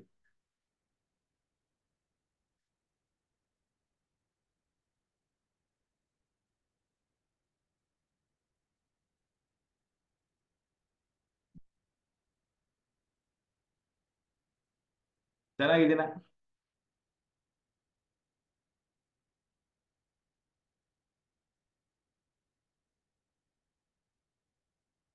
ಇದೇ ತರ ಫೋಟೋನ ನಾನು ಚಿಕ್ಕದಾಗಿ ಮಾಡಿ ಇವಾಗ ನನ್ನ ಫ್ಯಾಮಿಲಿ ಫೋಟೋ ಹಾಕೊಂಡಿದ್ದೀನಲ್ವಾ ಮೊಬೈಲ್ ಇಂದೆ, ಇದು ಈ ಜಾಗದಲ್ಲಿ ಈ ಫೋಟೋ ನಾನು ಮೊದ್ಲು ಇಟ್ಕೊಂಡಿದ್ದೆ.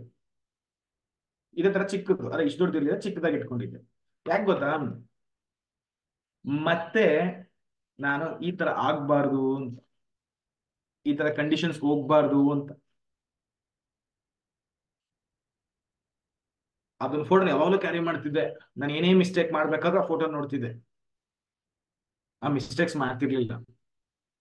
ಪ್ರತಿ ದಿವಸ ನನಗೇನಾದ್ರು ಆ ತಿಂಗಳದು ವೆಯ್ಟ್ ಲಾಸ್ ಅಲ್ಲಿ ಪ್ರೈಸ್ ಕೊಡ್ತಾರಲ್ವಾ, ಯಾರನ್ನ ಒಬ್ರು 100 ಗ್ರಾಮ್ ನನಗಿಂತ ಜಾಸ್ತಿ ವೆಯ್ಟ್ ಲಾಸ್ ಆಗ್ಬಿಟ್ಟು ಅವ್ರ ಪ್ರೈಸ್ ತಗೊಂಡ್ಬಿಟ್ರೆ, ನನ್ನ ಸ್ಟೂಡೆಂಟ್ಸೇ ಪ್ರೈಸ್ ತಗೊಂಡಿರ್ತಾರೆ, ಆದ್ರೂ ನನಗೊಂಥರ ನನ್ನ ಪ್ರೈಸ್ ಮಿಸ್ ಆಗೋಯ್ತಲ್ಲ, ನನ್ನ ಪ್ರೈಸ್ ಮಿಸ್ ಆಗೋಯ್ತಲ್ಲ ಹಂಗ ಅನಿಸ್ತಿತ್ತು. ಅಂದ್ರೆ ಅವಾಗ ವೆಯಿಂಗ್ ಮಿಷಿನ್ ಇರ್ತಿರ್ಲಿಲ್ಲ, ಕ್ಲಬ್ಗೆ ಹೋಗಿ ಚೆಕ್ ಮಾಡ್ತಿದ್ದು. ನೆಕ್ಸ್ಟ್ ಡೇ ನಾನು ವೆಯಿಂಗ್ ಮಿಷಿನ್ ನಿಲ್ಲೋಕ್ಕಿಂತ ಮುಂಚೆ ನಾನು ಯೋಚನೆ ಮಾಡ್ತಿದ್ದೆ, ಇವತ್ತು ನಂದು ವೆಯ್ಟ್ ಏನಾಗಿರುತ್ತೆ, ಇವತ್ತು ನಂದು ವೆಯ್ಟ್ ಏನಾಗಿರುತ್ತೆ. ಆ ತರ ಒಂಥರ ಆಸೆ ಇರ್ತಿತ್ತು ನನ್ಗೆ, ನನ್ ಮೇಲೆ ಆಸೆ, ಅಷ್ಟು ಆಸೆ. ಯಾರು ನಿಮ್ಮ ಮೇಲೆ ನಿಮ್ಗೆ ಆಸೆ ಇದೆ, ಅದ್ ನಿಮ್ ಕಣ್ಣು ಮುಂದೆ ನಿಂತ್ಕೊಂಡ್ರೆ ನಿಮ್ಗೆ ಫೀಲ್ ಆಗ್ಬೇಕು, ಏನು ಇಷ್ಟ ಚೆನ್ನಾಗಿ ಉಟ್ಬಿಟ್ಟಿದೀನಿ ಅಂತ ಅನ್ಸ್ಬೇಕು ನಿಮ್ಗೆ. ಸೊ ಏನ್ ಹಿಂಗ್ ಉಟ್ಬಿಟ್ಟಿದೀನಿ ಅಂತ ಅನ್ಸ್ಬಾರ್ದು ಅಲ್ಲ. ಅಲ್ಲ ಈಗ ನೀವು ಯಾರನ್ನ ಲೈನ್ ಹೊಡಿಯಕ್ ಹೋದ್ರೆ ನೀವು ಐ ಲವ್ ಯು ಅಂತ ಹೇಳ್ತೀರಾ, ಅವ್ರು ಒಪ್ಕೋತಾರ ಇಲ್ಲ ಸೆಕೆಂಡ್ರಿ, ಕರೆಕ್ಟಾ? ಫಸ್ಟ್ ನಿಮ್ಗೆ ನೀವ್ ಇಷ್ಟ ಆಗ್ಬೇಕಲ್ಲ, ನಿಮ್ಗೆ ನೀವೇ ಲವ್ ಯು ಹೇಳ್ಕೊಳ್ಳಿಲ್ಲ ಅಂತ ಹೇಳಿದ್ರೆ ನಿಮ್ಗೆ ಇನ್ಯಾರು ಹೇಳ್ತಾರೆ? ನಿಮ್ಮ ಅಕ್ಕಗೆ ನೀವೇ ಲವ್ ಮಾಡದೇ ಇದ್ರೆ ನಿಮ್ಗೆ ಇನ್ಯಾರಪ್ಪ ಹೇಳ್ತಾರೆ? ಯಾರು ಒಪ್ಕೋಬೇಕು ಅಂತ ಯಾರು ಎಕ್ಸ್ಪೆಕ್ಟ್ ಮಾಡ್ತೀರಾ? ಏನ್ ಸರ್, ಕರೆಕ್ಟ್ ಅಲ್ಲ? ಯಾರು ಒಪ್ಕೊಂತ ನಿಮ್ಮನ್ನ ನೀವು ಇಷ್ಟಪಡಿ, ನಿಮ್ಮನ್ನ ನೀವು ಎಷ್ಟು ದುರಾಸೆ ಪಡಿ, ನಿಮ್ಮ ಆರೋಗ್ಯ ಚೆನ್ನಾಗಿ ಇಟ್ಕೊಳ್ಳುವಷ್ಟು ದುರಾಸೆ ಪಡಿ, ನಿಮ್ಮ ನೀವು ಆರೋಗ್ಯ ಸಕ್ಕ ದುರಾಸೆ ಪಡಿ. ನೋಡಿ ಅವಾಗೆಲ್ಲ 25 kg 30 kg 50 kg ಮೂಟೆ ಎತ್ತಿ ಬಿಸಾಕ್ಬಿಡ್ತಿದ್ರು, ಅಷ್ಟು ದಮ್ ಇರ್ತಿತ್ತು. ಬಟ್ ಇವಾಗ 5 kg ಎತ್ತಕ್ ಆಗಲ್ಲ, 10 kg ಮೂಟೆ ಎತ್ತಕ್ ಆಗಲ್ಲ. ಮಕ್ಕಳು ಏನ್ ವಿದ್ಯೆ ಅವ್ರೆ, ಕರೆಕ್ಟಾ? ನೀವು 5 kg ಮೂಟೆ ಎತ್ತೀರಾ? ಆಗಲ್ಲ. ಈಗೆಲ್ಲ 250 ಗ್ರಾಮ್ ಫೋನ್ ಎತ್ತಿಕೊಂಡೇ ಕೂತಿರ್ತೀವಿ. ಹಿಂಗಿರ್ಬೇಕಾದ್ರೆ 5 kg 10 kg ಎಲ್ಲ ದೂರದ ಮಾಡು. ಸೊ ಹಿಂಗಿರುವಂತ ಹೆಲ್ತ್ ಕಂಡೀಷನ್ಸ್ ಇವಾಗ. ಸೊ ಅದಕ್ಕೆ ಹೆಲ್ತ್ ನ ಚೆನ್ನಾಗಿ ಇಟ್ಕೋಬೇಕು ಅಂತ ಫಸ್ಟ್ ನಿಮ್ದು ಥಾಟ್ ಅಲ್ಲಿ ಬರ್ಲಿ, ನಿಮ್ದು ಮೈಂಡ್ ಅಲ್ಲಿ ಬರ್ಲಿ. ನಾಳೆ ಬೆಳಗ್ಗೆ ಎದ್ದಾಗ ನೀವು ಟಾಯ್ಲೆಟ್ ಹೋಗಿ ಬಂದ್ಮೇಲೆ ನಿಮ್ದು ವೆಯ್ಟ್ ಚೆಕ್ ಮಾಡಿದಾಗ ವೆಯ್ಟ್ ಅಲ್ಲಿ ನಿಮ್ಗೆ 100 ಗ್ರಾಮ್ ಕಮ್ಮಿ ಆದಾಗ ನಿಮ್ಗೆ ಆಗುವಂತ ಖುಷಿನ ಫೀಲ್ ಮಾಡಿ ಫಸ್ಟ್. ದಿನಕ್ಕೆ ನಿಮ್ದು ಎನರ್ಜಿ ಲೆವೆಲ್ ಜಾಸ್ತಿ ಆಗ್ತಾ ಇರುತ್ತಲ್ಲ, ಅದನ್ನ ಫೀಲ್ ಮಾಡಿ. ದಿನ ನಿಮ್ ಮುಖ ನೋಡ್ಕೊಳ್ತಿರ್ತಾರಲ್ಲ, ಆ ಮುಖ ನೋಡ್ಕೊಂಡಾಗ ನನ್ನ ಮುಖ ನನ್ಗೆ ಡೈಲಿ ನನ್ಗೆ ಇಷ್ಟ ಆಗ್ತಿರ್ಬೇಕು, ಫೀಲ್ ಮಾಡಿ. ಸೊ ನೀವ್ ಹೆಂಗಿರ್ಬೇಕು ನಿಮ್ದು ಹೆಲ್ತ್ ಅಂತ ಹೇಳಿದ್ರೆ, ಈ ಜೋರು ಮಳೆ, ಇನ್ನು ಮಳೆ ಬಂದಿಲ್ಲ ಆಕ್ಚುಲಿ, ಬರುತ್ತೆ, ಇನ್ನೇನ್ ಬರುತ್ತೆ. ಈ ಜೋರು ಮಳೆನಲ್ಲಿ ಥಂಡಿ ವಾತಾವರಣದಲ್ಲಿ ಐಸ್ ಕ್ರೀಮ್ ತಿನ್ಬೇಕ್ರಿ, ಅದು ಹೆಲ್ತ್. ಯಾರಿಗಿದ್ದೆ ಗಟ್ಸ್, ಅದು ಆ ತರ ಫೀಲ್ ಮಾಡಿ. ಬೋರ್ವೆಲ್ ನೀರ್ ಕುಡಿಬೇಕು, ನೆಕ್ಸ್ಟ್ ದಿವಸ ನಿಮ್ಗೆ ಏನೂ ಆಗ್ಬಾರ್ದು, ಅದು ಹೆಲ್ತ್. ಕರೆಕ್ಟ್ ಅಲ್ಲ? ಎಷ್ಟೇ ವಾತಾವರಣ ಚೇಂಜಸ್ ಆದ್ರೂ ಕೂಡ ನಿಮ್ದು ಇಮ್ಯುನಿಟಿ ಸೂಪರ್ ಆಗಿರ್ಬೇಕು. ನಿಮ್ಮ ಮೊಮ್ಮಕ್ಕಳು ಬಂದು ನಿಮ್ಮನ್ನ ಕೇಳ್ಬೇಕು, ಏನ್ ತಾತ ಹಿಂಗಿದ್ಯಾ, ಏನ್ ತಿಂತೀಯ ಅಂತ ಕೇಳ್ಬೇಕು. ಏನ್ ಧರ್ಮ ಅವರೇ, ನಿಮ್ಮ ಮೊಮ್ಮಕ್ಕಳು ಬಂದು ನಿಮ್ಮನ್ನ ಕೇಳ್ಬೇಕು, ತಾತ ನೀವ್ ವಯಸ್ಸಾದ್ಮೇಲೆ ಇವಾಗಲ್ಲ, ಇವಾಗಿನ ತಾತದ್ರೆ ಅಂದ್ಕೋಬೇಡಿ, ಬೇಜಾರ್ ಮಾಡ್ಕೋಬೇಡಿ. ಅಂದ್ರೆ ಇವಾಗ ಯಾರು ಹೆಂಗಾಗಿದ್ರು ನೀವು ತಾತ ಆದಾಗ ಇದ್ದು, ನಿಮ್ಮ ಮೊಮ್ಮಕ್ಕಳು ಬಂದು ಕೇಳ್ಬೇಕು, ಏನ್ ತಾತ ಹಿಂಗಿಟ್ಕೊಡಿ ಬಾಡಿ 80 ವರ್ಷ ಆದ್ರೂ ಕೂಡ ಏನ್ ತಿಂತೀರಾ, ನನ್ಗೂ ಹೇಳು ಅನ್ಬೇಕು, ಅದು ಹೆಲ್ತ್. 45 ವರ್ಷ 50 ವರ್ಷ ಆದ್ಮೇಲೆ ಕೂಡ ನೀವು ಮಕ್ಕಳು ಮಾಡ್ಕೋಬೇಕು, ನಿಮ್ಮಿಷ್ಟ, ಅದು ಬೈದವೆ, ಅಂದ್ರೆ ಆತರ ಕಂಡೀಷನ್ಸ್ ಇರಬೇಕು.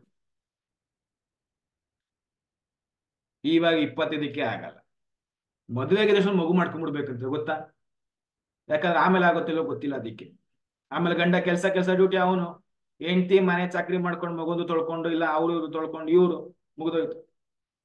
ಮದುವೆ ಆಗಿದ ತಕ್ಷಣ ಒಂದು ಆಗ್ಬಿಡ್ಬೇಕು. ಕರೆಕ್ಟ್? ಯಾರು ಕೇಳಿದಿರ? ಮದ್ವೆ ಅಂತ ಆದ್ರೆ ಒಂದ್ ಆಗ್ಬಿಡ್ಬೇಕು, ಗಂಡ ಹೆಣ್ಣು ಒಂದ್ ಆಗ್ಬಿಡ್ಬೇಕು, ಹೆಣ್ಣ ಆಯ್ತಾ ಗಂಡ ಆಗ್ಬೇಕು, ಗಂಡ ಆಯ್ತಾ ಹೆಣ್ಣ ಆಗ್ಬಿಡ್ಬೇಕು, ಆರ್ತಿಗೊಂದು ಕೀರ್ತಿಗೊಂದು ಫಸ್ಟ್ ಆಗ್ಬೇಕಲ್ವ? ಏನ್ ಪ್ರಶಾಂತ್ ಅವ್ರೆ, ಕರೆಕ್ಟಾ?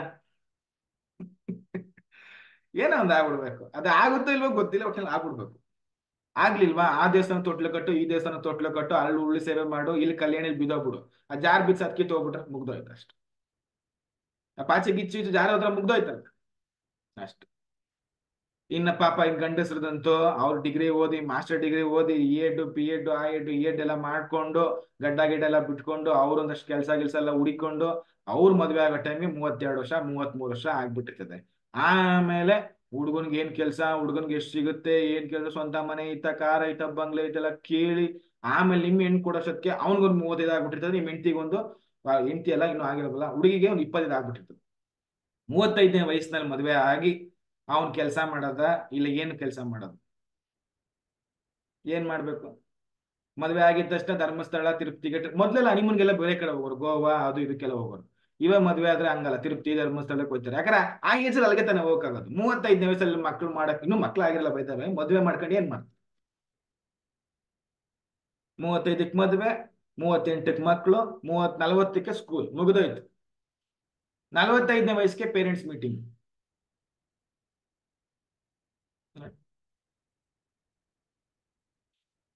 ಹಿಂಗ ಆಗ್ಬಿಡ್ತದೆ. ಇನ್ ಕೆಲವು ನನ್ನ ಫ್ರೆಂಡ್ಸ್ ಅವ್ರ ಇವತ್ತಿಗೂ ಮದ್ವೆ ಆಗಿಲ್ಲ.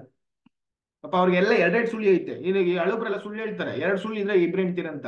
ನಮ್ಮ ಫ್ರೆಂಡ್ ಒಬ್ಬಂಗೆ ಐತೆ 2 ಸುಳ್ಳು, ಇನ್ನೂ ಮದ್ವೆನೇ ಆಗಿಲ್ಲ. ನನ್ನ ಮಗನ್ಗೂ ಐತೆ. ನಮ್ಮ ಮನೆಯವರೆಲ್ಲ ಹೇಳ್ತಿರ್ತಾರೆ, ನಿಮ್ ಮಗನ್ಗೆ 2 ಸುಳ್ಳು ಐತಿ, 2 ಸುಳ್ಳು ಐತಿ, 2 ಮದ್ವೆ ಅಂತ. ಹಂಗೆಲ್ಲ ಹೇಳ್ಬೇಡ. ನನ್ನ ಕ್ಲೋಸ್ ಫ್ರೆಂಡ್ ಅವನೇ, ನನಗಿಂತ ಒಂದಷ್ಟು ದೊಡ್ಡವನು, ಇವತ್ತಿಗೂ ಮದ್ವೆನೇ ಆಗಿಲ್ಲ. ಅಲ್ಲ, ಒಂದೇ ಆಗ್ತಿಲ್ಲ ಅಂದ್ರೆ ಎರಡಲ್ಲಿಂದ ಆಗ್ತದೆ. ಒಂದಾಗೋದಕ್ಕೆ ಎಷ್ಟು ಕಾಂಪ್ಲಿಕೇಶನ್ಸ್ ಇದೆ. ಅಲ್ಲ, ಇಷ್ಟೆಲ್ಲ 35ನೇ ವಯಸ್ಸಾದ ಮದುವೆ ಆದ್ಮೇಲೆ ಕೂಡ ಎಷ್ಟು ಪ್ರಾಬ್ಲಮ್ ಇದೆಯಪ್ಪ. ಆ ಸುಮ್ಮನೆ ಅಲ್ಲ, 66 ಗಂಡನ್ ಗೌರ್ಮೆಂಟ್ ಕೆಲಸ ಇರಬೇಕು, ಹೆಂಡತಿಗೆ ಎಲ್ಲ ಏನೋ ಕೈ ತುಂಬ ಕೊಟ್ಟು ಮದುವೆ ಮಾಡ್ಬೇಕು, ವರದಕ್ಷಿಣೆ ಕೊಡ್ಬೇಕು, ಅದೆಲ್ಲ ಎಷ್ಟೋ ಇದೆ. ಅದು ನಿಮ್ ಕಡೆ ಸ್ವಲ್ಪ ಜಾಸ್ತಿನೇ ಇರುತ್ತೆ. ಉತ್ತರ ಕರ್ನಾಟಕದಲ್ಲಿ ಬಂಡಿನೇ ಕೊಡ್ಬೇಕು. ಬೆಂಗಳೂರಲ್ಲಿ ಆದ್ರೂ ಪರವಾಗಿಲ್ಲ, ಸಿಕ್ಕಿ ಸೀರುಂಡಿ ಅಂತ ಹೋಗ್ಬಿಡ್ತಾರೆ. ಉತ್ತರ ಕರ್ನಾಟಕದ ಕಡೆ ಹಂಗಲ್ಲ, ಪ್ರತಿಯೊಂದು ನೋಡ್ತಾರೆ. ಕರೆಕ್ಟಾ? ಪ್ರತಿಯೊಂದು ನೋಡಿ ಮಾಡ್ತಾರೆ. ಆಮೇಲೆ ಮದುವೆ ಆದ್ಮೇಲೆ ನೋಡಪ್ಪ, ಹೆಂಡತಿ PCOD, ಗಂಡನ್ ಡಿಪ್ರೆಷನ್, ಮುಗಿದಾಯ್ತು. ಇನ್ನ 5 ವರ್ಷ ಶುರು ಆಯ್ತದೆ. ಆ ದೇವಸ್ಥಾನ, ಈ ದೇವಸ್ಥಾನ, ಆ ಟ್ರೀಟ್ಮೆಂಟ್, ಆಯುರ್ವೇದ ಟ್ರೀಟ್ಮೆಂಟ್, ಅಜ್ಜಿ ಲೇಹ್ಯ, ಆ ಲೇಹ್ಯ, ಈ ಲೇಹ್ಯ, ಮುಗ್ದೋಯ್ತು 40. ಇನ್ನು ಅರ್ಬಲ್ ಲೈಫ್ ಸಿಕ್ತು, ಹೆಲ್ತ್ ಚೆನ್ನಾಗಾಯ್ತು, ಓಕೆ. 40 ವರ್ಷ ಆದ್ಮೇಲೂ ಕೂಡ ಮಕ್ಳಾಗ್ಲಿಲ್ಲ, ಮುಗ್ದೋಯ್ತು. ಇನ್ನ ಸಮಾಜದಲ್ಲಿ ನೀವು ಬೇರೆ ರೀತಿ ಏನೋ ಅಪರಾಧಿಗಳ ತರ, ಪಾಪ ನೀವು ಒಳ್ಳೆಯವ್ರೆ, ಅಪರಾಧಿಗಳ ತರ ಫೀಲ್ ಮಾಡ್ತಿರ್ತಾರಲ್ಲ, ಕ್ರೈಮ್ ತರ. ಮದ್ವೆ ಆಗಿ 10 ವರ್ಷ ಆಯ್ತು, ಮಕ್ಳಾಗಿಲ್ವಾ? ಏನ್ ಕ್ರೈಮ್ ಇದು?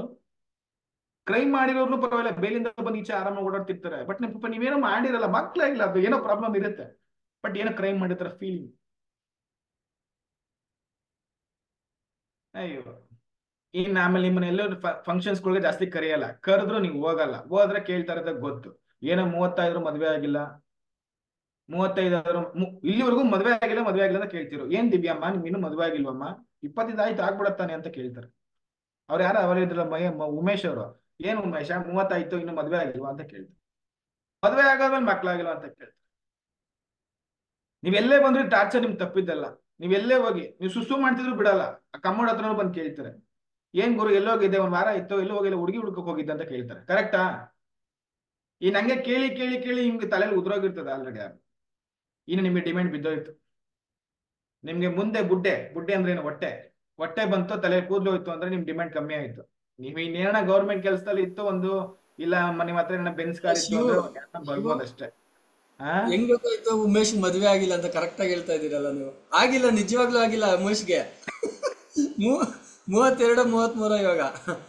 ಡಿಸ್ಕ್ಲೈಮರ್, ರಿಸಲ್ಟ್ಸ್ ನಾಟ್ ಟಿಪಿಕಲ್ ಅಂತ ನಾವ್ ಹಾಕ್ತಿವಲ್ವಾ, ಹಂಗೆ ಇದು ನಿಮ್ಗೆ ಹೇಳ್ತಿಲ್ಲ.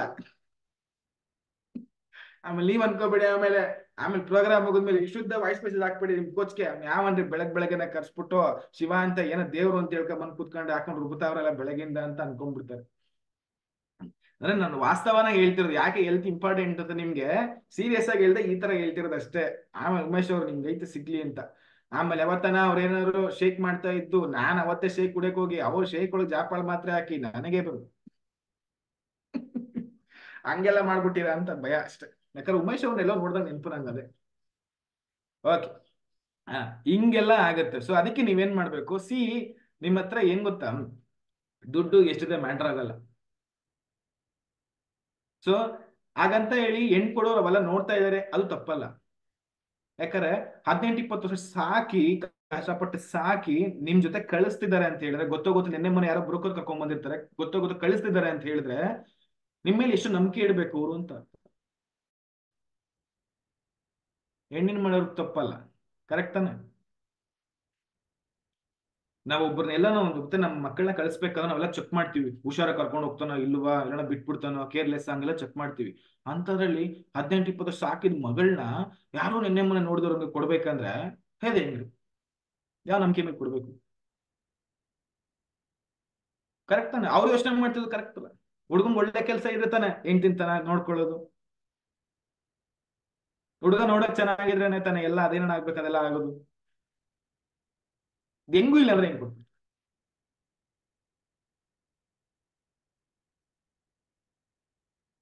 ಸೊ ಅದಕ್ಕೆ ಈಗ ನಿಮ್ದು ಆಯುಷ್ ಇವಾಗ ತುಂಬಾ 120 ವರ್ಷ 100 ವರ್ಷ ಹಿಂಗೆಲ್ಲ ಹೇಳ್ತೀವಲ್ವಾ, ನಿಜವಾಗ್ಲೂ ನಮ್ ಯಾವ್ದೋ ಆಯುಷ್ ಅಷ್ಟಿಲ್ಲ. 60 ವರ್ಷ ಬದುಕದೇನೆ ಹೆಚ್ಚು. ಈ ಗೌರಿ ಹಿಂದೆ ಒಬ್ರು ಕೂತವ್ರೆ, ಅವ್ರಿಗೆ ಗೊತ್ತಿರ್ತದೆ ಅವ್ರದ್ದು ಆಯುಷ್ ಎಷ್ಟು ಜನ ಇತ್ತು, ಇವಾಗ ಎಷ್ಟಿದೆ ಅಂತ ಗೊತ್ತಿರ್ತದೆ. ಅವ್ರು ಯಾವ ತರ ಊಟ ಮಾಡ್ತಿದ್ರು, ಯಾವ ತರ ಕೆಲಸ ಮಾಡ್ತಿದ್ರು, ಇವಾಗ ಯಾವ ತರ ಕೆಲಸ ಮಾಡ್ತಾರೆ, ಯಾವ ತರ ಊಟ ಮಾಡ್ತಾರೆ, ಅದು ಗೊತ್ತಿರುತ್ತೆ. ಹೆಲ್ತ್ ಅನ್ನೋದು ನೀವ್ ಅನ್ಕೊಳ್ಳೋಷ್ಟು ಸುಲಭ ಅಲ್ಲ ಈಗ ಇರೋ ಕಂಡೀಷನ್ಸ್ ಅಲ್ಲಿ. ದಿನೇ ದಿನ ನಾವು ಮಾತ್ರೆಗಳು ತಿನ್ನಕ್ ಶುರು ಮಾಡಿದ್ದೀವಿ. ಶುಗರ್ BP ಇದ್ದವರು ಊರಿಗೆ ಒಬ್ಬರೇ ಇರ್ತಿದ್ರು, ಇವತ್ತು ಮನೇಲಿ ಒಬ್ರು ಇದ್ದಾರೆ. ಇನ್ನು ಸ್ವಲ್ಪ ದಿವಸದಲ್ಲಿ ಕ್ಯಾನ್ಸರ್ ಕೂಡ ಮನೆಗೆ ಒಂದು ಕಾಯಿಲೆ ಆಗುತ್ತೆ, ಆಲ್ರೆಡಿ ಆಗೋಗಿದೆ. ನಿಮ್ಗೆ ಯಾರನ್ನ ಡೌಟ್ ಇದ್ರೆ ಬೆಂಗಳೂರು ಶಂಕರ ಹಾಸ್ಪಿಟ್ಲು ಕಿಡ್ಬಾಯಿಗೆ ಬಂದು ನೋಡಿ. ಮುಂದೆ ಹೋಗ್ತಾ ಹೋಗ್ತಾ ಇದು ನಿಮ್ ಸ್ಥಿತಿ. ತುಂಬಾ ಜನ ಮಕ್ಳಿಗೆ ಆಸ್ತಿ ಮೊಮ್ಮಕ್ಳಿಗೆ ಆಸ್ತಿ ಎಲ್ಲ ಮಾಡ್ತಿದ್ರಲ್ಲ, ನಿಮ್ ಮಕ್ಳಿಗೆ ಆರೋಗ್ಯ ನಿಮ್ ಮೊಮ್ಮಕ್ಳ ಆರೋಗ್ಯ ಇವಾಗೆ ಚೆಕ್ ಮಾಡ್ಕೊಳ್ಳಿ. ಮಕ್ಕಳಿಗೆ ಆಸ್ತಿ ಮಾಡೋದಲ್ಲ, ಮಕ್ಕಳನ್ನ ಆಸ್ತಿಯನ್ನಾಗಿ ಮಾಡ್ಬೇಕಂದ್ರೆ ಆರೋಗ್ಯ ಕೂಡ ಒಂದು. ನೀವು ಆರೋಗ್ಯ ಚೆನ್ನಾಗಿ ಕೊಟ್ಟು ಅವ್ರಿಗೆ ಏನೇನ್ ಕೊಡ್ಬೇಕು, ಬೇಸಿಕ್ ಎಜುಕೇಶನ್ ಕೊಡಿ. ನಿಮ್ಮ ಹತ್ರ ಆಸ್ತಿ ಜೊತೆ ಗೊತ್ತಾಗ್ಬಿಟ್ರೆ ಸಾಕು, ಅವ್ರು ಕೆಲಸ ಮಾಡೋದು ಬಿಟ್ಬಿಡ್ತಾರೆ, ಅವ್ರು ಓದೋದನ್ನ ಬಿಟ್ಬಿಡ್ತಾರೆ. ನಿಮ್ಮನ್ನ ಯಾವಾಗ ಯಾವಾಗ ಯಾವಾಗ ಹೋಗ್ತಿರೋ ಕಾಯ್ತಾ ಇರ್ತಾರೆ ಗೊತ್ತಾ. ಈ ನೀವೇನ ಆಸ್ತಿ ಹೇಳಿದ್ರಂತ ಮುಗ್ದೋಯ್ತು ನಿಮ್ ಕತೆ. ಅದು ಕೆಲವ್ರು ಇಲ್ಲ ಇರೋ ಕೆಲವ್ರು ಅನುಭವ ಆಗಿರುತ್ತೆ. ಮುಗ್ದೋಯ್ತು, ನಿಮ್ಮನ್ನ ಮೂಸು ಕೂಡ ನೋಡಲ್ಲ. ನೀವು ಹುಟ್ಟಿದಾಗ ನಿಮ್ ನಡಿಯಕ್ ಬರ್ತಿದ್ದಾಗ ನಿಮ್ ಕತ್ತು ನಿಲ್ದೇ ಇದ್ದಾಗ ನಿಮ್ಮನ್ನ ನೋಡ್ಕೊಂಡಿರ್ತಾರೆ, ನಿಮ್ ತೊಳ್ದಿರ್ತಾರೆ, ಬಾಚಿರ್ತಾರೆ, ಬಾಯಲ್ಲಿ ಏನೇನ್ ಬೇಕೆಲ್ಲ ಕೊಟ್ಟಿರ್ತಾರೆ. ಬಟ್ ಅವ್ರಿಗೇನಾದ್ರು ಆದ್ರೆ ನೀವ್ ನೋಡ್ಕೊಳ್ತೀರ. ಮಗ ಆಗಿದ್ರೆ ಹೆಂಡತಿ ಸರಿಗೆ ಇಟ್ಕೊಂಡು ಹೋಗ್ತಾರೆ, ಮಗಳಾಗಿದ್ರೆ ಗಂಡನ ಮನೆಗೆ ಹೋಗ್ತಾರೆ. ಮಕ್ಳೇ ಹುಡ್ತಿನೋರು ಮುಗ್ದೋಯ್ತೀನಿ ಒಂದು ಕತೆ. ಅನಾಥಾಶ್ರಮ ಅಬಲಾಶ್ರಮ ಫಿಕ್ಸ್. ಇಲ್ಲಿ ಯಾರು ಏನು ಅನ್ಕೊಳ್ಳೋ ಅವಶ್ಯಕತೆ ಇಲ್ಲ, ಬೇಜಾರು ಮಾಡ್ಕೊಳ್ಳೋ ಅವಶ್ಯಕತೆ. ಇದು ವಾಸ್ತವ, ಇವಾಗಿನ ವಾಸ್ತವ ಇದು. ಇವತ್ತು ಊಟ ಬೇಜಾನ್ ಸಿಗುತ್ತೆ, ಆಪ್ಷನ್ ಇದೆ, ದುಡ್ಡನ್ನ ನೀವು ಹೆಂಗ್ ಬೇಕೋ ಸಂಪಾದನೆ ಮಾಡ್ಬೋದು. ಆದ್ರೆ ಆರೋಗ್ಯನ ಸಂಪಾದನೆ ಮಾಡೋದು ತುಂಬಾ ಕಷ್ಟ. ಆ ಆರೋಗ್ಯನ ಕೊಡುವಂತ ಜಾಗ, ಜನ, ಇರುವಂತ ಸಿಸ್ಟಮ್ ಇದು. ಇದಕ್ಕೆ ರೆಸ್ಪೆಕ್ಟ್ ಮಾಡಿ. ನಿಮ್ಮನ್ನ ಯಾರೇ ಕರೆದಿರಿ, ಅವ್ರು ನಿಮ್ಗಿಂತ ದೊಡ್ಡವರಿರ್ಲಿ ಚಿಕ್ಕವರಿರ್ಲಿ ವಯಸ್ಸಾದವರಿರ್ಲಿ, ಅವ್ರ ಭಾಷೆ ಬರ್ಲಿ ಬರ್ದೇ ಇರ್ಲಿ, ಅವ್ರು ನಿಮ್ಗಿಂತ ಅವಿದ್ಯಾವಂತರಾಗಿರ್ಲಿ, ಯಾರೇ ಆಗಿರ್ಲಿ, ನಿಮ್ಗೆ ಇದಂತ ಒಂದು ಶೇಕ್ ತಗೊಂಡ್ರೆ ಹಿಂಗ್ ಚೆನ್ನಾಗ್ ಆಗತ್ತೆ, ಈ ತರ ಒಂದು ಕಮ್ಯುನಿಟಿ ಬಂದ್ರೆ ನಿಮ್ಗೆ ಆರೋಗ್ಯ ಚೆನ್ನಾಗತ್ತೆ, ನಿಮ್ಗೆ ಕರೆದಿದ್ದಾರೆ ಅಂತ ಹೇಳಿದ್ರೆ ಅವ್ರು ನಿಮ್ಗಿಂತ ಗ್ರೇಟ್, ದಿ ಬೆಸ್ಟ್.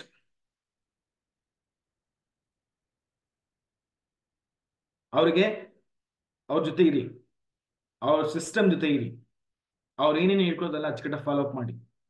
ನಿಮ್ಗೆ ಎಷ್ಟು ಒಳ್ಳೊಳ್ಳೆ ಒಳ್ಳೊಳ್ಳೆ ಒಳ್ಳೊಳ್ಳೆ ಒಳ್ಳೊಳ್ಳೆ ರಿಸಲ್ಟ್ಸ್ ಬರುತ್ತೆ. ಅಷ್ಟೇ ಯಾಕೆ, ನಿಮ್ಗೊಂದು ವಿಷಯ ಗೊತ್ತಾ, ಶೇಕ್ ತಗೊಂಡ್ರೆ ಬರೀ ದೇಹ ಮಾತ್ರ ಸರಿ ಹೋಗಲ್ಲ, ಗಂಡ ಹೆಂಡತಿ ಸಂಬಂಧನೂ ಕೂಡ ಸರಿ ಹೋಗುತ್ತೆ, ಮನೆ ಸಂಬಂಧ ಸರಿ ಹೋಗುತ್ತೆ, ಸ್ನೇಹ ಸಂಬಂಧ ಸರಿ ಹೋಗುತ್ತೆ.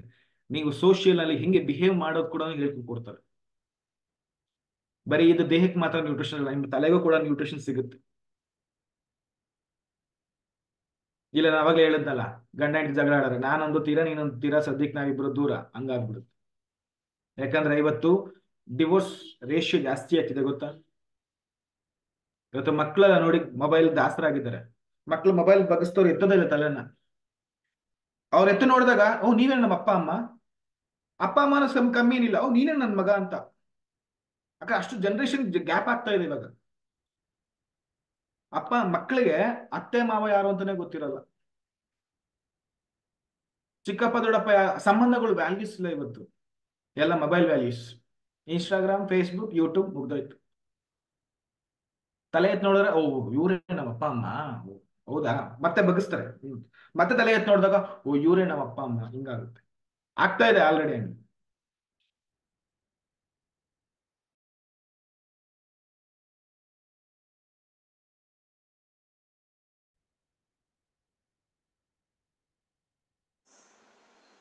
ಸ್ಟಕ್ ಆಗೋದಾ? ಸ್ಟಕ್ ಆದ್ರೆ ಇಲ್ಲಿಂದ 10 years ಹೆಂಗಿರುತ್ತೆ ಅಂತ ಚೆಕ್ ಮಾಡಿ. ನೀವು ವಿಷಯಕ್ಕೆ ಶುರು ಮಾಡಕ್ಕಿಂತ ಮುಂಚೆ ನಮ್ದು ಹೆಲ್ತ್ ಕಂಡೀಷನ್ಸ್ ಇದೆಯಲ್ಲ, ಆ ಹೆಲ್ತ್ ಕಂಡೀಷನ್ಸ್ ಅಲ್ಲಿ ಇಲ್ಲಿಂದ 5 years ಮುಂದೆ ಹೋದ್ರೆ ಹೆಂಗಿರ್ತೀರಾ, ಅಲ್ಲಿಂದ 5 years ಮುಂದೆ ಹೋದ್ರೆ ಹೆಂಗಿರ್ತೀರಾ? ನಾನು ಅವಲೇ ಹೇಳಿದ್ನಲ್ಲ, ನಾನು 25ನೇ ವಯಸ್ಸಿಗೆ ಆ ತರ ಇದ್ರೆ, ಈ ತರ ಇದ್ರೆ, ಇದು 25ನೇ ವಯಸ್ಸು ನಂದು. 30ನೇ ವಯಸ್ಸಲ್ಲಿ ಹೆಂಗಿರ್ತೀನಿ, 35ನೇ ವಯಸ್ಸಲ್ಲಿ ಹೇಗಿರ್ತೀನಿ, ಯೋಚನೆ ಮಾಡಿ.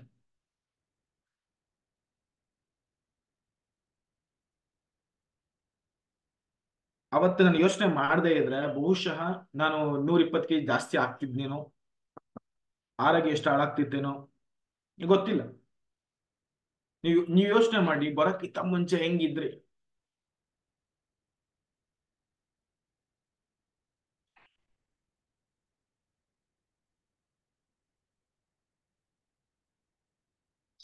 ಇನ್ನೇನು ಹೇಳುದು, ಇಲ್ಲಿದ್ದೀರಾ, ಈ ಒಂದು ಜಾಗದಲ್ಲಿ ಇದ್ದೀರಾ, ಈ ಒಂದು ಜಾಗಕ್ಕೆ ರೆಸ್ಪೆಕ್ಟ್ ಮಾಡಿ, ನಿಮ್ಮ ಕೋಚ್ಗೆ ರೆಸ್ಪೆಕ್ಟ್ ಮಾಡಿ. ನಿಮ್ಮ ಕೋಚ್ ನಿಮ್ಮನ್ನ ಎಲ್ಲಿ ಕರೀತಾರೆ, life style day, family day, morning class, evening class, ಯಾವ್ದೊಂದು ಸಿಸ್ಟಮ್ ಕನೆಕ್ಟ್ ಮಾಡ್ತಾರೋ ಕನೆಕ್ಟ್ ಆಗಿ. ಯಾಕಂದ್ರೆ ಇದನ್ನೆಲ್ಲ ಯಾರು ನಿಮ್ಗೆ ಹೊರಗಡೆ ಎಲ್ಲೂ ಹೇಳ್ಕೊಡಲ್ಲ. ಇವಾಗ ಇಷ್ಟೊತ್ತು ಹೇಳಿದ್ ನಿಮ್ಗೆ ಹೊರಗಡೆ ಯಾರು ಹೇಳಿ, ಇದೆಲ್ಲ ನಿಮ್ಗೆ ಗೊತ್ತು. ನಾನು ಇಷ್ಟೊತ್ತು ನಿಮ್ಗೆ ಏನೇನು ಹೇಳಿದ್ನೋ ಇದೆಲ್ಲ ನಿಮ್ಗೆ ಗೊತ್ತಿರೋದೆ, ಯಾರು ಹೊಸದು ಹೇಳಿಲ್ಲ. ಕರೆಕ್ಟಾ? ಇದನ್ನ ಹೊರಗಡೆ ಯಾರು ಹೇಳಲ್ಲ. ಹೊರಗಡೆ ಎಲ್ಲ ಹೆಂಗೆ ಗೊತ್ತಾ, ನೀವು ಯಾವಾಗ ಯಾವಾಗ ಯಾವಾಗ ಹಾಳಾಗ್ತೀವಿ ಅಂತ ಕಾಯ್ತಾ ಇರ್ತಾರೆ. ನಿಮ್ಮ ಫ್ಯಾಮಿಲಿ ಮೆಂಬರ್ಸ್ ದೇವರು, ಬೇರೆ ಯಾರು ಅಲ್ಲ. ನಿಮ್ಮ ಫ್ಯಾಮಿಲಿ ಮೆಂಬರ್ಸ್ ನೀವು ಯಾವಾಗ ಯಾವಾಗ ಬೀಳ್ತೀರಾ ಅಂತ ಕಾಯ್ತಾ ಇರ್ತಾರೆ. ನೀವು ಯಾವಾಗ ಯಾವಾಗ ಮೋಲ್ಡ್ ಮನೆಯಿಂದ ಹಂಚಿನ ಮನೆಗೆ, ಹಂಚಿನ ಮನೆ ಸೀಟ್ ಮನೆಗೆ ಬರ್ತಾ ಇದ್ದೀರಾ ಅಂತ ಕಾಯ್ತಾ ಇರ್ತಾರೆ. ಯೋಚನೆ ಮಾಡಿ, ನೀವು ಯಾವಾಗ ರೇಷ್ಮೆ ಸೀರೆಯಿಂದ ಕಾಟನ್ ಸೀರೆಗೆ ಬರ್ತಾ ಇದ್ದೀರಾ ಅಂತ ಕಾಯ್ತಾ ಇರ್ತಾರೆ. ನೀವು ಯಾವಾಗ ಕಾರಿಂದ ನಡೆಯೋದಕ್ಕೆ ಶುರು ಮಾಡ್ತಾ ಕಾಯ್ತಾ ಇರ್ತಾರೆ. ನಿಮ್ಮ ಮಕ್ಕಳು ಹಾಳಾಗೋದನ್ನ ಕಾಯ್ತಾ ಇರ್ತಾರೆ. ನಿಮ್ಗೆ ಅದು ಗೊತ್ತಿಲ್ಲ. ಕೆಲವ್ರಿಗೆ ಅನುಭವ ಆಗಿದೆ, ಕೆಲವ್ರಿಗೆ ಅನುಭವ ಆಗಿಲ್ಲ. ನಾನು ಹೇಳ್ತೀರ ಸರಿ ತಾನೆ? ಇದೆಲ್ಲ ನಿಮ್ ಜೊತೆನೇ ಇದಾರಪ್ಪ, ನಿಮ್ ಜೊತೆನೇ ಇದಾರೆ. ಇವರಿಂದ ನಿಮ್ಗೆ ಯಾವತ್ತೂ ಕೂಡ ಹೆಲ್ಪ್ ಆಗಲ್ಲ. ನಿಮ್ಮ ಆರೋಗ್ಯ ಚೆನ್ನಾಗಲ್ಲ, ನಿಮ್ ಫ್ಯಾಮಿಲಿ ಹೆಲ್ಪ್ ಚೆನ್ನಾಗಲ್ಲ, ಏನೂ ಹೆಲ್ಪ್ ಆಗಲ್ಲ. ಬಟ್ ನಿಮ್ಮ ಕೋಚ್, ನೀವ್ ಯಾರು ಅಂತಾನೋ ಗೊತ್ತಿಲ್ಲ, ನಿಮ್ ಕ್ಯಾಸ್ಟ್ ಯಾವ್ದು ಗೊತ್ತಿಲ್ಲ, ನಿಮ್ ಲ್ಯಾಂಗ್ವೇಜ್ ಯಾವ್ದು ಗೊತ್ತಿಲ್ಲ, ನೀವ್ ಯಾವ ಊರ್ನವ್ರು ಗೊತ್ತಿಲ್ಲ, ಏನೂ ಗೊತ್ತಿಲ್ಲದಿದ್ರು ಕೂಡ ನೀವು ಚೆನ್ನಾಗ್ ಆಗ್ತೀರಾ, ನಿಮ್ಮ ಫ್ಯಾಮಿಲಿ ಚೆನ್ನಾಗ್ ಆಗಬಹುದು ಅಂತ ಹೇಳಿ ಕರೆದು ನಿಮ್ಗೆ ಚೆನ್ನಾಗಿ ಟ್ರೀಟ್ ಮಾಡಿ, ನಿಮ್ಮ ಲೈಫ್ ಲಾಂಗ್ ಎಲ್ಲಿವರೆಗೂ ನೀವು ಅವ್ರ ಜೊತೆ ಇರ್ತೀರೋ ಅಲ್ಲಿವರೆಗೂ ಕೂಡ ನಿಮ್ಮನ್ನ ಆರೋಗ್ಯನ ಚೆನ್ನಾಗಿ ಇಟ್ಕೊಂಡ್ ಕೊಡೋದು ಏಕೈಕ ವ್ಯಕ್ತಿ ನಿಮ್ ಕೋಚ್ ಮಾತ್ರ. ನೀವ್ ಯಾವುದೇ ಸ್ಟೇಜ್ ಅಲ್ಲಿ ಇರ್ಲಿ,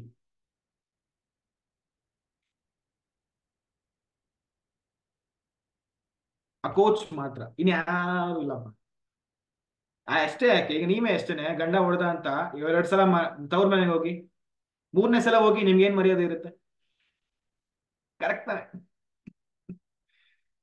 4ನೇ ಸಲ ಹೋದ್ರೆ ಬಾಗ್ಲೇ ಬಂದು ಕೊಟ್ಟ ಹೆಣ್ಣು ಗದೆ ಗೊತ್ತಲ್ಲ ನೆಕ್ಸ್ಟ್, ಅಷ್ಟೇ. ಮತ್ತ ಹಂಗಾಗತ್ತೆ. ಸೊ ಈಗಿನ ಕಾಲದಲ್ಲಿ ತಂದೆ ತಾಯಿಗಳು ಮಕ್ಕಳನ್ನ ನೋಡ್ಕೊಳ್ಳಲ್ಲ, ಮಕ್ಕಳು ಕೂಡ ತಂದೆ ತಾಯಿನ ಮೊದ್ಲೇ ನೋಡ್ಕೊಳ್ಳಲ್ಲ. ಇನ್ನ ನೀವು ಅವ್ರಿಗೆ ಯಾರ ಮೇಲೆ ಭರವಸೆ ಇಡ್ತೀರ? ನೀವು ಭರವಸೆ ಇಡ್ಬೇಕಾಗಿರೋದು ಒಂದೇ ವ್ಯಕ್ತಿ, ನಿಮ್ಮನ್ನ ನೀವು ನಂಬೋದು ಮಾತ್ರ. ಕರೆಕ್ಟಾ ವಿದ್ಯಾ ಅವರೇ?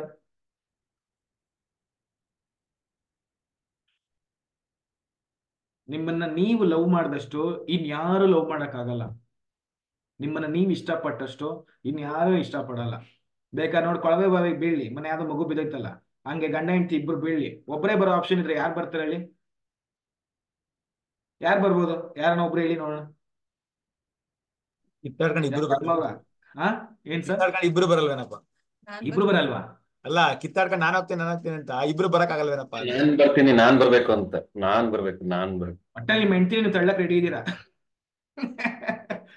ನಾವ್ ಬೀಳಲ್ಲ ಅಂತ ಹೇಳ್ಬೇಕು ನೀವು. ಆಕ್ಚುಲಿ ನಾವ್ಯಾಕೆ ಬೀಳ್ಬೇಕು ಅಂತ ಕೇಳ್ಬೇಕು. ನಿಮ್ ಆಪ್ಷನ್ ಅದಾಗಿರ್ಬೇಕು. ನೀವ್ ನೋಡ್ರೆ ನಾನ್ ಬರ್ತೀನಿ ಅಲ್ಲ ಶಿವ, ಈಗ ಬಿದ್ರೆ ಅಂತ ಕೇಳಿದ್ರಲ್ಲ, ಅದಕ್ಕೆ ನಾನು ಆನ್ಸರ್ ಆಗಿದ್ದೆ ಅದು.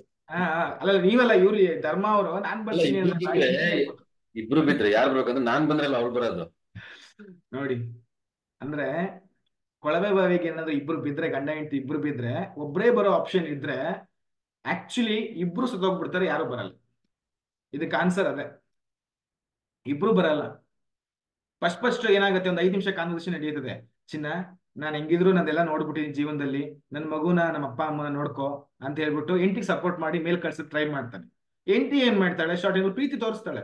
ಇಲ್ಲ ರೀ, ಗಂಡು ಮನೆಗೆ ಕಳಸ ಇದ್ದಂಗೆ ನೀವು ಹೋಗಿ ಪರವಾಗಿಲ್ಲ ಇನ್ನೊಂದು ಮದುವೆ ಆಗಿ ಮಕ್ಕಳನ್ನ ನೋಡ್ಕೊಳ್ಳಿ ಅಂತ. ಗಂಡ ಸ್ವಲ್ಪ ಖುಷಿ ಆಯ್ತದೆ, ಇನ್ನೊಂದು ಮದುವೆ ಅಂದ್ರೆ ಸ್ವಲ್ಪ ಖುಷಿ ಆಯ್ತದೆ.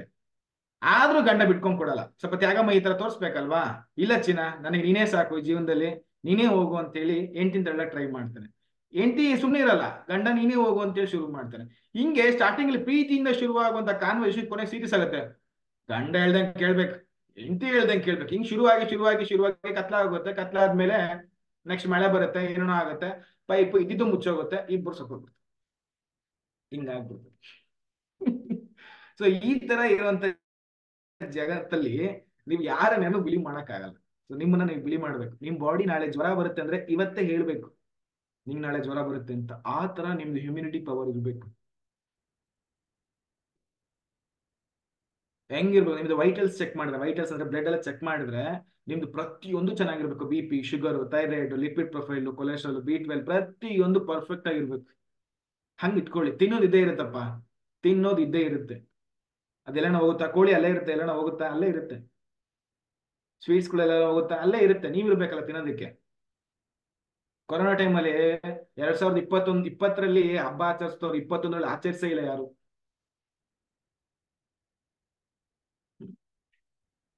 ಸೊ ನಿಮ್ಮ ಹತ್ರ ದುಡ್ಡಿದ್ರೆ ನೀವು ಆರೋಗ್ಯದ ಪಾಲಿಸಿನ ಕೊಂಡ್ಕೋಬಹುದು, ಹಾಸ್ಪಿಟ್ಲ್ ಕೊಂಡ್ಕೋಬಹುದು, ಒಳ್ಳೆ ಫ್ಯಾಮಿಲಿ ಡಾಕ್ಟರ್ ಕೊಂಡ್ಕೋಬಹುದು. ಬಟ್ ದುಡ್ಡಿಂದ ಆರೋಗ್ಯನ ಕೊಂಡ್ಕೊಳಕ್ ಆಗಲ್ಲ. ಕೋಟಿ ಕೋಟಿ ಅಂತ ಹೆಸರಿಟ್ಕೊಂಡವ್ರು ಒಬ್ರು ಸತ್ತೋದ್ರು ಗೊತ್ತಾ? ಕೊರೋನಾ ಟೈಮಲ್ಲಿ ಫಿಲಿಂ ಪ್ರೊಡ್ಯೂಸರ್. ಅವ್ರ ಬಾಡಿನ ಸ್ವತಃ ಅವ್ರ ಹೆಂಡತಿನೇ ಮುಟ್ಟಕ್ ಆಗ್ಲಿಲ್ಲ ಗೊತ್ತಾ?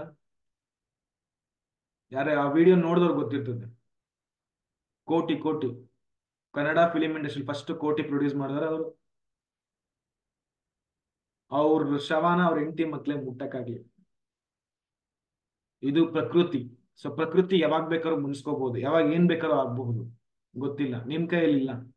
ಬಟ್ ಇರೋವರೆಗೂ ಹೆಲ್ತ್ ನ ಚೆನ್ನಾಗಿ ಇಟ್ಕೊಂಡ್ರೆ ಹ್ಯಾಪಿನೆಸ್ ಖಂಡಿತ ನಿಮ್ಮ ಹತ್ರ ಇರುತ್ತೆ. ನೀವು ಹೆಲ್ತ್ ನ ಚೆನ್ನಾಗಿ ಇಟ್ಕೊಂಡ್ಲಿ ಅನ್ನೋದ್ರೆ ಹ್ಯಾಪಿನೆಸ್ ಹಿಂಗ್ ಹೊಟ್ಟೋಗುತ್ತೆ. ಈ ನೀರಲ್ಲಿ ನೀವು ಇಲ್ಲಿ ನೀರ್ನ ಲೋಡ್ ಮಾಡಕ್ಕಾಗಲ್ಲ. ಈ ಬಿಳ್ಚಿರುವಂತಹ ಏನು ಏನು ಬಿಡಿ ಇರುವಂತಹ ಬೆರಳಲ್ಲಿ ನೀರನ್ನ ನೀವು ಇಟ್ಕೊಳಕ್ ಆಗಲ್ಲ. ಅದು ಹಿಂಗ್ ಇಟ್ಕೊಂಡ್ರೆ ಒಂದ್ ಸ್ವಲ್ಪ ತಿಳ್ಕೊಬಹುದು.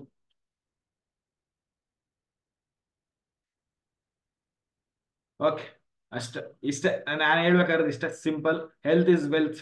ಬಾಡಿನೇ ದೇವ್ರು. ಬಾಡಿನ ನೀವು ಎಷ್ಟು ಪೂಜಿಸ್ತಿರೋ, ಆರಾಧಿಸ್ತಿರೋ, ಎಷ್ಟು ಕೇರ್ ಮಾಡ್ತಿರೋ, ದೇವ್ರು ನಿಮ್ಮನ್ನ ಹೆಂಗ್ ರಿಟರ್ನ್ ನೋಡ್ಕೊಳ್ತಾನೋ ಹಂಗೆ ಬಾಡಿ ನಿಮ್ಮನ್ನ ರಿಟರ್ನ್ ನೋಡ್ಕೊಳ್ಳುತ್ತೆ. ನೀವು ಇವಾಗ ದೇಹನ ಕೇರ್ ಮಾಡಿದ್ರೆ ಅಯ್ಯ ಇರೋದೊಂದು ದೇಹ ತಿಂದೆ ಸಾಯೋಣ ಬಿಡು, ಹೆಂಗಿರೋ ಸಾಯ್ತೀನಿ ತಿಂದೆ ಸಾಯೋಣ ಹಿಂಗ್ ಫಿಕ್ಸ್ ಆದ್ರೆ ಕಷ್ಟ ಆಗುತ್ತೆ. ನೀವು ದುಡಿಯುವಂತ ಪ್ರತಿಯೊಂದು ಪೈಸೆನೂ ಕೂಡ ನೀವು ಎಂಜಾಯ್ ಮಾಡಿ. ನೀವು ದುಡಿಯುವಂತ ಪ್ರತಿಯೊಂದು ಕೂಡ ನಿಮ್ಮನ್ನ ನಂಬಿರೋರು, ನಿಮ್ಮನ್ನ ಹುಟ್ಟಿಸಿರೋರು, ನಿಮ್ಮನ್ನ ನಂಬಿ ಬಂದಿರೋಳು, ನೀವು ಸೇರಿ ಹುಟ್ಟಿಸಿರೋದು. ಈ 3 ಜನ ಆಕ್ಚುಲಿ ದೇವ್ರು, ಬೇರೆ ಯಾರು ಅಲ್ಲ. ನಿಮ್ಮನ್ನ ಹುಟ್ಟಿಸಿರೋಂತ ಅಪ್ಪ ಅಮ್ಮ, ನೀವ್ ಯಾರು ಏನು ಕೇರ್ ಮಾಡದೆ ನಿಮ್ಮನ್ನ ನಂಬಿ ಬರುವಂತ ಹೆಂಡತಿ, ನೀವು ಸೇರಿ ಹುಟ್ಟಿಸುವಂತ ಮಕ್ಕಳು, ಈ 3 ಜನ ದೇವ್ರು. ಅದಕ್ಕೆ ಅಪ್ಪ ಅಮ್ಮ ದೇವ್ರು, ಪತ್ನಿ ದೇವ್ರು, ಪತಿ ದೇವ್ರು, ಮಕ್ಕಳು ದೇವ್ರಿಗೆ ಸಮ. ಈ 3ನ ಯಾಕೆ ಹೇಳ್ತಾರೆ ಅಂದ್ರೆ ಇದೇ ರೀಸನ್ಗೆ ಹೇಳೋದು.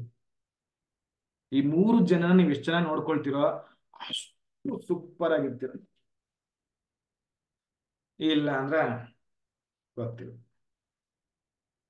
ಓಕೆನಾ? ಸೊ ಯಾವಾಗ ಖುಷಿಯಾಗಿರಿ, ನಗ್ನಗ್ತಾ ಇರಿ. ಜೀವನದಲ್ಲಿ ಕಷ್ಟ ಸುಖಗಳು ಬರುತ್ತೆ. ಕಷ್ಟ ಯಾರಿಗ್ ಬರುತ್ತೆ ಅಂದ್ರೆ ಗೊತ್ತಾ? ಯಾರಿಗ ಎದುರಿಸೋ ಕೆಪಾಸಿಟಿ ಇದೆಯೋ ಅವನ್ಗೆ ಕಷ್ಟ ಬರೋದು. ಕಷ್ಟ ಯಾರಿಗ್ ಬರಲ್ಲ ಅಂದ್ರೆ ಅವ್ನ್ಗೆ ಎದುರಿಸೋ ಕೆಪಾಸಿಟಿ ಇಲ್ಲ, ಕಷ್ಟ ಬಂದು ಸತ್ತೋಗ್ಬಿಡ್ತಾನೆ, ಅಂತವ್ರಿಗೆ ಕಷ್ಟ ಬರಲ್ಲ. ನಿಮ್ಗೆ ಕಷ್ಟ ಬರ್ತಿದೆ ಅಂತ ಹೇಳಿದ್ರೆ ಅದು ದೇಹದಲ್ಲಾಗಿರ್ಲಿ ಮನೇಲಾಗಿರ್ಲಿ, ಕಷ್ಟ ಬರ್ತಿದೆ ಅಂತ ಹೇಳಿದ್ರೆ ಯುವರ್ ರೈಟ್ ಟೈಮ್. ನಿಮ್ಗೆ ಇರೋಂಥ ಬೆಸ್ಟ್ ಆಪರ್ಚುನಿಟಿನ ಉಪಯೋಗಿಸ್ಕೊಳ್ಳಿ. ನಿಮ್ ಕೋಚ್ ಜೊತೆ ಇರಿ, ಲೈಫ್ ನ ಎಂಜಾಯ್ ಮಾಡಿ. ಯಾಕಂದ್ರೆ ಮತ್ತೆ ಇನ್ನೊಂದು ಜನ್ಮ ಇಲ್ಲ, ಅದೆಲ್ಲ ಸುಳ್ಳು. ಇರೋದೇ ಇದೇ ಜನ್ಮ ಇರೋದು. ನರ್ಕ ಸ್ವರ್ಗ ಎಲ್ಲ ಇಲ್ಲೇ ಇರೋದು. ಎಂಜಾಯ್ ಮಾಡಿ. ತಿನ್ನೋದಕ್ಕೆ ಹಿಂಗ್ ಏನ್ ಬೇಕು ಎಲ್ಲ ತಿನ್ನಿ. ಆರೋಗ್ಯ ಚೆನ್ನಾಗಿಟ್ಕೊಳ್ಳಿ, ಸಂಬಂಧಗಳನ್ನ ಚೆನ್ನಾಗಿಟ್ಕೊಳ್ಳಿ, ಸೂಪರ್ ಆಗಿ ಲೈಫ್ ನ ಲೀಡ್ ಮಾಡಿ. ಯಾಕಂದ್ರೆ ಮತ್ತೆ ಅದೇ ಹೆಂಡತಿ ಸಿಗಲ್ಲ, ಅದೇ ಮಕ್ಕಳು ಸಿಗಲ್ಲ, ಅದೇ ಗಂಡನೂ ಸಿಗಲ್ಲ, ಅದೇ ಅಪ್ಪ ಅಮ್ಮನೂ ಸಿಗಲ್ಲ. ಸಿಕ್ಕಿರುವಂತದ್ದು ಗ್ರೇಟ್ ಕೊಹಿನೂರ್ ಡೈಮಂಡ್ಸ್ಗಳವಲ್ಲ, ಅದನ್ನ ಯಾವತ್ತೂ ಮರಿಬೇಡಿ. ಸರಿನಾ? ಅಷ್ಟ. ಥ್ಯಾಂಕ್ ಯು ಸೊ ಮಚ್ ಇಲ್ಲಿವರೆಗೂ ನನಗೆ ಮಾತಾಡಕ್ಕೆ ಅವಕಾಶ ಕೊಟ್ಟಿದ್ದಕ್ಕೆ, ಮತ್ತೆ ನಾನು ಮಾತಾಡಿದ್ನೆಲ್ಲ ಸಹಿಸ್ಕೊಂಡಿದ್ದಕ್ಕೆ, ಬೇಜಾರಾದ್ರೂ ಸಹಿಸ್ಕೊಂಡಿದ್ದಕ್ಕೆ thank you so much. Yes, thank you so much you. ಸ್ವಲ್ಪ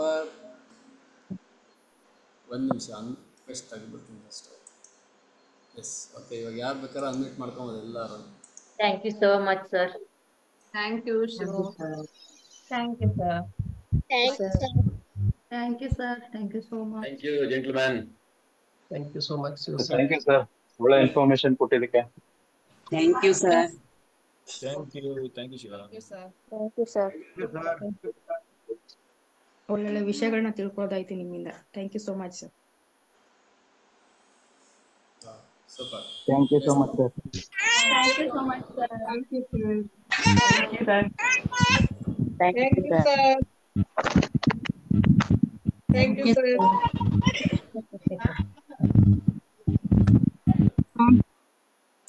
ಎಸ್, ಓಕೆ, ಸೂಪರ್.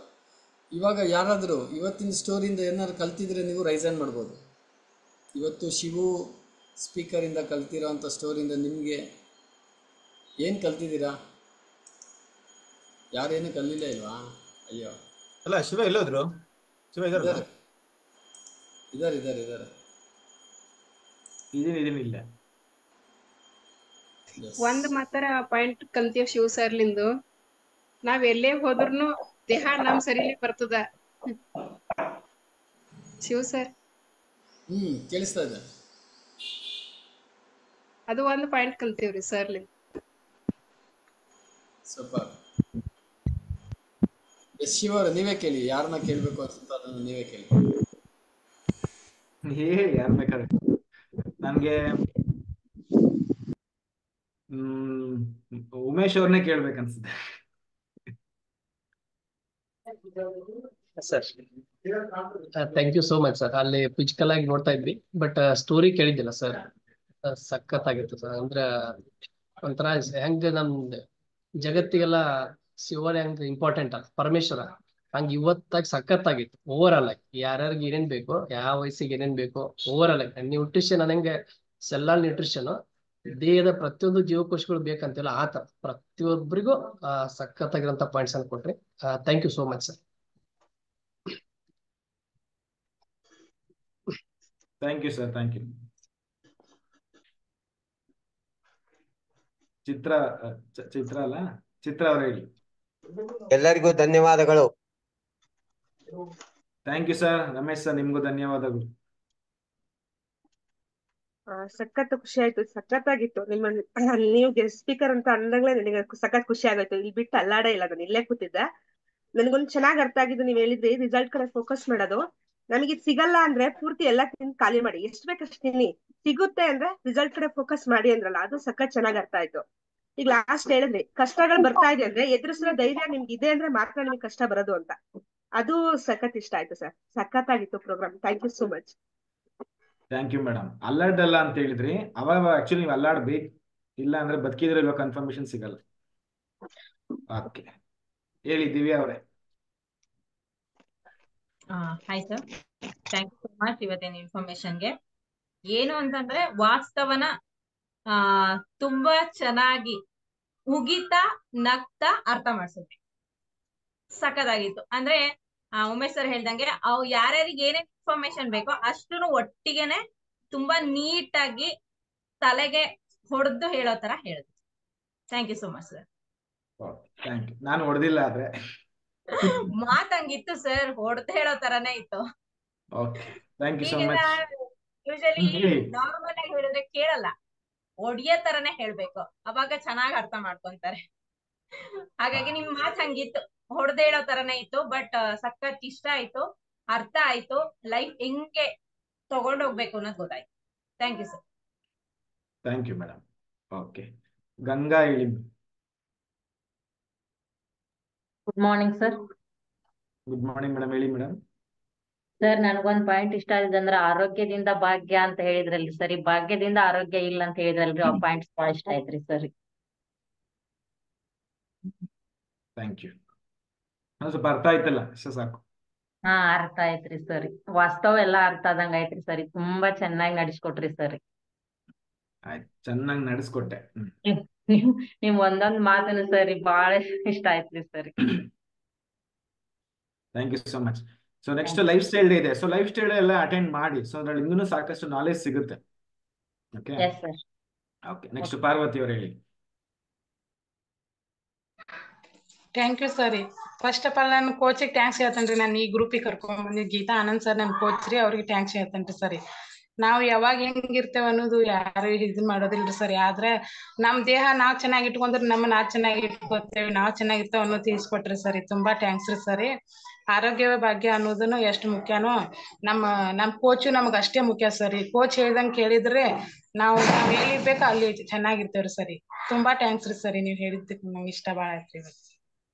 ಕೋಚ್ ಬಗ್ಗೆ ವ್ಯಾಲ್ಯೂ ಇನ್ನು ದಿನಾ ಕೇಳ್ತೇವೆ, ಇವತ್ತಂತೂ ಅದಕ್ಕಿಂತ ಹೆಚ್ಚಾಗಿ ಕೇಳ್ಕೊಂಡ್ವಿ ಸರಿ. Thank you madam. ನೆಕ್ಸ್ಟ್ ಇದ್ಯಾರು ಸುವರ್ಣ ಅವರು ಎದ್ದೋಗ್ಬಿಟ್ಟವ್ರೆ, ಸ್ಕ್ರೀನ್ ತೋರಿಸ್ಬಿಟ್ಟು ನಮ್ಮನೇಳು ಕರ್ಟನ್ ಐತೆ ಅಂತನ.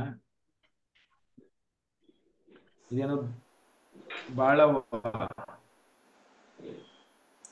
ಕಿಚನ್ ಅಲ್ಲಿ ಇದೀರಾ, ಹೇಳಿ. Good morning sir. Good morning madam, ಹೇಳಿ ಮೇಡಮ್. ನೀವು ಫಸ್ಟ್ ಇಂದ ಶುರು ಮಾಡಿದ್ರಿ. ಸರ್ ನೀವು ಮಾತಾಡೋದು ಎಲ್ಲಾ ತುಂಬಾ ಇಷ್ಟ ಆತ್ರಿ. ಇವತ್ ಕಲಿಯಾಕ್ ಬಾಳ ಸಿಕ್ಕೈತ್ರಿ. ಆದ್ರ ನಂದ್ ಐರಲ್ ವೇಟಿಂಗ್ ಬರೋ ಮಟಾನು ಮುಂದ್ ಏನ್ ಇಟ್ರುನು ಅದನ್ನ ಮುಂದ್ ನಾವ್ ಕಂಟಿನ್ಯೂ ತಿನ್ಬೇಕಂದ್ರ ಈಗ ಐರಲ್ ವೇಟಿಂಗ್ ಬರೋ ಮಟಾನು ಅದನ್ನ ತಿನ್ಬಾರ್ದು ಅನ್ನೋದು ಗೊತ್ತಾತ್ರಿ. ಆಮೇಲೆ ಕೋಚಿ ಮತ್ತ ಗ್ರೂಪ್ ಮತ್ತ ಹಾರ್ಬಲ್ ಲೈಫ್ ನಾವ್ ಇದನ್ನ ಯಾವತ್ತೂ ಬಿಡ್ಬಾರ್ದು ಅನ್ನೋದು ಗೊತ್ತಾತ್ರಿ.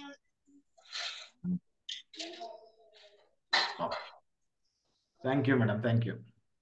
Thank you sir. Okay, next Veda madam, ನೀವು ಹೇಳಿ. Sir thank you Shiva sir.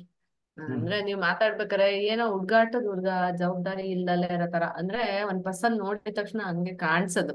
ಅದ್ರಲ್ಲಿ ಇವತ್ತಿನ ಜನರೇಷನ್ ಅಲ್ಲಿ ಈ ತರ ಹುಡುಗರು ಹಿಂಗೆ ಕೂತ್ಕೊಳ್ಳೋದು, ಹಿಂಗೆ ಜವಾಬ್ದಾರಿಯಾಗಿ ಮಾತಾಡೋದು ತುಂಬಾ ಕಮ್ಮಿ. ನಾನ್ ಮಾಡ್ತಾ ಇರೋದೇ ಸರಿ, ನನಗ್ ಗೊತ್ತಿರೋದೇ ಸರಿ. ಆರೋಗ್ಯದ ಬಗ್ಗೆ ಅಂತೂ ಅವ್ರು ಮಾತೇ ಆಡಲ್ಲ. ಹೆಲ್ತ್ ಬಗ್ಗೆ ಅವ್ರಿಗೆ ಗಮನನೇ ಇರಲ್ಲ. ಅಪ್ಪ ಮಾಡಿದ ದುಡ್ಡಲ್ಲಿ ಶೋಕಿ ಮಾಡ್ಕೊಂಡು ನಾನು ನಂದು ಅಹಂಕಾರ ಈ ತರದ್ರಲ್ಲಿ ಇರ್ತಾರೆ. ಅಂದ್ರೆ ಇವಾಗ ನೀವ್ ಹೇಳಿದ್ರಿ ನಾನು ಕೋಚ್ ಆಗಿದ್ದೀನಿ ಅಂತ. ಈಗ ನಾನು ಕೋಚೆ ಹೌದಲ್ವಾ. ಒಂದು ಸಿಸ್ಟಮ್ ನಂಬಿ ಬಂದ್ರೆ ಅದೊಂದು ಮನ್ಸಿರುತ್ತಲ್ಲ, ಚಂಚಲ ಮನ್ಸು, ಅದನ್ನ ಸೈಡಿಗೆ ಇಟ್ಬಿಟ್ಟು ತೆಗ್ದ್ಬಿಟ್ಟು ನಾವ್ ಇಲ್ಲಿ ಕುತ್ಕೊಂಡ್ರೆ ಎಷ್ಟು ಚೆನ್ನಾಗಿ ರೆಡಿ ಆಗ್ತೀವಿ. ನಿಮ್ಮನ್ನ ನೋಡಿದಾಗ ಅರ್ಥ ಆಯ್ತು, ಆ ಬಾಯಲ್ಲಿ ಬಂದಿದ್ ಒಂದೊಂದ್ ವರ್ಡ್ಸ್ನು ನಿಜವಾಗ್ಲೂ ಎಷ್ಟು ಚೆನ್ನಾಗ್ ಅನ್ಸುತ್ತೆ ಅಂದ್ರೆ ನಾವ್ ಹೇಳ್ತೀವಲ್ಲ ಚಂಚಲ ಮನ್ಸು, ಅವಾಗವಾಗ ಹಿಂಗ್ ಹೇಳ್ಕೊಂಡ್ ಹೋಗ್ತಾ ಇರತ್ತೆ. ಪದೇ ಪದೇ ನಾವ್ ಎಚ್ಚೆತ್ಕೋಬೇಕು ಅಂದ್ರೆ ಈ ತರ ವರ್ಡ್ಸ್ ಬರ್ಬೇಕು, ಈ ತರ ಎಕ್ಸ್ಪೀರಿಯನ್ಸ್ ಗಳನ್ನ ಕೇಳಿಸ್ಕೋಬೇಕು. ಸಖತ್ತು ಖುಷಿ ಆಯ್ತು ನನ್ಗೆ. ಎಂತ ಗ್ರೂಪ್ ಅಲ್ಲಿ ಇದೀವಿ ನಾವು, ಎಂತೆಂತ ಸ್ಪೀಕರ್ಸ್ ಇದಾರೆ ಇಲ್ಲಿ. ನೀವ್ ಹೆಂಗೆ ಸಿಸ್ಟಮ್ ನಿಮ್ನ ರೆಡಿ ಮಾಡಿದೆ, ಈ ಏಜ್ ಅಲ್ಲಿ ಎಷ್ಟು ಜನಕ್ಕೆ ಗೈಡ್ ಮಾಡ್ತಾ ಇದ್ದೀರಾ. ನಿಮ್ ಸ್ಟೂಡೆಂಟ್ಸ್ ನಿಜವಾಗೂ ಅದೃಷ್ಟ ಮಾಡಿರ್ತಾರೆ. Thank you much. ಎಂತ ಇನ್ಫಾರ್ಮೇಶನ್ ಕೊಟ್ರಿ ಅಂದ್ರೆ ನಿಜವಾಗೂ ಥ್ಯಾಂಕ್ ಯು ಸೋ ಮಚ್. ಶೇಕ್ನ ನೋಡಿ ನೋಡಿ ಕುಡಿತೀನಿ ನಾನು. ನೀವ್ ಹೇಳ್ಬೇಕಾದ್ರೆ ಒಂದೊಂದು ವರ್ಡ್ ನನ್ಗೆ ಹೇಳ್ತಾ ಇದಾರೆ ಅನ್ನೋ ತರಾನೇ ಇದ್ದಿದ್ದು ನನ್ಗೆ. ಇದ್ ನನ್ಗೆ ಹೇಳ್ತಾ ಇರೋದು ಇವ್ರು, ಹಂಗೆ ಅನ್ಸಿದ್ದು. ಸಖತ್ ಎಂಜಾಯ್ನು ಮಾಡಿದೆ, ಸ್ವಲ್ಪ ಹೊತ್ತು ಸೀರಿಯಸ್ ಆದೆ. ಎಷ್ಟು ಖುಷಿ ಆಯ್ತು ಅಂದ್ರೆ ಗೊತ್ತಿಲ್ಲ ಎಷ್ಟೋ ಜನ ಇನ್ನೂ ಬೆಳಗ್ಗೆ ಎದ್ದ ಅದೃಷ್ಟ ಮಾಡಿದ್ವಿ, ಎಂತೆಂತ ವರ್ಡ್ಸ್ ಕೇಳಿಸ್ಕೊತಾ ಇದೀವಿ. ಥ್ಯಾಂಕ್ ಯು ನಿಮ್ಗೆ. ಯಾಕಂದ್ರೆ ಈ ಏಜ್ ಅಲ್ಲಿ ಒಂದ್ ಪರ್ಸನ್ ಹಿಂಗ್ ರೆಡಿ ಆಗ್ಬೇಕು ಅಂದ್ರೆ ಅದ್ ಸಾಮಾನ್ಯ ಅಲ್ವೇ ಅಲ್ಲ. ನಾವು ಈ ಏಜ್ ನವ್ರಿಗೆ ಬಂದ್ರೆ ಶೇಕ್ ಕುಡೀರಿ ಅಂದ್ರೆ ತುಂಬಾ ಕಷ್ಟ ಅವ್ರಿಗೆ ಶೇಕ್ ಕುಡ್ಸೋದು. ಅಂತದ್ರಲ್ಲಿ ನೀವು ಇಷ್ಟು ಸಖತ್ತಾಗಿ ಎಂತ ಸ್ಪೀಕರ್ ನೀವು. ಥ್ಯಾಂಕ್ ಯು ಸೋ ಮಚ್ ನಿಮ್ಗೆ. Thank you so much madam. ಏನ್ ಗೊತ್ತಾ, ಆಮೇಲೆ ಇನ್ನು ಎರಡೇ ಹೇಳ್ಬೇಕು, ಮರ್ತೋಗ್ಬಿಟ್ಟು ಯಾವಾಗಲೇ ಹೇಳೋದು, ಇವಾಗ ಹೇಳ್ತೀನಿ. ಸೊ ತುಂಬಾ ಜನ ಏನ್ ಗೊತ್ತಾ, ಪ್ರಾಡಕ್ಟ್ಸ್ ನ ತಗೊಂಡ್ಬಿಡ್ತೀರಾ, ಅದು 20 days 40 days ತಗೊಂಡ್ಬಿಡ್ತಾರೆ. 3 ಸ್ಪೂನ್ ಫಾರ್ಮುಲಾ ಅಂತ ಹೇಳಿರ್ತಾರೆ. ಹೆಂಗೆ ಅಂದ್ರೆ 2.90% ಹಂಗೆ ಹಾಕೊಳ್ಳೋದು, ಎಕ್ಸಾಕ್ಟ್ 3 ಹಾಕೊಳ್ಳಲ್ಲ, ಒಂಚೂರು ಗ್ಯಾಪ್ ಅಲ್ಲೇ ಹಾಕ್ತಾರೆ. ಮತ್ತೆ ಪ್ರಾಡಕ್ಟ್ಸ್ ಇನ್ನೇನ್ ನಾಳೆ ಇವತ್ ಖಾಲಿ ಆಗತ್ತೆ ಅಂದ್ರೆ ಇನ್ನು 2 ದಿವಸ ಬಿಟ್ಟು ಹೇಳೋದು. ಅಂದ್ರೆ ಪ್ರಾಡಕ್ಟ್ಸ್ ನ ಹೆಂಗ್ ಯೂಸ್ ಮಾಡ್ತಿದ್ದೀರಾ ಅನ್ನೋದ್ರ ಮೇಲೆ ಡಿಪೆಂಡ್ ಆಗುತ್ತೆ. ಆಕ್ಚುಲಿ ಆ ಡಬ್ಬದ ಮೇಲೆ ಬರ್ದಿರೋದು ಮಿನಿಮಮ್ 3 ಸ್ಪೂನ್ ಅಂತ ಇರೋದಷ್ಟೇ. ಮಿನಿಮಮ್ 3 ಸ್ಪೂನ್, 3 ಹಾಕ್ಬೇಕಂತ ಏನಿಲ್ಲ. ನೀವ್ ಯಾವಾಗ ನೀವು ತಿನ್ನೋಂತ ಪ್ರಾಡಕ್ಟ್ಗೆ ಕೇವಲ 3 ಸ್ಪೂನ್ ಹಾಕ್ತೀರಾ, ಮತ್ತೆ 2 ಸ್ಪೂನ್ 2.5 ಸ್ಪೂನ್ ಹಾಕ್ತಾ ಇದೀರಾ, ಚೆಕ್ ಮಾಡಿ. ಸೊ ತುಂಬಾ ನಾನು ನೋಡಿದ್ದೀನಿ, ನನ್ನ ಸ್ಟೂಡೆಂಟ್ಸ್ ಹಂಗ್ ಮಾಡಿದ್ದಾರೆ. 2.5 2.75 ಇನ್ನೇನ್ 3ಕ್ಕೆ ಹೋಗ್ಬೇಕು ಹಂಗ ಹಾಕೋದು. ಮತ್ತೆ 2ನೇ ಶೇಕ್ ಒಂದ್ಸಲ ಕುಡಿಯಲ್ಲ, ಒಂದ್ಸಲ ಬಿಟ್ಬಿಡ್ತಾರೆ, ಶೇಕೆ ಕುಡಿಯಲ್ಲ, ಕೆಲವು ಸಲ ಊಟ ಮಾಡ್ಬಿಡ್ತಾರೆ, ಕೆಲವು ಸಲ ರಾತ್ರಿ ಊಟನೂ ಶೇಕ್ 2 ಮಾಡಲ್ಲ, ಹಿಂಗೆಲ್ಲ ಮಾಡ್ತಿರ್ತಾರೆ. ಸೊ ನೋಡಿ, ನೀವು ಏನಕ್ಕಾದ್ರೂ ಮೋಸ ಮಾಡ್ಕೊಳ್ಳಿ, ನಿಮಗ್ ನೀವು ಮೋಸ ಮಾಡ್ಕೋಬೇಡಿ. ನೀವ್ ಯಾರಿಗಾದ್ರೂ ಮೋಸ ಮಾಡಿ, ನಿಮಗ್ ನೀವು ಮೋಸ ಮಾಡ್ಕೊ. ನೀವು 2 ಸ್ಪೂನ್ 2.5 ಸ್ಪೂನು ಶೇಕ್ ಮೇಟ್ ಕಮ್ಮಿ ಹಾಕೋದು, ಇಲ್ಲ ಪ್ರೋಟೀನ್ ಕಮ್ಮಿ ಹಾಕೋದು, ಇಲ್ಲ ಮಲ್ಟಿವಿಟಮಿನ್ 1 ತಗೊಳ್ಳೋದು 2 ತಗೊಳ್ದಿರೋದು ಹಂಗ್ ಮಾಡಿದೀರ ಅಂತ ಹೇಳಿದ್ರೆ ನಿಮಗ್ ನೀವು ಮಾಡ್ಕೊಳ್ತಿರುವಂತ ಮೋಸ. ಸೊ ಇದನ್ನ ಯಾರು ಕ್ಷಮಿಸಕ್ಕಾಗಲ್ಲ, ನೀವೇ ಕ್ಷಮಿಸಕ್ಕಾಗಲ್ಲ ಬೈದರೆ. ಇದು ಒಂದು. ಎರಡನೇದು ಏನ್ ಗೊತ್ತಾ, ಸೊ ತುಂಬಾ ಜನ ಯಂಗ್ಸ್ಟರ್ಸ್ಗಳು ಬರಲ್ಲ ಅಥವಾ ಬರೋದ್ರು ಸರಿಯಾಗಿ ಕೇಳಲ್ಲ ಅಂತ ಹೇಳಿ ಹೇಳಿದ್ರು. ಆಕ್ಚುಲಿ ಕರೆಕ್ಟ್ ಅದು. ಬಟ್ ಇನಿಷಿಯಲ್ ಡೇಸ್ ಅಲ್ಲಿ ನಾನ್ ಕರೆದಾಗ ತುಂಬಾ ಜನ ಬರ್ತಿರ್ಲಿಲ್ಲ. ಬಟ್ ನಾವು ಒಬ್ಬರನ್ನ ಇನ್ವೈಟ್ ಮಾಡ್ಬೇಕಾದಾಗ ತುಂಬಾ ಜನ ಏನ್ ಮಾಡ್ತಾರೆ, ಕೋಚಸ್ ಆದ್ಮೇಲೆ ಸ್ಪೆಷಲಿ ಅವರು ತಲೆಯಲ್ಲಿ ಸಾಕಷ್ಟು ಬೇರೆ ಬೇರೆದೆಲ್ಲ ಓಡಿಸ್ತಾ ಇರ್ತಾರೆ. UMS ಆಗ್ಬಿಡ್ತದೆ, ರೆಸಾರ್ಟ್ ಕ್ವಾಲಿಫೈ ಆಗ್ಬಿಡ್ತೀವಿ, ಅಥವಾ ಒಂಚೂರು ಎಕನಾಮಿಕಲ್ ಸ್ವಲ್ಪ ಸ್ಟೇಜ್ ಚೇಂಜ್ ಆಗಬಹುದು. ಆ ಒಂದ್ ಪರ್ಸನ್ ಪರ್ಟಿಕ್ಯುಲರ್ ಆಗಿ ಯಾವುದೋ ಒಂದು ಪೋರ್ಷನ್ಗೋಸ್ಕರನೇ ಇನ್ವೈಟ್ ಮಾಡ್ತಿರ್ತೀರ. UMS ಆಗ್ಬಿಡ್ಬೇಕು, ವಾಲ್ಯೂಮ್ ಆಗ್ಬಿಡ್ಬೇಕು, ಏನೋ ಒಂದು ಈ ಒಂದು ಇಂಟೆನ್ಷನ್ ಇರುತ್ತೆ. ಬಟ್ ನೀವ್ ಯಾವಾಗ ಕರಿಬೇಕಾದ್ರೆ ಒಬ್ಬ ಮನುಷ್ಯ, ಈಗ ಚಿತ್ರನ ಕರೆದ್ರೆ ಚಿತ್ರ ಬಂದಿ ನಂತರ ವೇದನ್ ತರ ಚೆನ್ನಾಗಾದ್ರೆ ಹೆಂಗಿರ್ತಾಳೆ, ದಿವ್ಯಾ ಬಂದ್ ವೇದನ್ ತರ ಆದ್ರೆ ಹೆಂಗ್ ಚೆನ್ನಾಗ್ ಕಾಣಿಸ್ತಾಳೆ, ಇವಳೊಂದು 5 kg ಆಗ್ಬಿಟ್ರೆ ಹೆಂಗ್ ಕಾಣಿಸ್ತಾಳೆ, ಆ ಸ್ಪೆಕ್ಸ್ ತೆಗೆದ್ಬಿಟ್ರೆ ಹೆಂಗ್ ಕಾಣಿಸ್ತಾಳೆ. ನಾವು ಈ ಇಂಟೆನ್ಷನ್ ಕರಿಬೇಕು. ನಾವು ಕರಿಬೇಕಾದ್ರೆ ನಮ್ ಇಡೀ ಫ್ಯಾಮಿಲಿ ಮೆಂಬರ್ಸ್ ಯಾರಾದ್ರೂ ಸರಿ ನಾವು ಕರಿಬೇಕಾದ್ರೆ ಹಂಗೆ ಕರಿಬೇಕು. ಇವ್ರು ಪಾಪ ಮೆಟ್ಲ ಹತ್ರ ಕಷ್ಟಪಡ್ತಿದಾರೆ, ಛೇ ನಮ್ಮ ಮಮ್ಮಿನೇ ಆಗಿದ್ರೆ ಬಿಟ್ಬಿಡ್ತೀವಾ, ನಮ್ ಡ್ಯಾಡಿ ಏನಾದ್ರೆ ಬಿಟ್ಬಿಡ್ತೀವಾ, ಶುಗರ್ ಇದೆ ಇವ್ರು ಪಾಪ. ನೀವ್ ಇಂಟೆನ್ಷನ್ ಇಲ್ಲಿಂದ ಬರ್ಬೇಕು. ನೀವ್ ಇಲ್ಲಿಂದ ಕರೀರಿ, ಖಂಡಿತ ಬರ್ತಾರೆ. ಅವ್ರು ಬರ್ಲಿಲ್ಲ ಅಂದ್ರು ನೀವ್ ಕರಿತಾ ಇದ್ರೆ ನಿಮ್ಗೆ ಯಾರೋ ಒಬ್ರು ಬೇರೆ ರೂಪದಲ್ಲಿ ಬರ್ತಾರೆ. Okay, so next Alaknanda. So ಇನ್ಯಾರು ಅವೆಲ್ಲ 2-3 ಕೈ ಎತ್ತಿದ್ರೆ, ಗೌರಿ ಅವ್ರ ಕೈ ಎತ್ತಿದ್ರೆ ಅಲ್ವಾ ಮೇಡಮ್, ಹೇಳಿ.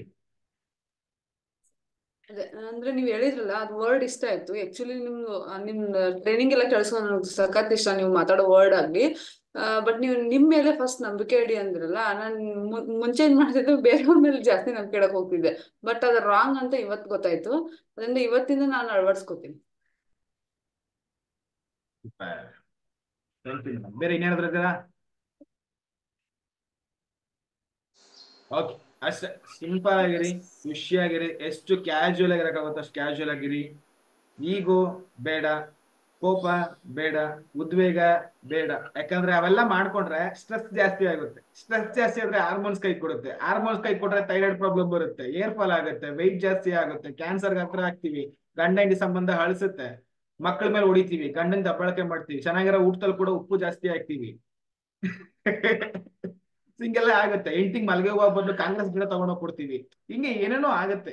ಹೆಂಡ್ತಿಂಗ್ ಮುತ್ಕೊಡೋ ಒಬ್ಬಳು ಕೆನೆಗೆ ಹೊಡಿತೀವಿ, ಏನೋ ಉಲ್ಟಾ ಪಲ್ಟಾ ಆಗ್ಬಿಡ್ತದೆಲ್ಲ. ಸೊ ಅದಕ್ಕೆ ಸ್ಟ್ರೆಸ್ ಮಾಡ್ಕೋಬೇಡಿ. ಬಿಕಾಸ್ ಕ್ಯಾನ್ಸರ್ ಬರೋದಕ್ಕೆ one of the reason stress. ಆ ಸ್ಟ್ರೆಸ್ ನ ಬಿಟಾಕಿ, ಎಲ್ಲಿ ಖುಷಿ ಇರುತ್ತೋ ಅಲ್ಲಿ ಇರಿ, ಎಲ್ಲಾದ್ರೂ ಇರಿ, ಖುಷಿ ಎಲ್ಲಿ ಇರ್ತದೋ ಅಲ್ಲಿ ಇರಿ. ಅಷ್ಟೇ, ನಗ್ತರ ಟ್ರೈ ಮಾಡಿ. ನಿಮ್ ಜೊತೆ ಇರೋಂಥವ್ನು ಕೂಡ ನಗ್ಸೋದಕ್ಕೆ ಟ್ರೈ ಮಾಡಿ.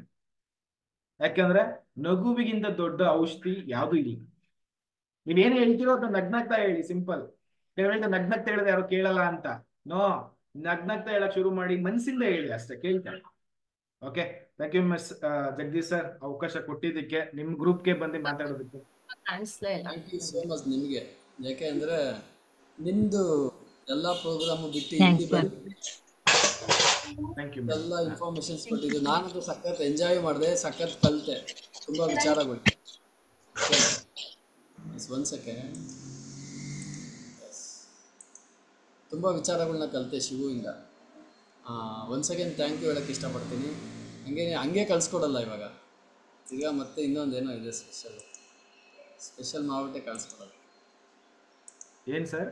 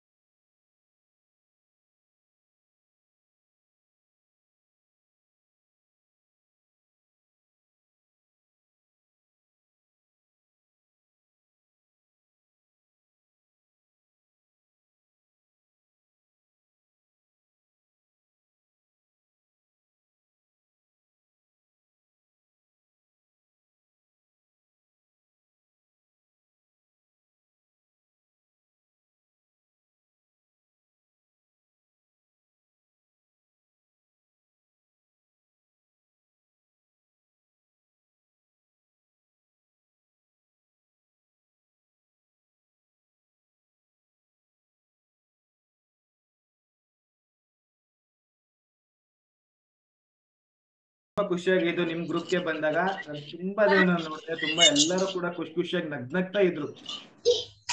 ನಂಗೆ ಬೆಳಗ್ಗೆ ಎದ್ದು ನೀವು ನಗು ನೋಡಿದ್ರೆ ನಿಮ್ ನಗುನೇ ಸಿಗುತ್ತೆ ಇಡೀ ದಿವಸ. ಬೆಳಗ್ಗೆ ಎದ್ದು ನೀವು ದುಃಖ ನೋಡಿದ್ರೆ ದುಃಖನೇ ಸಿಗುತ್ತೆ. ನಂಗೆ ಖುಷಿ ಆಯ್ತು ಆ ಗ್ರೂಪ್ ನ ನೋಡಿ.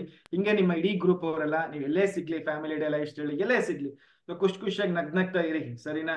ನಾನ್ ಸಿಕ್ಕಿದ್ರು ಖುಷಿಯಾಗಿ ಮಾತಾಡ್ಸಿ. ನಾನೇನು ಆಮೇಲೆ ಅವ್ರು ಯಾರು ಆತರ ಅಲ್ಲ, ನಾನು ಎಲ್ಲಾರು ಖುಷಿದಾನೆ ಮಾತಾಡ್ತೀನಿ. ಎದ್ರಕೋಬೇಡಿ, ಎಲ್ಲಾರು ಮಾತಾಡ್ಸಿ, ಸರಿನಾ? ನೀವು ನನಗೇನ ಗಿಫ್ಟ್ ಕೊಡಂಗಿದ್ರೆ ಕೊಡ್ಬೋದು,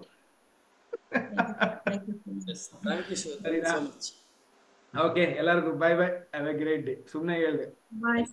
thank you Yes, okay, bye bye, have a wonderful day. Bye everyone. Bye.